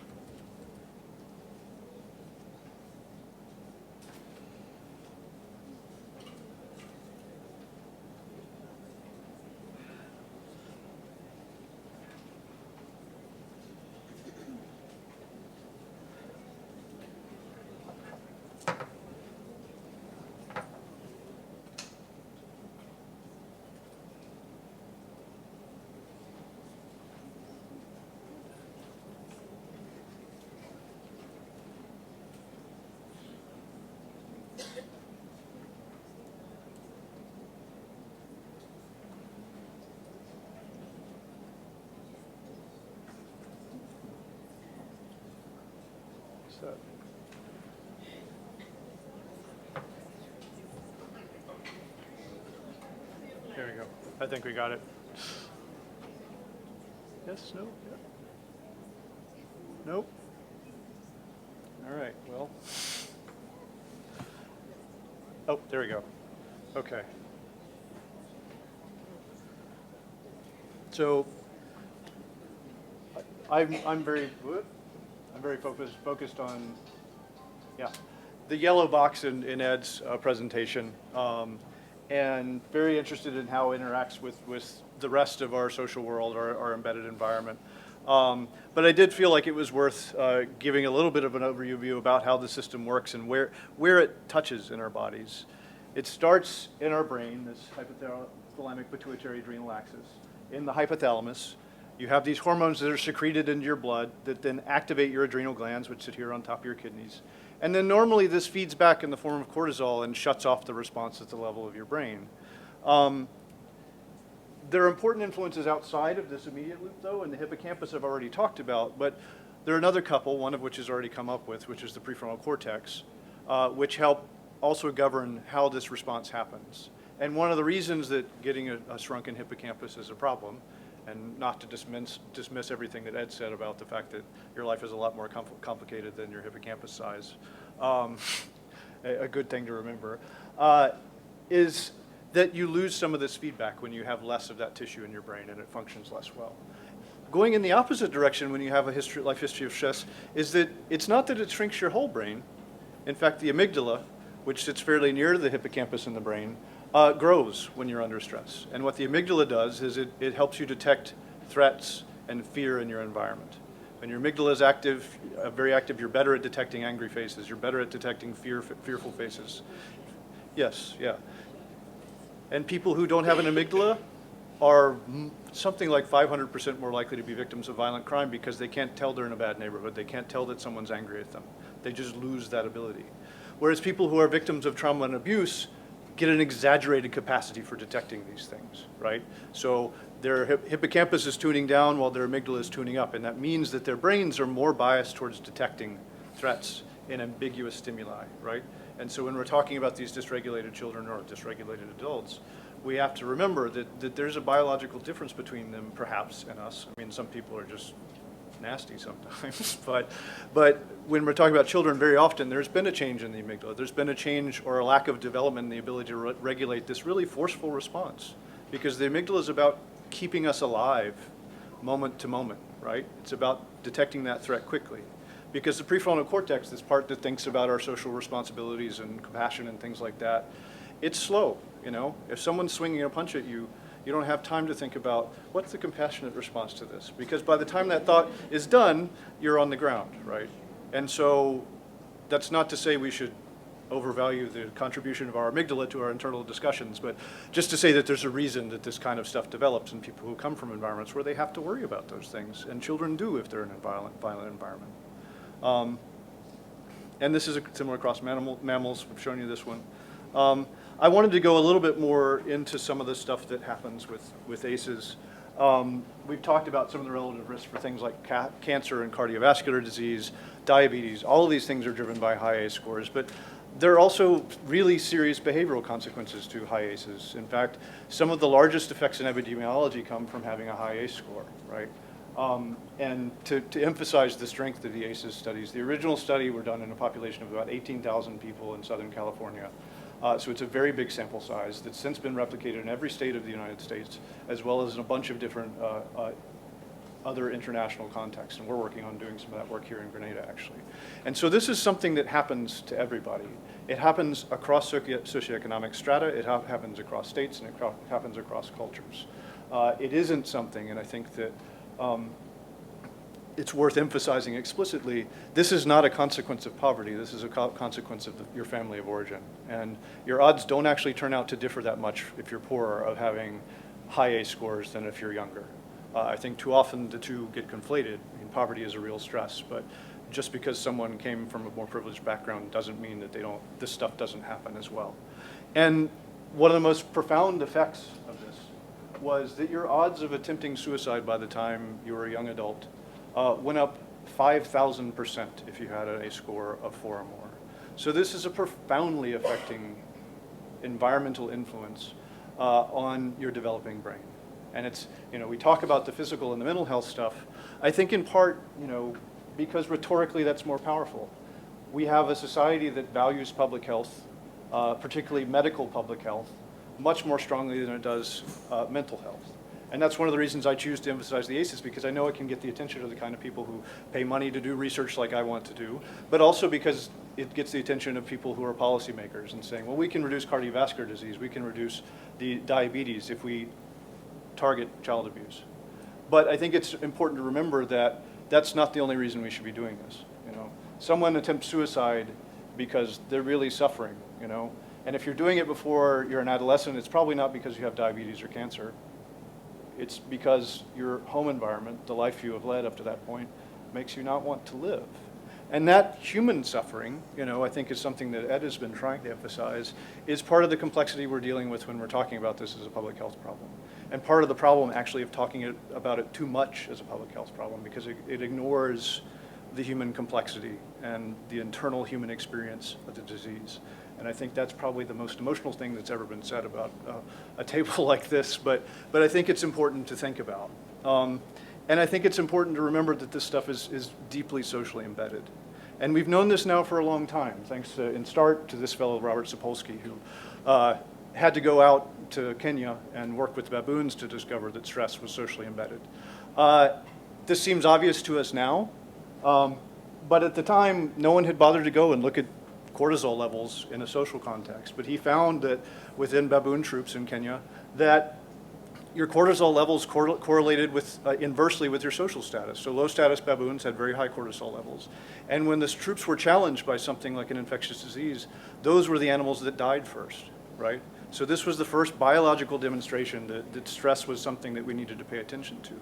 And again, to go back to this idea of the rhetorical value of these things, I think the biological sciences or the hard sciences have had this rhetorical power in policy that more squishy stuff like this child is suffering or, you know, socioeconomic status or these things that are more derived from behavioral sciences haven't. And so I think it's important to pay attention to the biology for that reason, but I think it's also important to think about how much we already knew before we proved this, if that makes any sense, right? I don't think it was really surprising, you know, to many people when it turned out that, well, yeah, the lower social status baboons were worse off, right? But we had to show it. And we've since shown it with humans too. Michael Marmot duplicated this study with British civil servants, who turn out to be also a nice study group for this sort of thing, because they're very nicely stratified and they all have all their public health records. And if you're at the top of the British hierarchy, then you're something like 2 times less likely to die in any given year than the person at the bottom. So there are real physical consequences for this social context. But on the other side, being socially integrated, having more ties, protects you from these things. So just the simple fact that you're not isolated from your environment, that you have other people looking out for you, that's something that you would, as caregivers can represent, is one of those contexts. And you can help build more context for people who are very isolated, because again, if you are someone with a high ACE score who has experienced a lot of childhood adversity, then you are someone who is looking for a threat in the face that's across from the table from you. You're not looking for a social connection. You're looking for a fist. You know, and you have to encourage people if you're trying to help them to look away from the fist and look towards the smile, I guess, that's across the table. And this is just data for the MacArthur study of successful aging that shows that allostatic load, which is another measure of physical stress, goes down substantially the more social ties you have. And this sort of finding is shown up again and again across different contexts. So I've talked about epigenetics a little bit. I think one of the reasons that epigenetics has become so important is that in the late 90s, we in the US had the Genome Project, and it was sold as, we'll explain all of this disease. You know, there's going to be a gene for everything, I promise, right? And some of us were suspicious of that because, you know, if you know enough evolutionary biology, you know that, you know, the things that there are genes for tend to be really important things that you tend to just sort of kick off and die if you don't have, and you're removed from the population by the forces of evolution. So things that show up in a lot of us, like depression, you know, fairly close to a majority of us will probably experience one episode of depression in our lives, seem pretty unlikely to live in the genes themselves. And so we have to think about how are we explaining that? How are we explaining this interaction between our social environment, between our nurturing environment as we grow up? I don't actually like the nature-nurture dichotomy because nurture is natural, right? You know, it is natural for the mother rat to lick and groom and nurse her offspring. It is natural for a human mother to do, well, not the licking part, I again emphasize. It is natural for a human mother to nurse her baby and to take care of her baby. It is natural for a human father to take care of his offspring too. You know, so the nature versus nurture debate, I think, gets in again to this problem of rhetoric in science, where people get attached to this idea that some people are born bad, you know, and some parents get attached to that idea. We've mentioned examples of this before, where it's like, oh, that kid's just evil, or that kid's just like his father, who's a ne'er-do-well, and things like that. And we forget that he's probably like his father because he's been exposed to his father. And maybe he even has his, you know, in my case, I've got the same name as my dad. So I have all this loading in it. So I wound up a neuroscientist. He was a neurologist. That was how I rebelled. I got a PhD instead of an MD, you know. So you have all this sort of identification going on, you have all this sort of interaction going on that isn't something that can be purely genetic in any way. And epigenetic mechanisms have been proposed for over 50 years. Conrad Waddington proposed them back in the 40s. And what he was after in that is trying to explain a very simple biological question, but one that still dogs us, is how do you go from an egg and a sperm to a baby, to an adolescent, to an adult? Because you start with one genome, one set of genes, and you copy them, and each cell has different the same sets of genes, but how does each cell know how to be different? And it's become the study of this interaction between the environment, how this symphony of interaction between the environment, between the genes, between our caregivers and ourselves dictates who we become. And we've already talked about how Meany came up with this proof of principle that this is actually happening chemically in the brain and that it's transmissible across generations. And importantly, that it was changing things and behavior across generations without changing the DNA sequence. But I think, again, even in the case of this Meany case, which is the most famous sort of demonstration of this kind of biology in the literature right now, I think that the paper that originally was published is one of the most cited papers in that journal's history. If you really dig into that story, you discover that it's not just about the molecular changes, that you can cause these changes. You can turn a low-licking and grooming baby into a high-licking and grooming mother just by taking a paintbrush and stimulating her like you were providing the licking and grooming that you got from the mother. You can take a low-licking and grooming baby and you can take it and put it in the nest with a high-licking and grooming mother, and then she will pick up that. And what that means is that, yes, these things are embedded in us across our lifespans. Yes, these things stay with us across generations. But it also means that we can change them in a fairly, I wouldn't say instantaneous fashion, but we can change them fairly quickly if we intervene in the right way. And I think that that's much more challenging with humans, you know. Rat environments are pretty simple, and I don't have to go through any legal measures to remove a rat baby from its mother and switch it out to another one. But it does point out, and this is again the rhetorical value of this kind of science, is that this is something we can do. We didn't know we could do that before. We thought the biology of a bad childhood was destiny. We thought before that your genes were destiny. We now know that both of those things aren't true.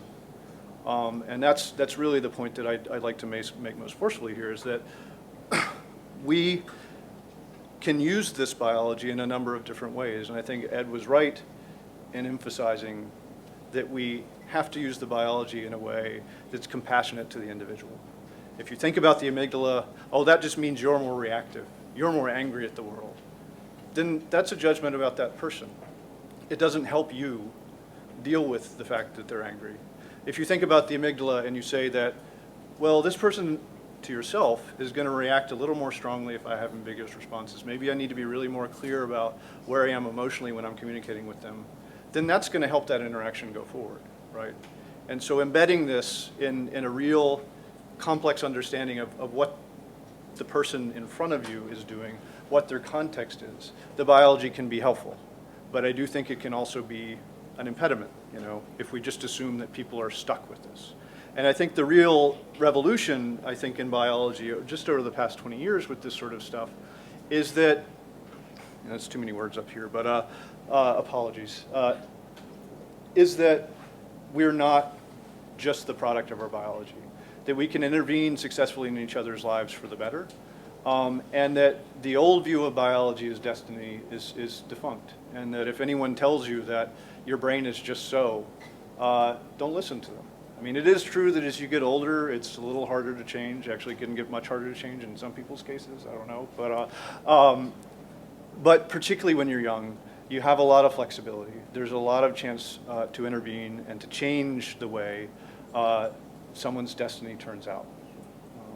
And I think that's really all I wanted to emphasize. There was supposed to be a little discussion here. Did we want to discuss later, Richard, or?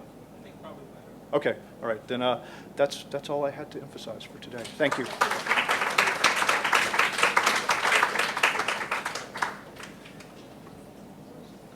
Cheers. Thanks. Thank you, Dr. Hunter.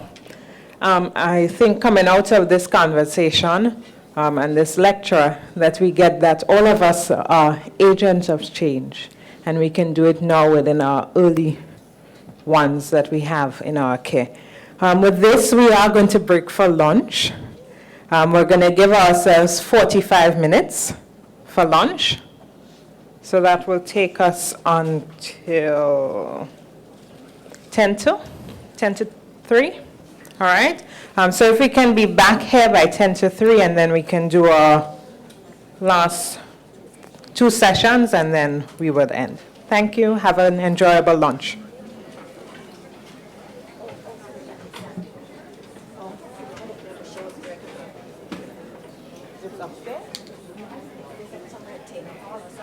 No, this is Taylor Hall. Oh, on the other side of the road. Oh, what building is that, Suzanne? Suzanne? Suzanne, what's the name of that hall?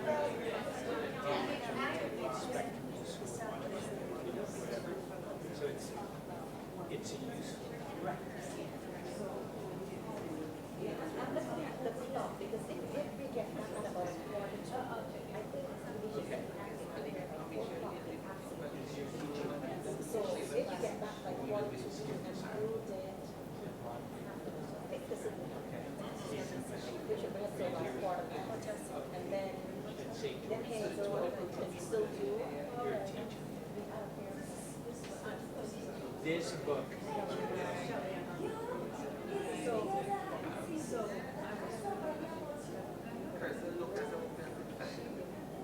The name will come. There's a book. It is for teachers.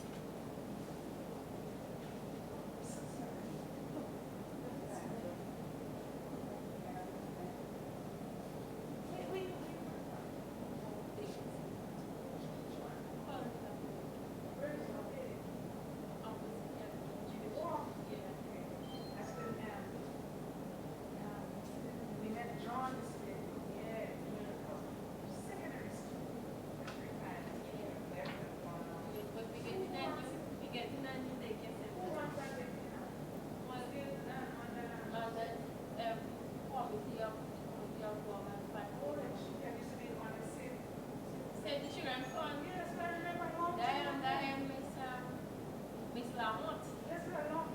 But they hang up in the roof and come kill her. What? Diane, no? Yeah. Because when I went to the daycare in 95, that is why they said that she would take my son on for the daycare, so they just rename it daycare after her. I mean, it was hard to get money, but she didn't have money. She was from home? No, Irish. But she gets the land involved. That was nice at all. She was but it always focus on children and people. Like my skin. Because she didn't know children.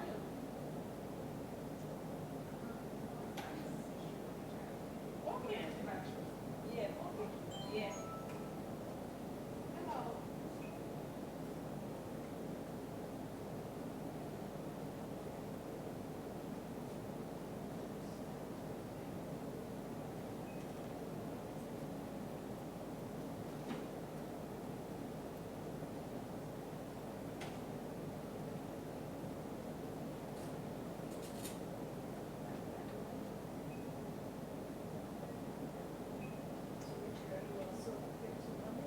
No, I'm heading out on Sunday. I have to teach Tuesday, sort of Thursday, so it's hard for me to get off much of the days without neglecting my duties. Today, actually. Well, you got a little bit every time. Yeah. So what's your teaching?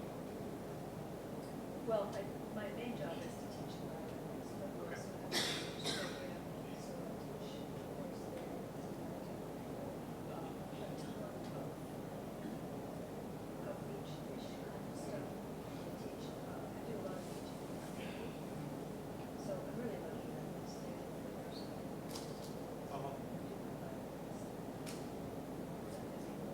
I do a lot of work.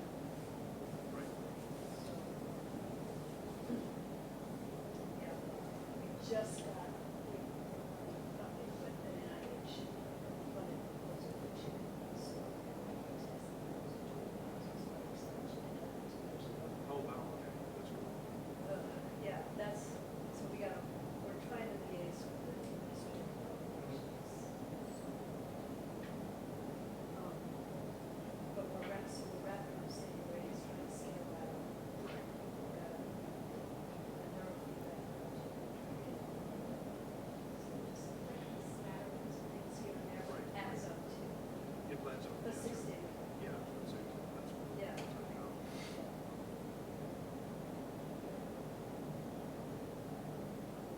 So you're teaching events, Harvard? Events. Events. Yeah, same institutions. Yeah, I did my postdoc in martial arts. Okay. Well, did a lot of where we ran. Right. A partner system. Wow. Yeah, I've done a little bit of that myself. Yeah, I'm a total. That's where you're from, originally? Yeah, we're from Maine. Okay, yeah, so. Which is serious. I mean, it was particularly nasty for me. I mean, I knew that there were, I'd been down here several times as a visiting professor. This was, I knew what it was. Right. What they did. After 37 straight days of either shoveling or chipping ice. Yeah. Out from Maine to each other. We just Yeah. didn't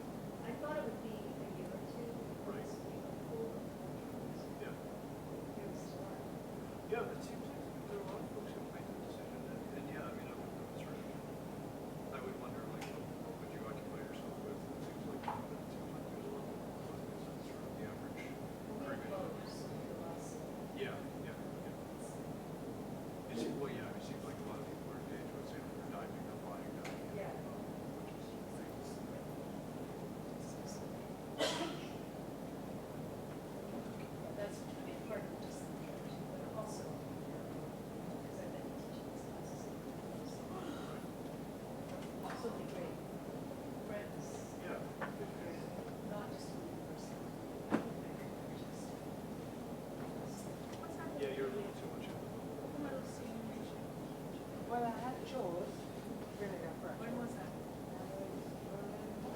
This month? No, September month? Sure. And then we because I was at the meeting. That was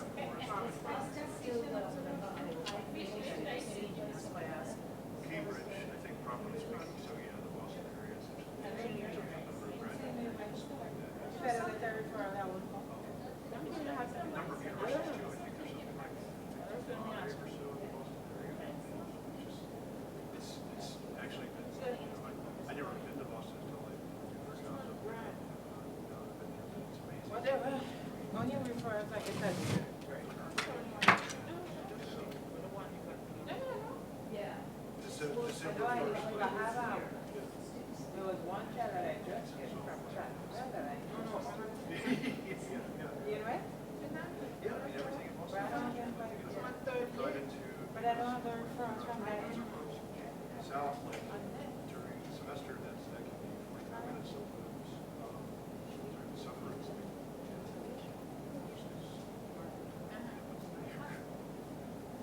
So like with a child.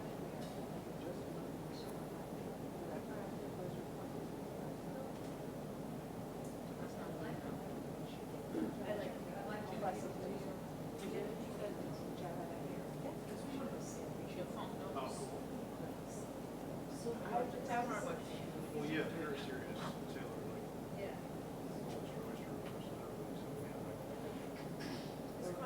what do you think, you'll just keep doing it until you're done, or? Sure. Oh, yes, you did. I recommended Paradise. Paradise that made one of them. Office to be because I think it's like set up Paradise pretty soon. Yeah. They come from all over, from 40 states, I don't know.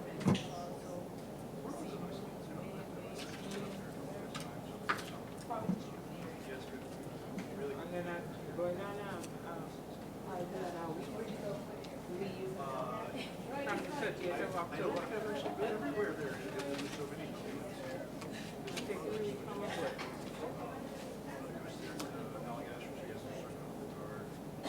Foundation, Boston Street, I've started to drift into serious beer geekery since I moved to Boston. Yeah, Portland's a fun place to go. Find an interesting beer. Yeah, my Gilderson's best friends, Johnson and Wales,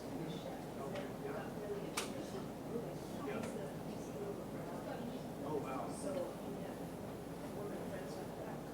His parents. We've done those rounds. It's Nice. so fun. Yeah, they are. They're really fun. Really good beer. Yeah, it is very good beer. Our new president. Talking about Portland, Maine. Our new president of this university, Dennis Stint.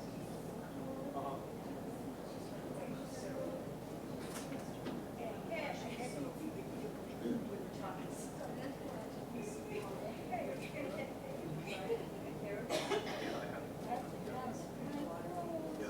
Yeah, so.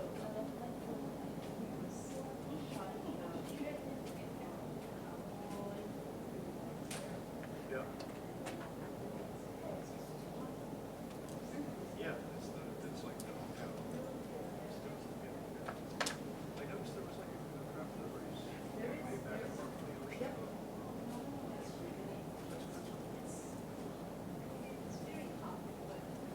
It's kind of right now. Yeah, you should go. Those things that I wanted to go to was It's quite popular in states, and very crowded. I can imagine. But it is midterms. So they, the majority of them will probably. Yeah, well, the midterms are staggered by school and by year and by term, so it'll reduce the populations.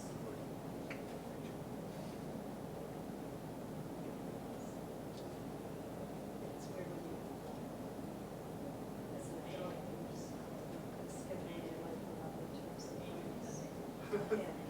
Right, for the opposite reason, because then I get to go out and have. Yep.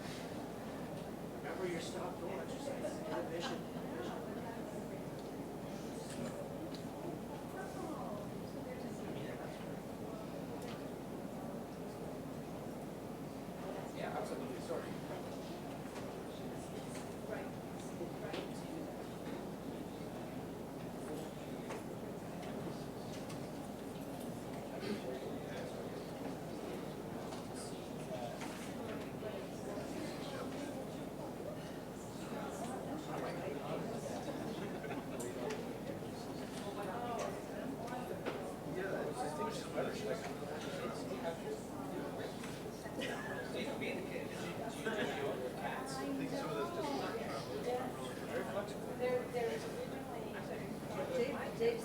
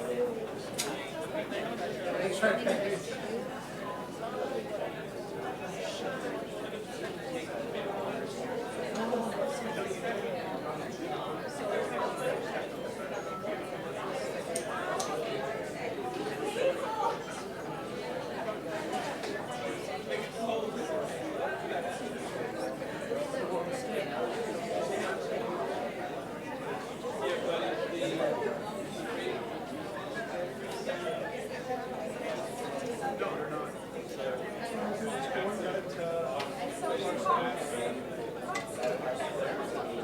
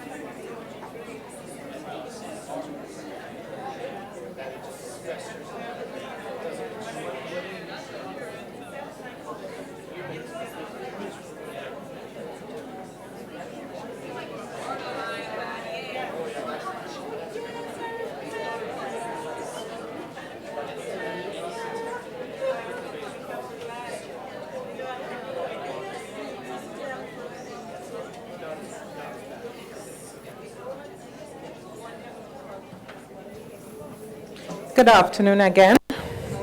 We are going to resume.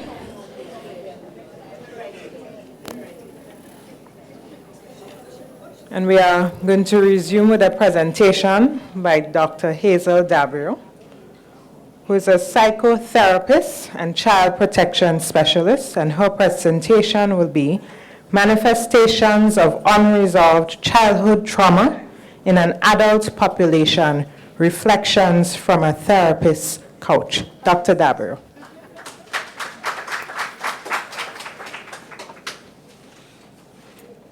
Somebody's gold earring. Anybody lost? I don't have PowerPoint this afternoon. I hope that's okay. So this morning I gave the case study of a girl, and this afternoon I'm going to give you one of a boy. And where Lucy was a compilation of a certain profile, Nelson is actually a real guy, a Grenadian man who was a client of mine. Of course, his name and identifying features have been changed, but he is a real person. He was sent to me by the human resources manager of the company he worked with, and the piece of paper that he brought in said that he was a very good man, but started drinking a little. It was affecting his work, and could I give him a little help, please? That's what the piece of paper said. And he said that he was suffering from grief over the loss of a partner, the recent loss of a partner who he'd been with for about 15 years. She was 20 years older than him. And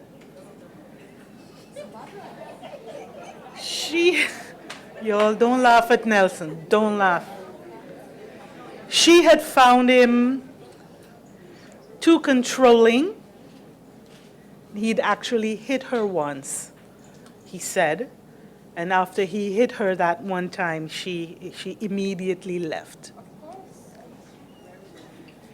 So we start getting to know each other, and I do some kind of surface level counseling about, well, education around what substance abuse is, blah, blah, blah. Psychotherapy is not really good for dealing with substance abuse, especially if it is very far progressed. What we can do quite well is try to get to the root of why you began to take a substance, why you began to abuse a substance in the first place. What is the empty hole that you're trying to fill, or what is it? Why is it? And then our therapy aims to soothe that and heal that, and as an effect, you will hopefully then need your substance less. But just to make it clear that psychodynamic psychotherapy, which is what I practice, or depth psychology, which is my passion, is not pretending to be able to help alcoholism or substance addicts. I need to make that clear. But as we got to know each other, and Nelson really enjoyed coming to session, because of course he had my full attention every time, and he used his hour well every time he came. And eventually he trusted enough to tell his story, and this was it. He never knew his father. Not unusual for the Caribbean. He lived with his mother and his sister, who was 1 year younger. He thought that they were of a good socioeconomic status, but as he grew, he realized that they had been poor, but they didn't feel poor while he was living. It felt fine. He went to school, he had enough, he played with his sister. Everything was fine, except that his mom had the strange habit of, when he would be playing with his sister, toys, reading, doing homework together, she would suddenly spring into the room and yell at him, "Stop interfering with your sister!" And he would jump, and they would both jump and pull apart and go, "What? What do you mean interfering?" And he said that at that stage he didn't even know what the word meant, except he realized it was something bad that he shouldn't do. And later, as he got to understand the definition of the word interfering with, he was able to call back to his mother and say, "I'm not interfering with her. I'm not doing anything." But Mom just had this habit of lurking around the corners, pouncing at any minute, for any reason nobody could determine, and shouting this phrase, "Stop interfering with your sister." As that went on, he became just angry and upset and wouldn't bother to play with his sister at all. Wouldn't bother to have anything to do with her at all. They grew apart. To the point where, as he was recounting the story as an adult in my studio, he was saying he hadn't spoken to her in years, he said, and he hates her. He hates her, wants nothing to do with her. So, of course, I challenge the concept of hate, because he had no reason to hate for the definition of that word. And I encourage that he should think of naming the feeling that he felt more appropriately, because it would change the relationship. The name of the feeling changes the relationship to the word, the person, right? He couldn't care less. The hell with her. Didn't want anything ever to do with her, and anyway, he hated everybody of his age. Didn't want anything to ever do with anybody of his age. So, well, before I get there, his mother eventually abandoned him. She went to find work in Trinidad. And this is something also that's very common in Grenada and the Caribbean, where mothers in particular will leave their small children behind, all too often with a grandmother or an older aunt who may well be infirm and unable to adequately chase a toddler around. And you know, I'm sure you know them all. I've helped many, counseling many old grannies who just can't be bringing up children again, man. I'm 80 years old, but Mom has gone to seek betterment somewhere. Big problem in the Caribbean, the effects of migration on small children left behind. And our history has seen mums go to New York, Toronto, and London as the primary destinations over some hundreds of years now. And we've also seen mums leave small islands and go to larger islands for the same reason. And then there's intra-island migration as well, where you leave rural parts and go down to urban parts. The whole thing is to seek betterment, ostensibly on behalf of your family. But what happened to Nelson is what happens to many children. Mom never looked back. Nelson tells that she never called me, you know. And he's not aware that she called anybody else to inquire, how is my son? So he was put to live in his kinship network. He was fed, he was clothed, he was schooled, everything was fine with him materially, but he had no hugs. He never had hugs anyway, but he acutely felt the absence of cuddles, tucking in at night, and no sister. He had already decided he hated her, but he still felt the absence of that self-imposed withdrawal from her. And mainly, he felt a real massive confusion, because even though his mom had not been affectionate at all, something told him quite profoundly and irrefutably that he ought to have had a mother or someone who loved him more than they loved anything and would hold him forever. He acutely felt the loss of that. He said that he would go around his days doing quite well at school, doing his chores and so on, and suddenly tears would fill his eyes just randomly for no reason. Even when he would have thought that he was having a fine day, suddenly tears would be falling from his eyes. When he was 9 years old, Nelson was pulled out of the sea by the Coast Guard in a small fishing boat some 3 miles off the coast of Grenada. He was rowing, going, and some fishermen had spotted him and sent the Coast Guard, and they said, you know how Grenadian, hey, little man, where you going? He said he's going to Trinidad to find his mother. Can you imagine? Poor soul, right?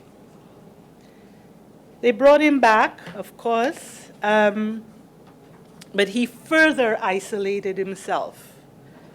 He grew up in this way, angry, yearning, and in need of older women. So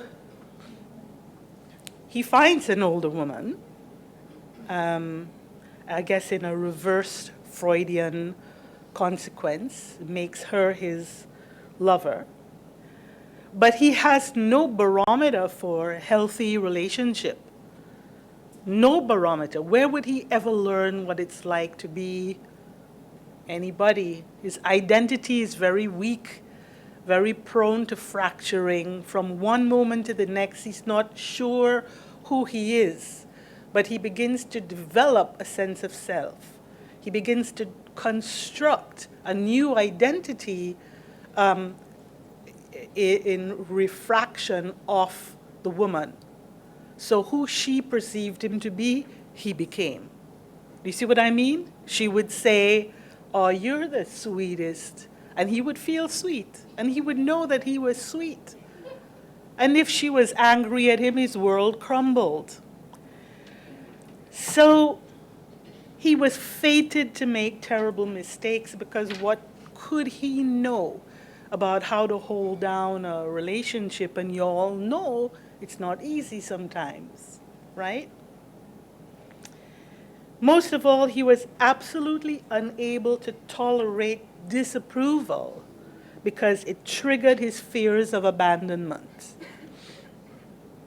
And when he was triggered with a fear of abandonment, remember everything that I said about the female case this morning, same thing for him.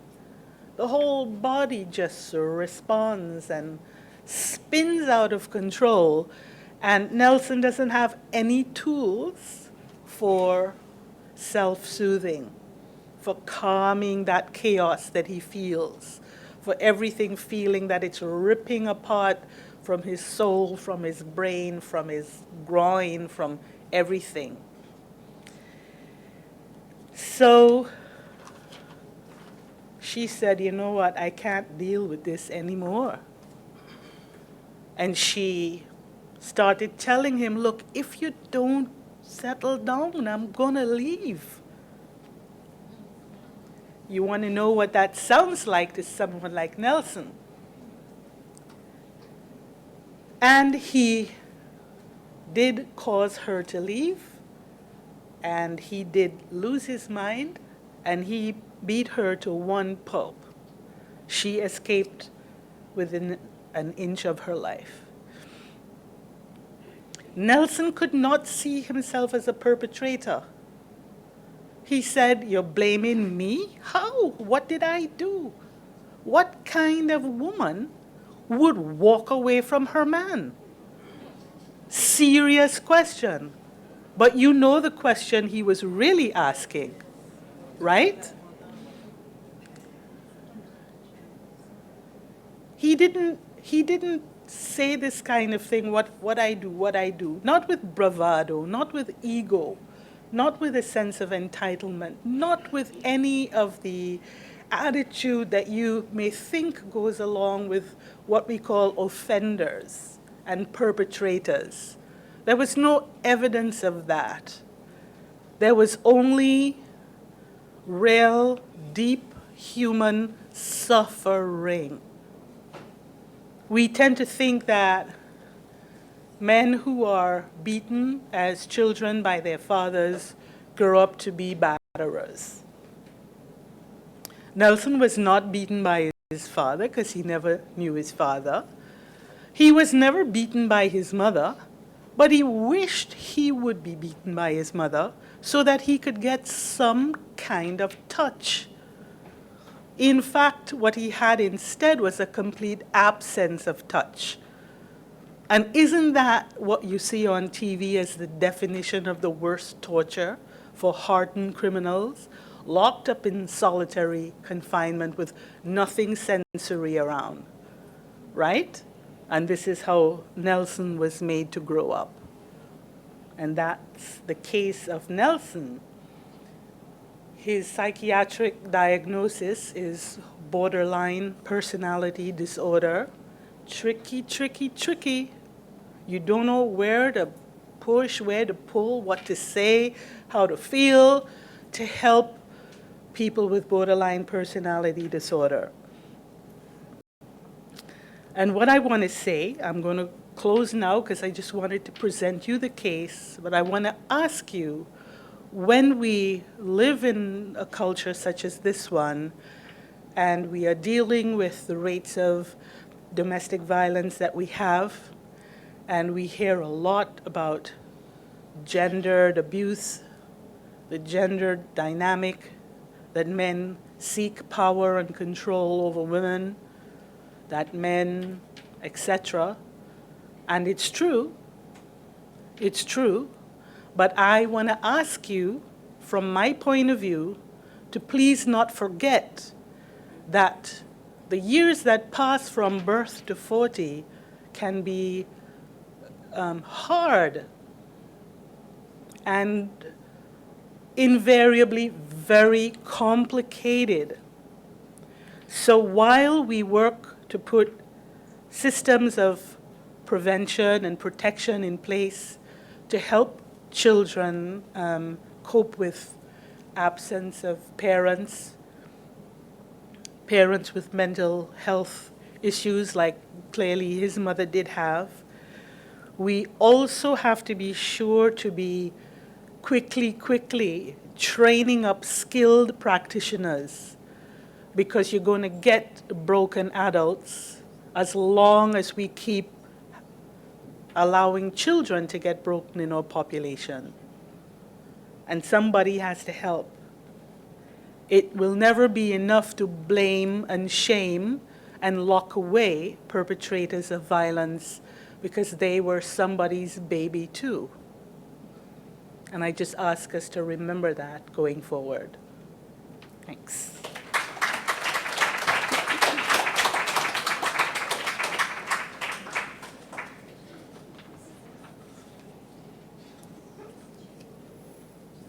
Lost for words, but thank you, Dr. Dabrio, for such a touching experience.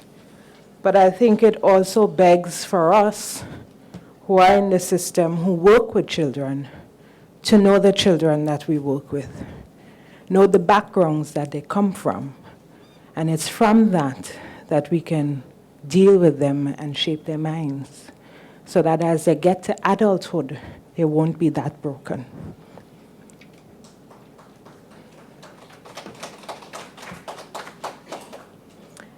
We're going to move into our next talk, and we invite Dr. Barbara Landon, who is a lecturer at SGU and also a psychologist by profession, to do a presentation on protecting and saving brains. And I think it ties in so wonderfully coming from Dr. Dabrio's report. Dr. Landon.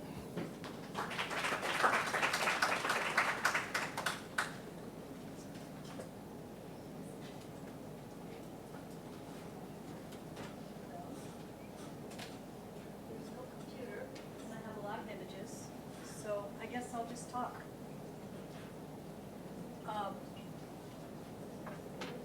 Let's see what brings me.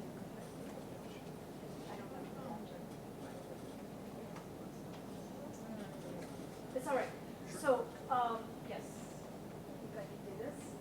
We have in the audience several people who have been affiliated with Saving Brains. Oh, okay. Sure. I'll do that. Thank you. So we have in the audience several people who have been affiliated with Saving Brains Grenada. How many people here have heard of Saving Brains Grenada?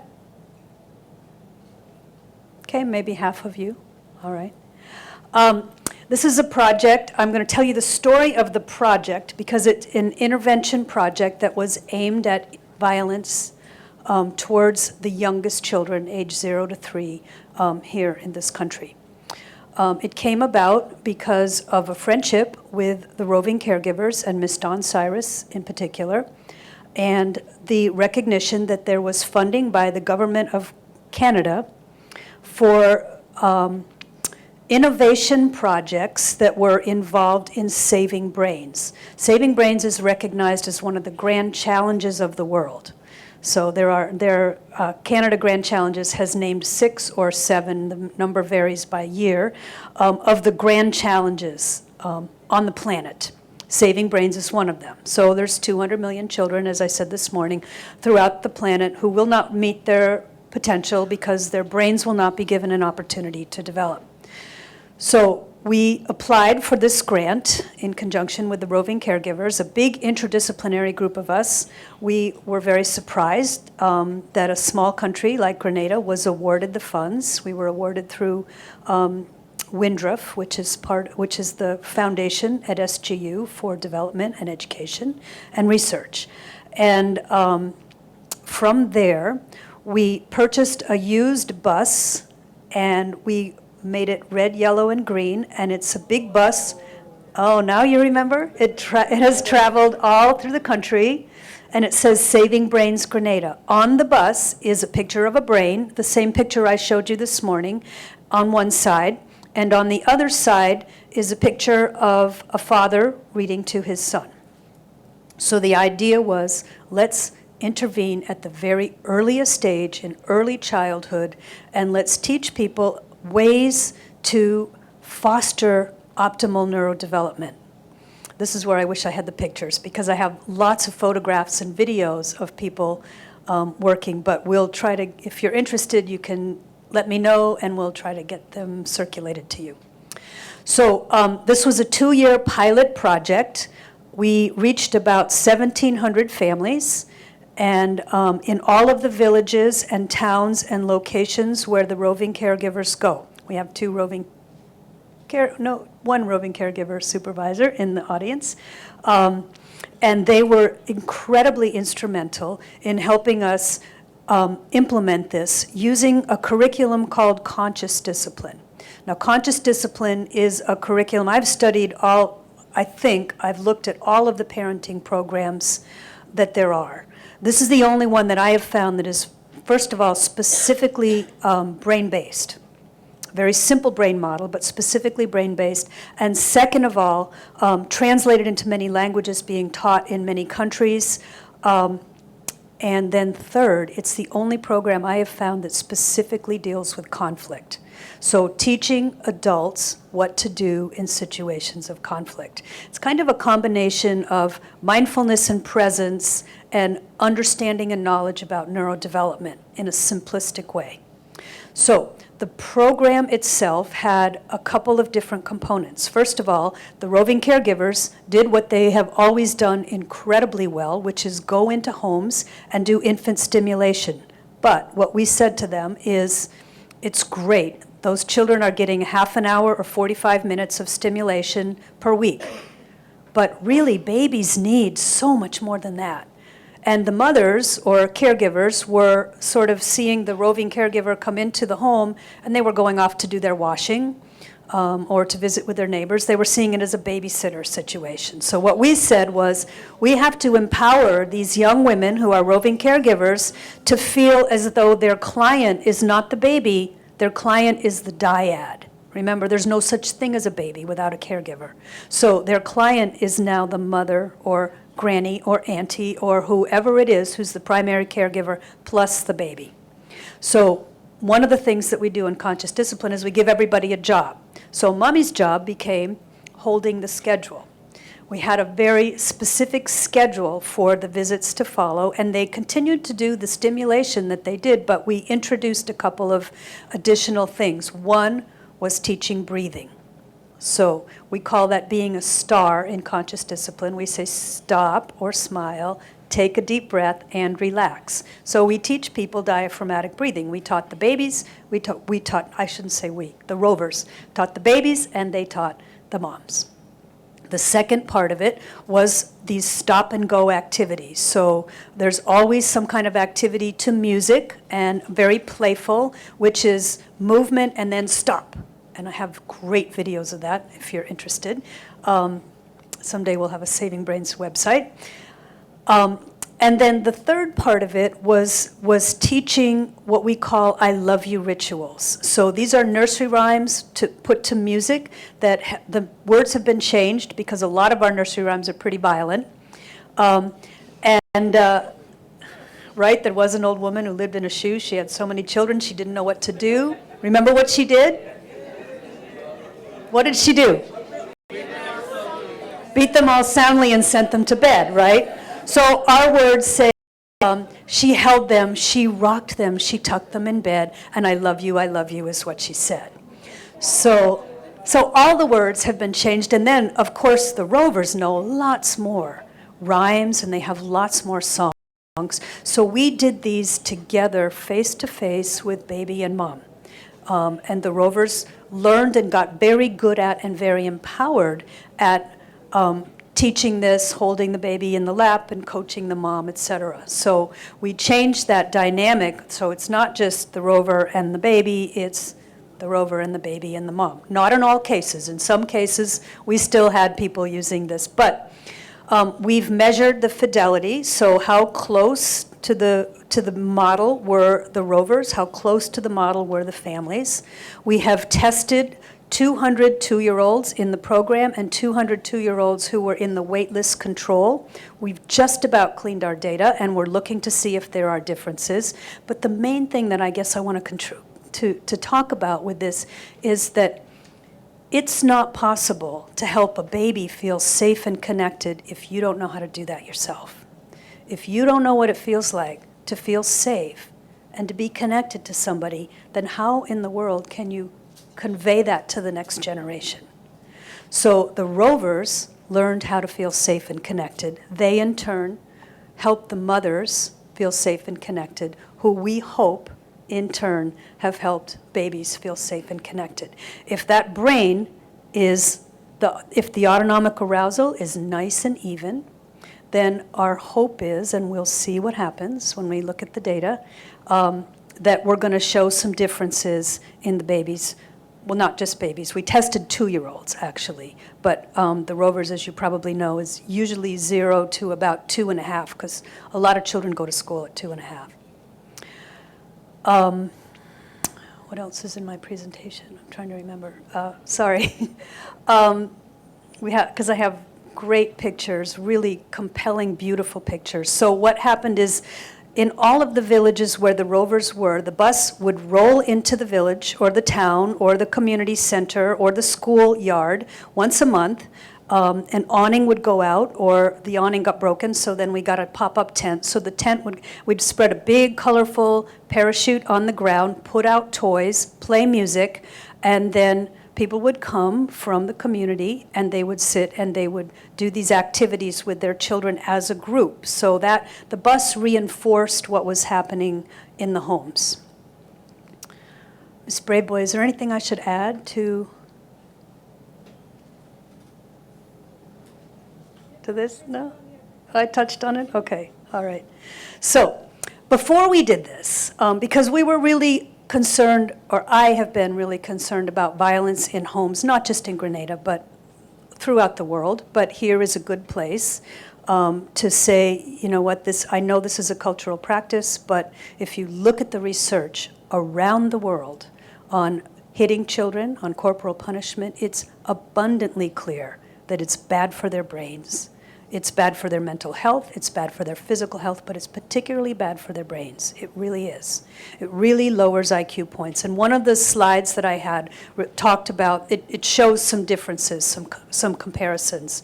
Children who have been, the brains of adolescents who have been exposed to corporal punishment versus those who have not. Many regions of the brain are affected. So, of course, the brain is a metaphor. It doesn't, just because you look at someone's brain doesn't mean you know exactly what their behavior will be. But in the areas of, for example, impulse control, areas for humor, areas for relationship, all those brain structures are affected by harsh treatment. So we have worked really hard not to talk about the violence, but to give families and parents alternatives to the violence. Because many times, and I'm going to end with a little story, many times what happens is that parents say, I don't want to beat my child, but I don't know what else to do. There are other parents who say, no, that makes them tough, or spare the rod and spoil the child. That's what it says in the Bible, right? But that rod was meant to direct the sheep in the flock. That's what it was meant for. What shepherd would beat his sheep? They wouldn't beat the sheep, they would use the sheep to guide them. So there are lots of cultural arguments that say this is our culture, this is the way it's always been, but if you look at that evolved developmental niche that I talked about this morning, that's not really true. So I've spent the last 3 years reading about the history of corporal punishment, and if you are interested in references, I've got lots of them. One of the things that we did at the very beginning of the project, though, is we looked at attitudes and behaviors towards corporal punishment here in Grenada. We went to our families. We made sure that the families of the rovers and the families who are not being visited by rovers were no different demographically as far as where they live, what their income was, what their age was, etc. And we just asked them questions about their attitudes towards corporal punishment and, more importantly, their behaviors. So 80% of persons, these are caregivers of 0 to 3-year-olds, we say, do you use corporal punishment with your child, to discipline your child? 80% say yes. 78% say they have used it in the last week. These are 0 to 3-year-olds. Now, there are some people who decline to answer, and there are a few people who say, no, I haven't. There are some people who say, no, I haven't used it, and I haven't had to use it in a month or two. So we have measured that again at the end of the project. Currently, we have this beautiful bus. The money for the grant is gone. So it's sitting at the Grand Anse campus of SGU. We are in the process of getting ready we're writing our final report. We're going to London. We're trying to get some scaling up funds from Grand Challenges to keep this program going and keep that bus on the road. We think that every community and every family who wants a Saving Brains intervention ought to be able to have one. It's optional, but and it's certainly, I'm, the white foreigner standing up here talking about this, but I assure you, our group is very mixed, very interdisciplinary. I just happen to be the person who got asked to talk about it. So, and I thank you, Richard, for that. So without being able to show you any pictures, for which I do apologize, does anybody have any questions or comments? I know I've left things out that were in my presentation. Nope. All right. So we wanted you to know about it. My co-investigator is Dr. Randy Waiter from Windruff. Ms. Susan Brathwaite is part of the group. She was the person who really wanted to have a bus. We think that the bus has been very important in kind of consolidating these gains. But we won't know that until we look at our data. Ms. Tammy Martin, who was here this morning, is not here now, was also part of it. Lauren Orlando, a former Peace Corps worker, Dawn Cyrus, Veronica Charles, and then we had many, many, many other people, including the amazing supervisors of the roving caregivers, who really helped. In addition to intensively training the roving caregivers in conscious discipline early on, we also did top-up sessions for them on a regular basis. They walked into the homes with a book that said, this is what we're going to do. So we used pictures, so mom and child could see this is the routine that we will follow. So we used routines, pictures, rituals, music, touch, lots of face-to-face contact, everything that we know is good for brain development, without ever mentioning corporal punishment. So we hope we've implemented some alternatives among those families. Thank you.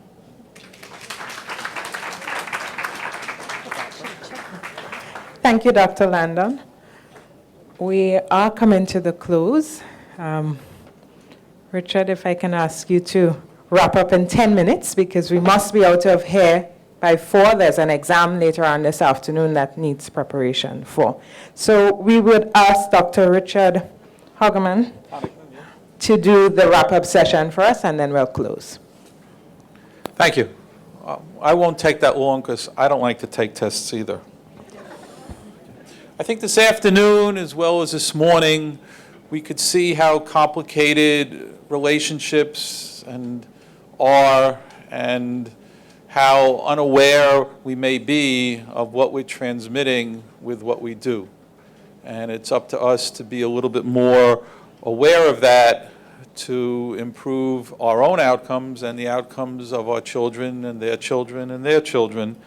I think with the talks this afternoon, we could see again how intertwined our biology, our psychology, and our environment are, and how they're constantly playing on each other. And for certain events in our lives that remain unresolved, which diminish the social contact there and social interaction, there's a cost on our biology and a cost on our psychology. Because one influences the other and the other, and in all the examples it holds true. And with all these interventions that we have to try to improve the social contact and decrease the social isolation, it's a stress reliever, and that has effects upon our body and our minds and also upon others who we come in contact with. And I think I'll just be brief again. There's a cost of social isolation, and there can be a benefit as well as a cost of social experiences that we really have to think about of why we do certain things. If the people like Hazel was pointing out, become socially isolated and then develop coping mechanisms that in the instant may be of some value, later on, what may be of value then becomes maladaptive or of none value later on, and it interferes. And again, in closing, I think in terms of thinking about a process rather than a static instant in time, we should really try to change our approach to each other and the children that we meet who need help, who may act out in school, who have not gotten the necessary love and care and safe environment. Instead of looking at them and thinking, what's wrong with that child as a diagnosis or a classification, thinking what went wrong with that child in a process so we can try to correct that process and not just look at the child as being labeled and have that label him or her throughout their lives, so they internalize that and behave a certain way based upon that, as opposed to thinking of it as a process and where are the possible means to intervene in their biology, in their psychology, and especially in their social interactions. And there's many different aspects and many different ways that all of us as a community can help and intervene. Everybody's a therapist. Everybody can help. It's a 24/7 obligation in one sense if we all want to improve each other and our society. Thank you. Oh, there are some handouts that UNICEF was kind enough to make copies of about how maltreatment affects the growing brain. If there aren't enough, then please try to share them.